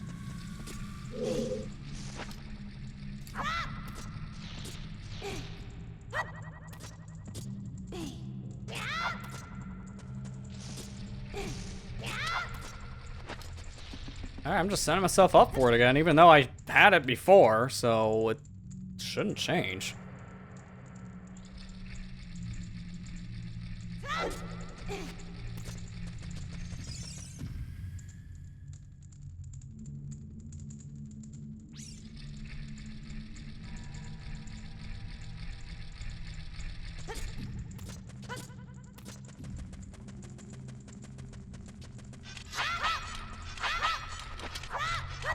I could have swore this broke the wall, but I guess it doesn't. Well, that's why we have the other strat then. Okay. I thought for sure that'd work.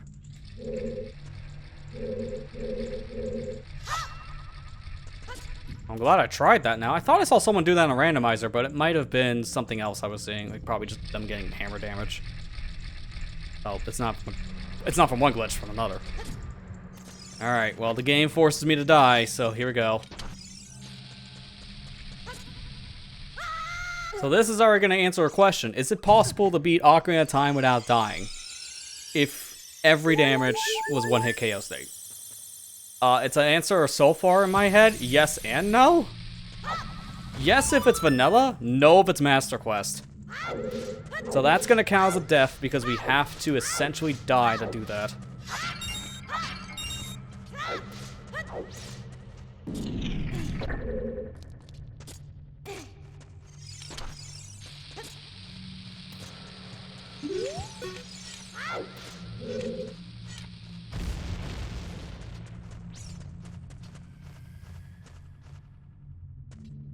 Come on. Any day now. Please. Thank you.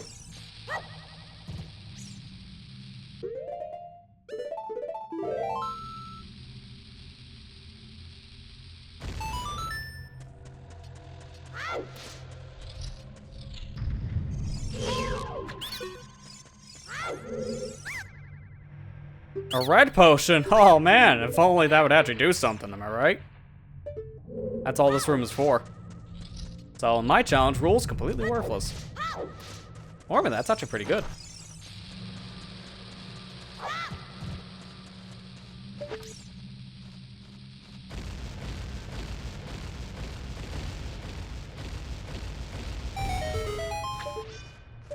Oh, that missed. Hello? Oh, I forgot how terrible hitboxes are in these eyes. You gotta be more direct line of sight with it. If you're not directly in front of it and hit it from the side, it just doesn't work. Eye switches are really weird.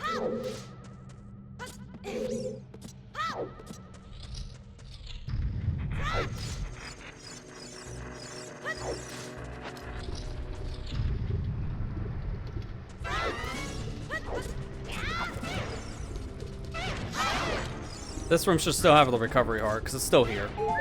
Yeah. I'm not staying in there, because I think the Lizalfos chase you in that room, and I don't want to deal with that.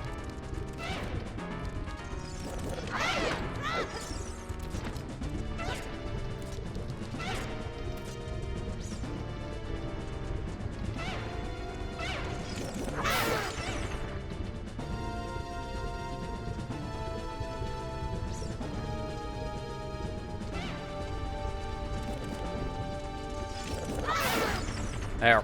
Get me out of here.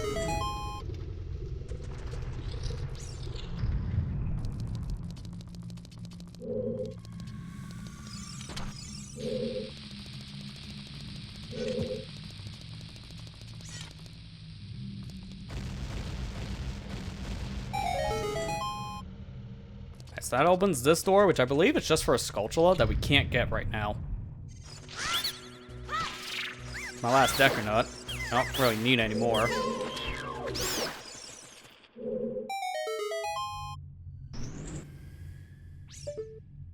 Yeah, there's the skull. Can't grab it right now because that's way too high. Can't reach it.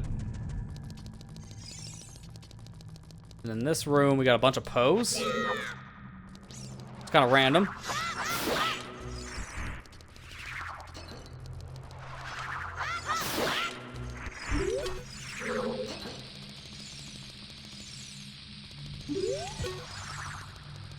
And that should activate the other switch, which gets us out of here.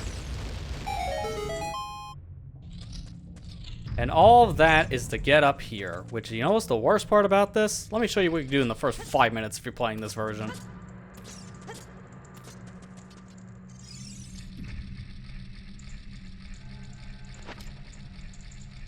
Don't worry, it's not a bad thing I jumped down.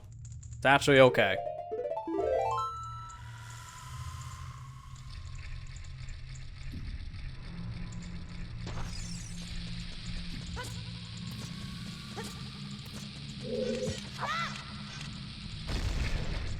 This is why. Oh, that actually ate my jump. Well, I could just do it again. It's not a big deal. You can get a glitch called ground jump, which allows you to go from this ledge all the way up to this other ledge, which kind of breaks this dungeon in half. I want to really be honest here.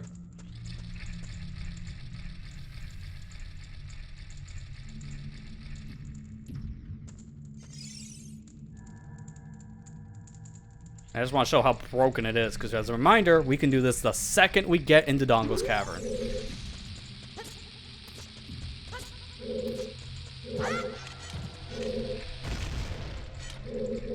I don't think I got it there.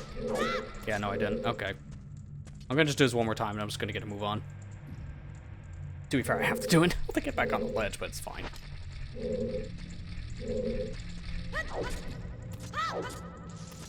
I have to wait for this literally one more time, which is stupid. I can't rush it.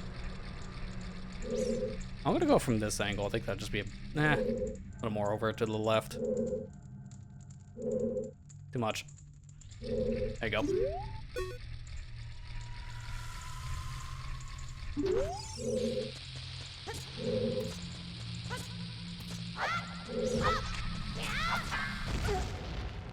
Okay, my stupidity. I think it's because I'm just tired at this point.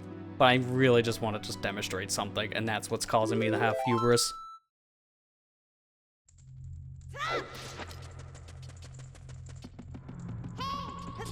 Because I'm missing the item of the dungeon just to showcase how you get the item of the dungeon for the first 5 minutes, and it's just not worth it. As you can tell, it's a tight time jump.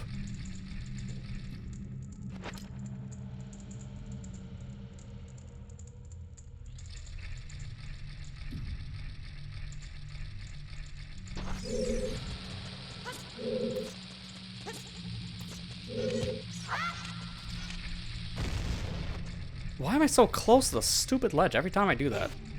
That doesn't count. I need to turn. I guess if anything, pull out the slingshot instead.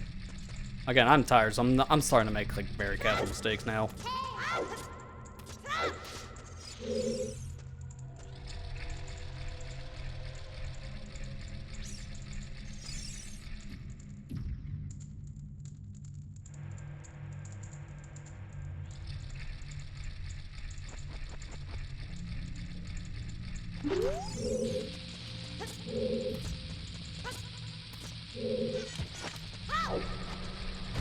Very, very stupid mistakes because I'm tired. That is the I don't even know what I just did. Mistake.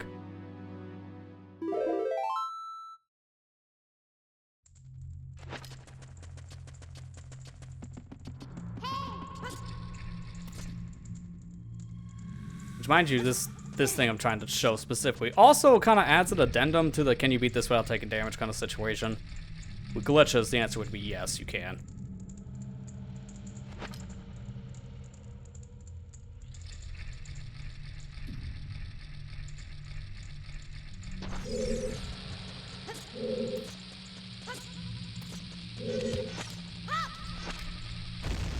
Finally. Why am I just failing the easiest thing? A simple ground jump just like that, trying to interrupt grabbing a bomb, lets you just store a jump that goes straight up. That allows you to jump up here to this ledge. You can do that as soon as you enter Dodongo's Cavern, which gives you the bomb bag within the first 5 minutes. It makes this dungeon extremely broken because by doing that, you can literally do whatever you want in this dungeon. You want to go the back way? Sure. You want to go the top route? Sure. You want to just go straight to the boss? Go for it. It doesn't matter. Getting the bombs early opens this entire place up like an open world video game.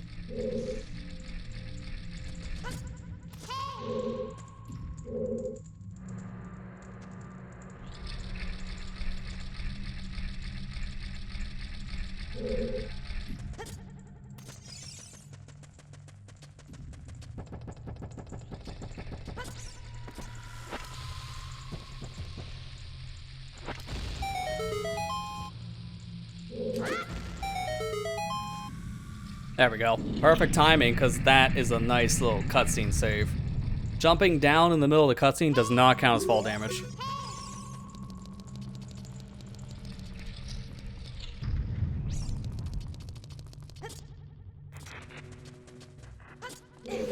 So to get into Dodongo's actual lair this time around, we can't hit a switch in the middle section of this room because it doesn't exist. It's actually up where that grave was.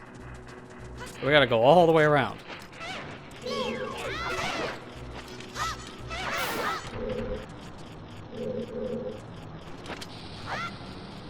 Over there's a crystal switch. That should hit it.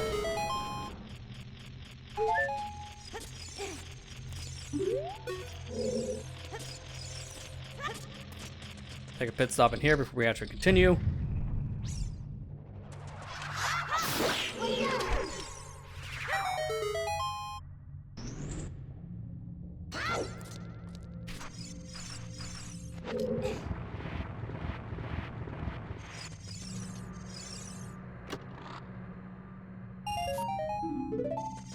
I don't need that Poe. I'm ignoring it. That's literally just for Blue Rupee, by the way. Nothing else is in that room. This section's also fun.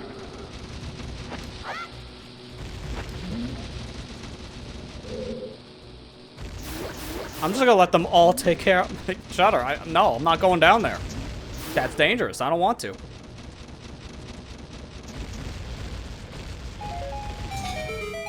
And that's a nice chain reaction to make the second part of the staircase, too. That's perfect.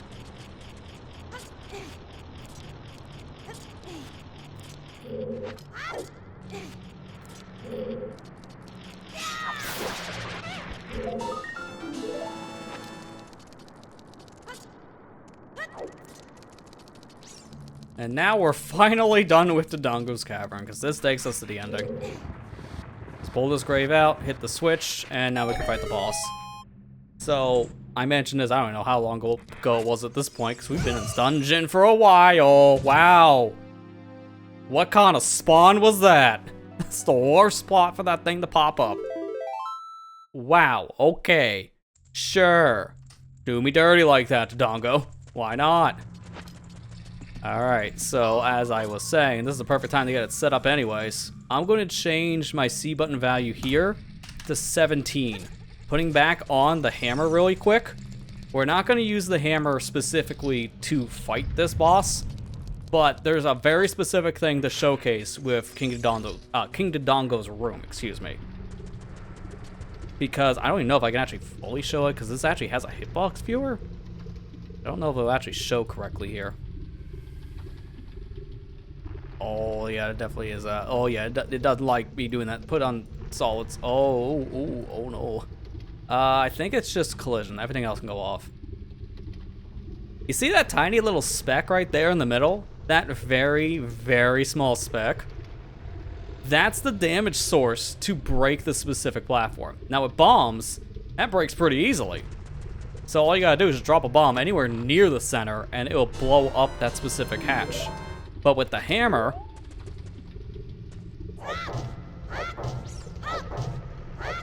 not so much. That tiny little hole, that one little piece of damage, look at how long it took for us to damage it with the hammer. They really didn't anticipate a player to be able to destroy that without anything but bombs. That's why the damage source is like 1 pixel wide. But the fact they made that 1 pixel wide is also very confusing, because all the walls around this dungeon, the entire thing, is a hitbox. So it's just kind of a weird fact I wanted to show with the hammer.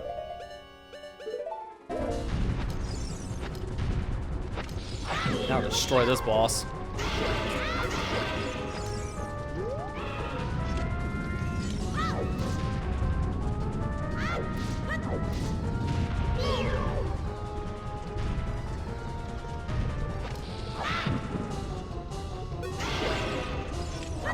And done. 2 slashes with a jump attack from a stick, and this thing's a joke.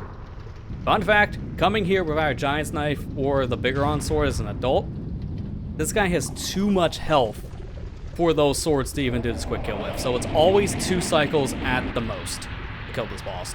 No matter what sword you use, it's 2 cycles minimum. But there you go. Finally out the Dodongo's Cavern for a second time. So how many deaths is that in comparison? Reminder, we started this run with 34. So now, if we add 46 to that, that's 12 deaths. So take 12 and 16. That's a total of 28 deaths just with Dodongo's Cavern alone. Big yikes, man. Big yikes. Oh, I don't like that. This place wrecked us, man. Almost 30 deaths, which is more than half of our death count tonight. It's just from one dungeon. That is insane. But that's it for Dodongo's Cavern for now. We have to come back for both versions of this dungeon for some Skulltulas, but we can't do that yet. So we'll be back here later. For right now, I gotta watch all this cutscene so we can save our game. I actually didn't get to do this in Deku Tree, so I get to go through that again later on. Just to set up a file. It's not a big deal. But we'll have to come back here once we get at least the Boomerang and Song of Time. Well, I'm gonna wait until we have Hookshot as an adult instead.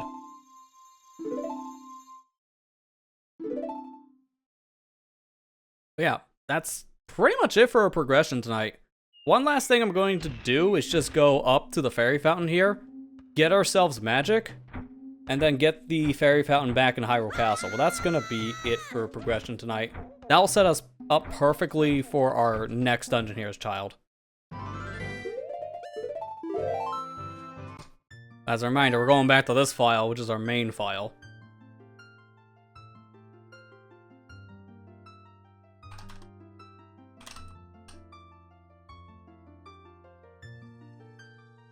Just gotta make the copy here really quick, so just give me one sec.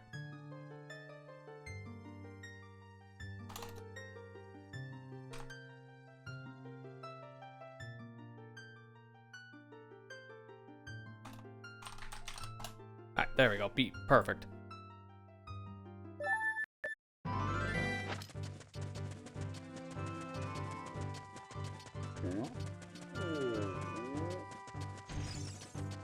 Before we go up, let me go through... Okay, hi. Let me go through Goron City really quick. We still gotta get that pot heart piece anyways.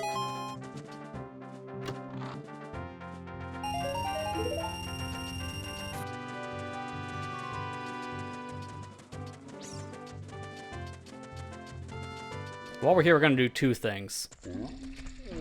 Actually, no, 3 things. I gotta get a Skulltula too. Heart piece, Skulltula, and a bomb bag upgrade. And then we're gonna go to Death Mountain's crater.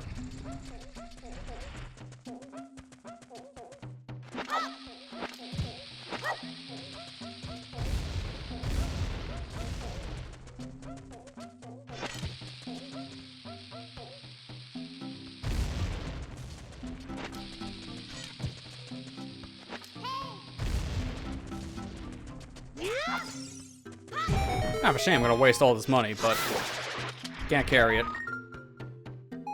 'Cause that's a 50. This I think is another 50, so it's like 100 rupees in here. And we're full, so it's kind of worthless.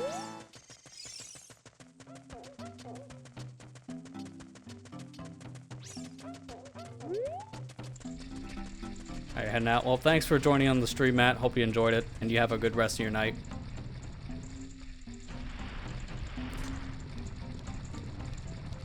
I gotta wait for this dude for quite a while. I need him in this little pocket hole here.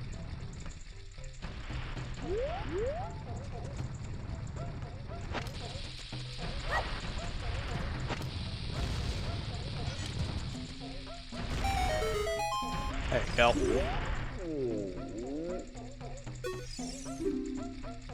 That gives me a big bomb bag. And now with that, I can go get the biggest bomb back immediately, which gives me 40.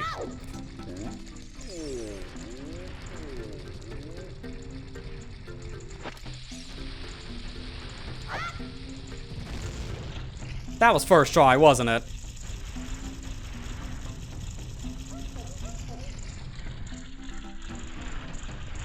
I'm so mad.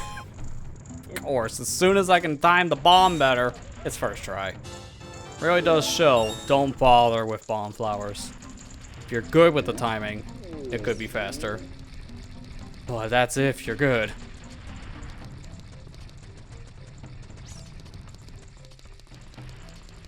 Alright, unfortunately for my sake, I know of an easy clip that can get us into the Death Mountain crater from here, but it requires me taking damage. So it won't work. So we gotta take the long way. Technically, Darunia is actually blocking a secret path into Death Mountain crater, but you're not supposed to be able to use it until you're an adult. You can clip through it as a child, but it does require some damage, which is why it won't work. Because I have to use a bomb to push me out of bounds.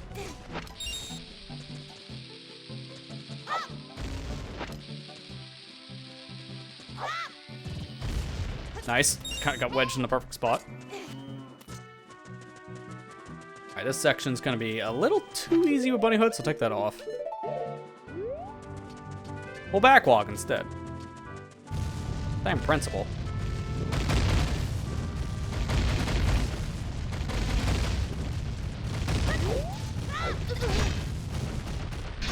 Nice roll frames. That would have counted as damage otherwise.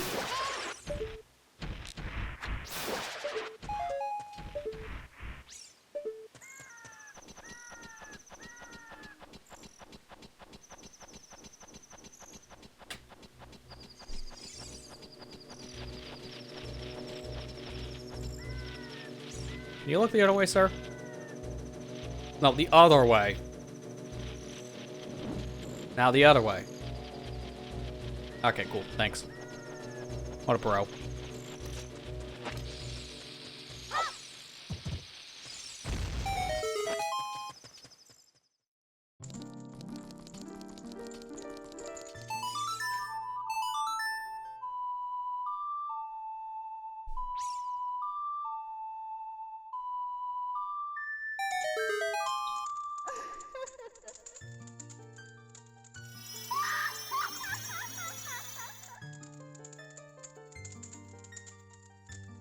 Alright, so getting to the top of Death Mountain allows us to get ourselves our first major upgrade to Link's arsenal. Magic. This is required to beat the game, so we actually need to come up here and get this. So it's best to do this as soon as possible with how useful magic can be for the entire game. Imagine doing a run of this where you don't get magic until like the last thing. It would suck. And in Master Quest, there's no way you're doing that, because there's a lot more use of the magic items in Master Quest. So we actually need this for some dungeons. And there's our little tip. Go back to Hyrule Castle. There's another fairy there. And we'll do that before night's end.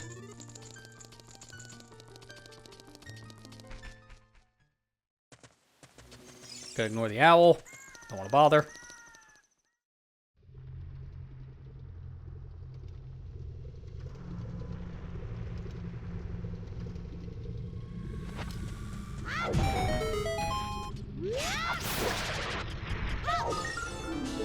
Alright, now Skulltula. That's basically all we can really get in here right now, but there's also a heart piece we can technically grab, thanks to us having more hearts. Which doesn't really matter in the grand scheme, but hey, here we are. And while we're here, I'm gonna grab this now, because we need a fish for something upcoming.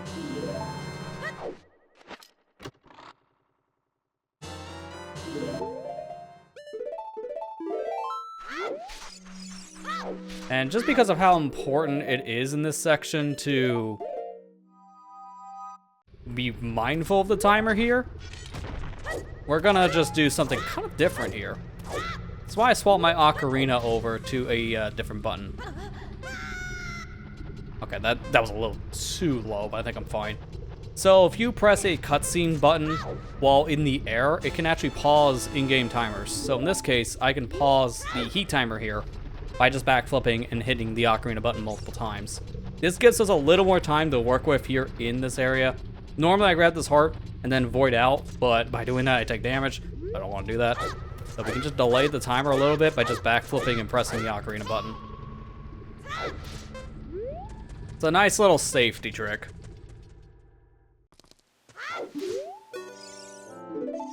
And now for an express ride down the mountain.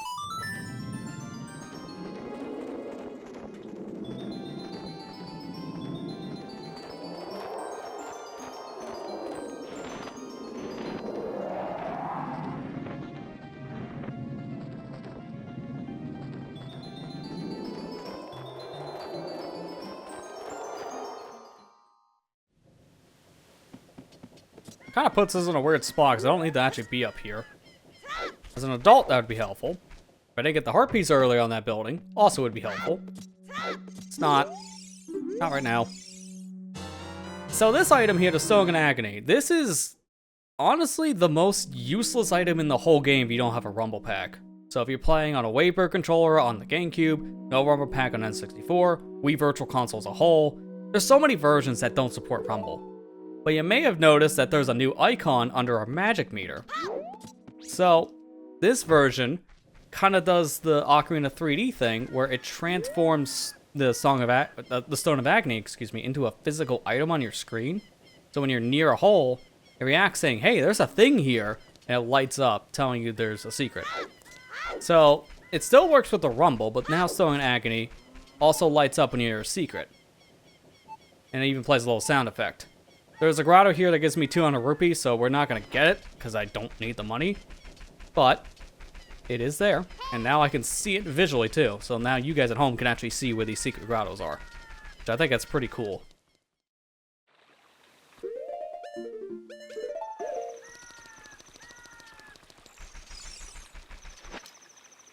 Oh yeah, I need Ocarina back on D-pad down.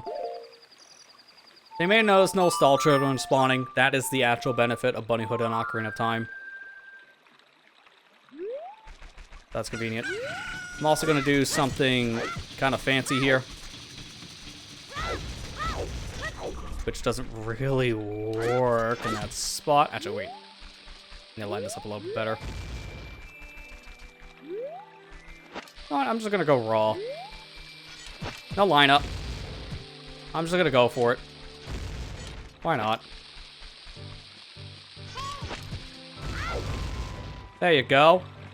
That is a super slide. This is actually our fastest form of movement in the game. This will allow us to cross major gaps here without any problem. Glitch you can do in basically every version. There's even a version similar to that in 3D. It's... well, I'm thinking more of Hess, Hyper Extended Super Slide. But the same principle applies. Oh man, I just thought of something bad with Bombchu Bowling.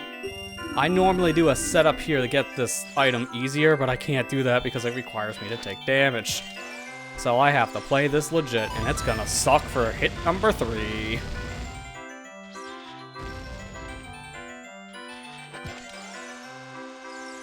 Okay, so far so good. What is it again? Go like this. Oh. Actually, let me back up a bit. I'm gonna try the hit method. So it lines you up perfectly. But I'm gonna kind of vary it a bit. So I get hit like here, then I just drop.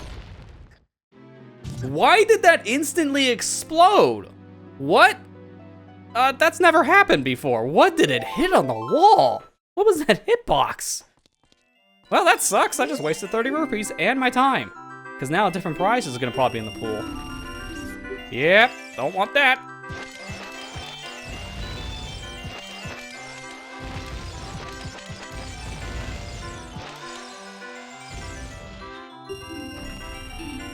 Alright, let's try this again.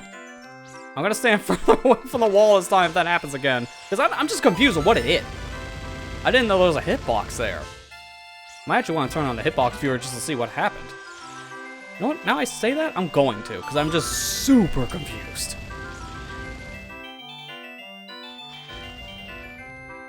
There's nothing there! What did it hit?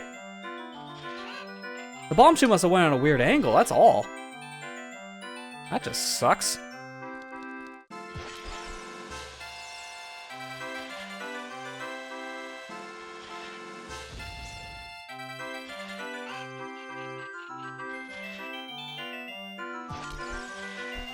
Notice how I'm immediately moving back because I just don't trust them. Okay, that's not gonna work, so I'm gonna have to do this the old-fashioned way. Which is super annoying, and it's all luck-based. Yep, and I already failed. Okay, so I'm gonna go back to this method, because I literally can't do anything until these chickens move.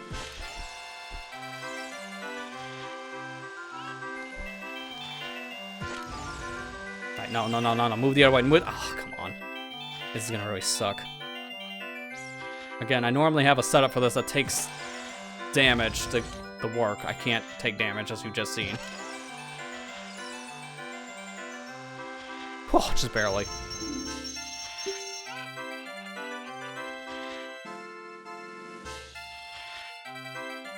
Alright, that's not the only thing that's here. I'm actually going to play this a couple times. So I'm going to play again, which gives me... oh, 50 rupees. How much do I have? Well, I can't check.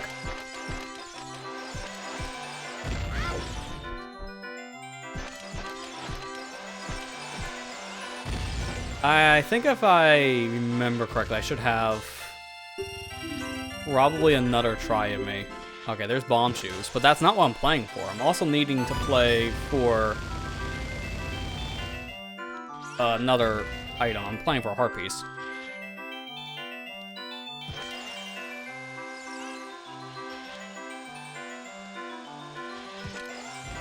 Chicken move. Thank you.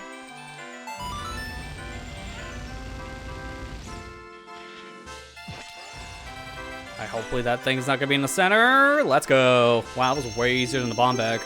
Now, I don't know if I have enough for the next item. I hope I do, because I need that piece of heart. And the problem is now, it's random what shows up. I think it should cycle back to piece of heart now. Okay, good. We had enough.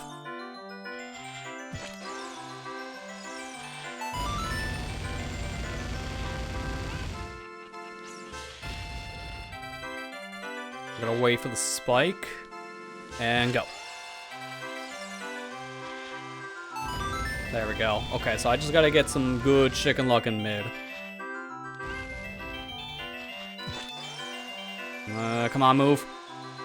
Let's go. Perfect. I can't believe I died here, though. That's a new one. Of course, it only happens when you're streaming, too. That's the worst part. I'll never be able to replicate that. Dude, that was my final attempt, too. That was cutting it dangerously close.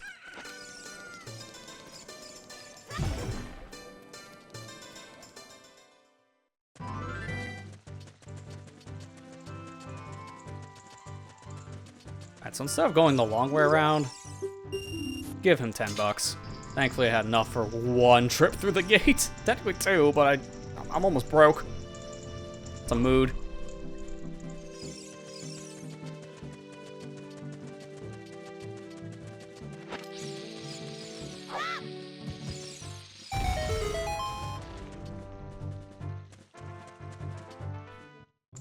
Alright, here we go. Our second fairy reward.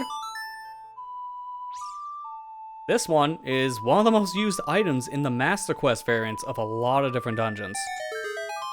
I don't know what their fascination is between the two different things. Song of Time and this spell, Din's Fire. But these two things are used a lot in Master Quest. There was a lot of fire puzzles in MQ dungeons.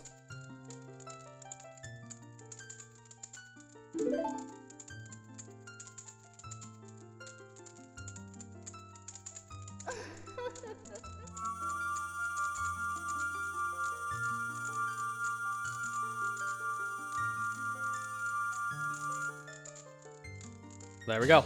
Got our spell. So that's pretty much all we're going to be doing tonight. I got myself set up for a lot of the next area now. So we're good to go to Jabu, which is great. That's our next major dungeon, which is over in Zora's domain. With bombs, now we have easy access to the area. So, I guess to close it out for tonight, I'm going to showcase something here. I don't think I got the lineup. I don't remember what the Steam lineup is for here.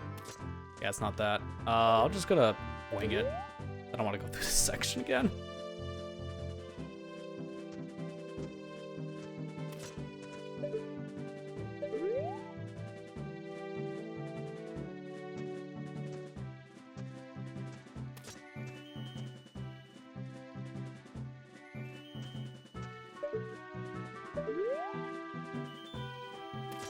I feel like I'm way off.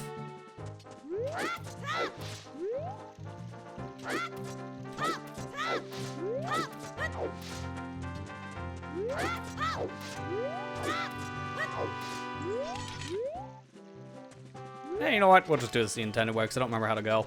I'm gonna go back to Princess Zelda really quick, only just to show off something you never get to see, but we're done at this point when it comes to all of our main objectives tonight. I'm just gonna do one other thing where it would be, again, I think it's in Time Saver. I'm gonna turn off Remember Save Location for this, because I'm gonna wanna warp back over to Kokiri Forest. Set us up for a better warp spot for next time.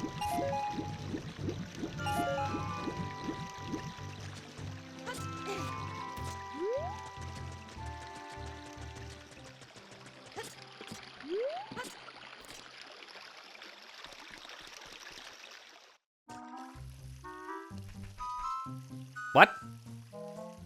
Wait, you're not supposed to be here right now. What in the world? I only have up to Gore and Ruby. Why are these guys here? Okay. That's new. That's very confusing. What in the world, dude? Why are these guards here? I mean, right now it makes sense because it's nighttime. Get me out of here. But they're not supposed to be here yet. They only show up after you get Zora's Sapphire. Why are they here? There must be a new specific... I don't know. I feel like this is a side effect of some of the changes made to the PC version.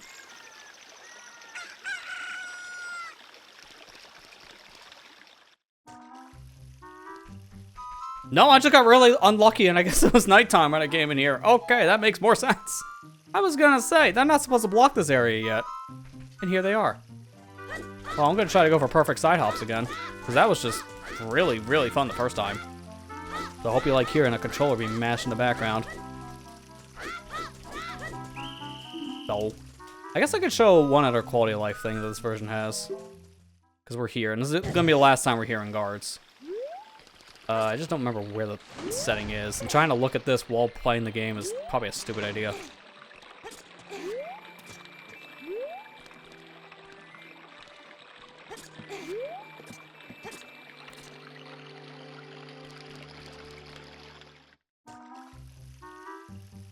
Okay, I don't see it. Is it under difficulty option?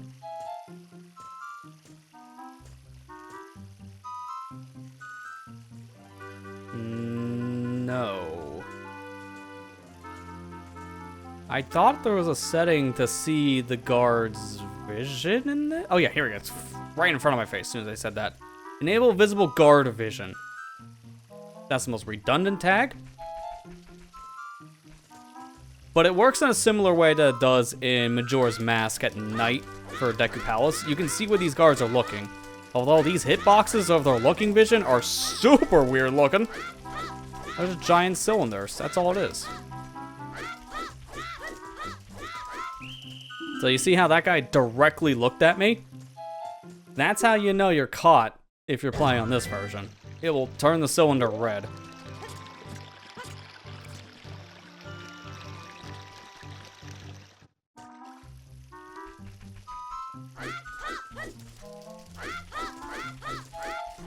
But notice how I went through his cone there and he didn't see me? That was because I did the frame perfect side hop thing. So you can actually go in front of the guard's vision, but it really is just dependent on how long Link is on the ground for. It's really, really risky to do this. But if you can do it, you go straight through their line of vision. I actually kind of wonder one other thing, but I'm kind of curious just for testing purposes now. I'm gonna do this one more time though. I'm just gonna try my funny idea. Just because.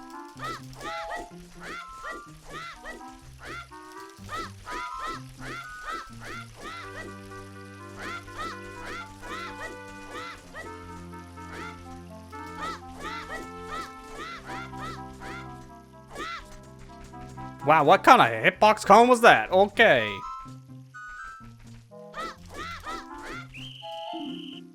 Okay, so if I didn't do the side hop and just wait, I would have got it, which is fine, because now I just want to try my other idea. But I think for safety's sake, yeah, I got save states on, that's good. I'm going to make one because I think this might cause a problem. So I'm just going to show this section with unrestricted items so we can use a bomb. Save the game in case something weird happens, because after this we're done anyways.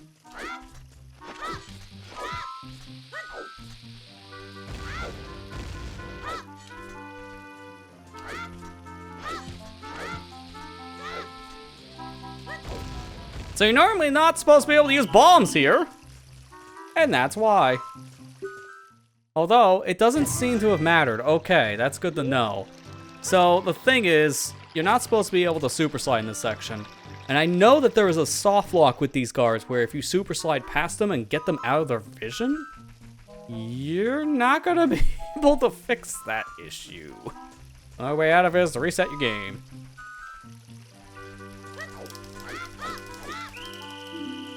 Dude, I love how I got this like second try before, now I can't get it. Alright, we're gonna turn that off because I just want to get to the end. Because I'm literally just here for a text box thing. So I'm just gonna play it safe at this point and do my outro in this section. This was a fun first session, definitely a little more of a train wreck when it comes to some of those death numbers. Definitely wasn't expecting Dodongo's Cavern to be as bad as it was for me, but yeah, you know, sometimes that's just how things go. Can't help it. I will say, okay, wasn't expecting that turn. Besides that dungeon, the rest of this was pretty smooth sailing. In the main first dungeon was fine, overall trial was okay. It just, my cuckold decision was probably a bad decision, but other than that, it was fine.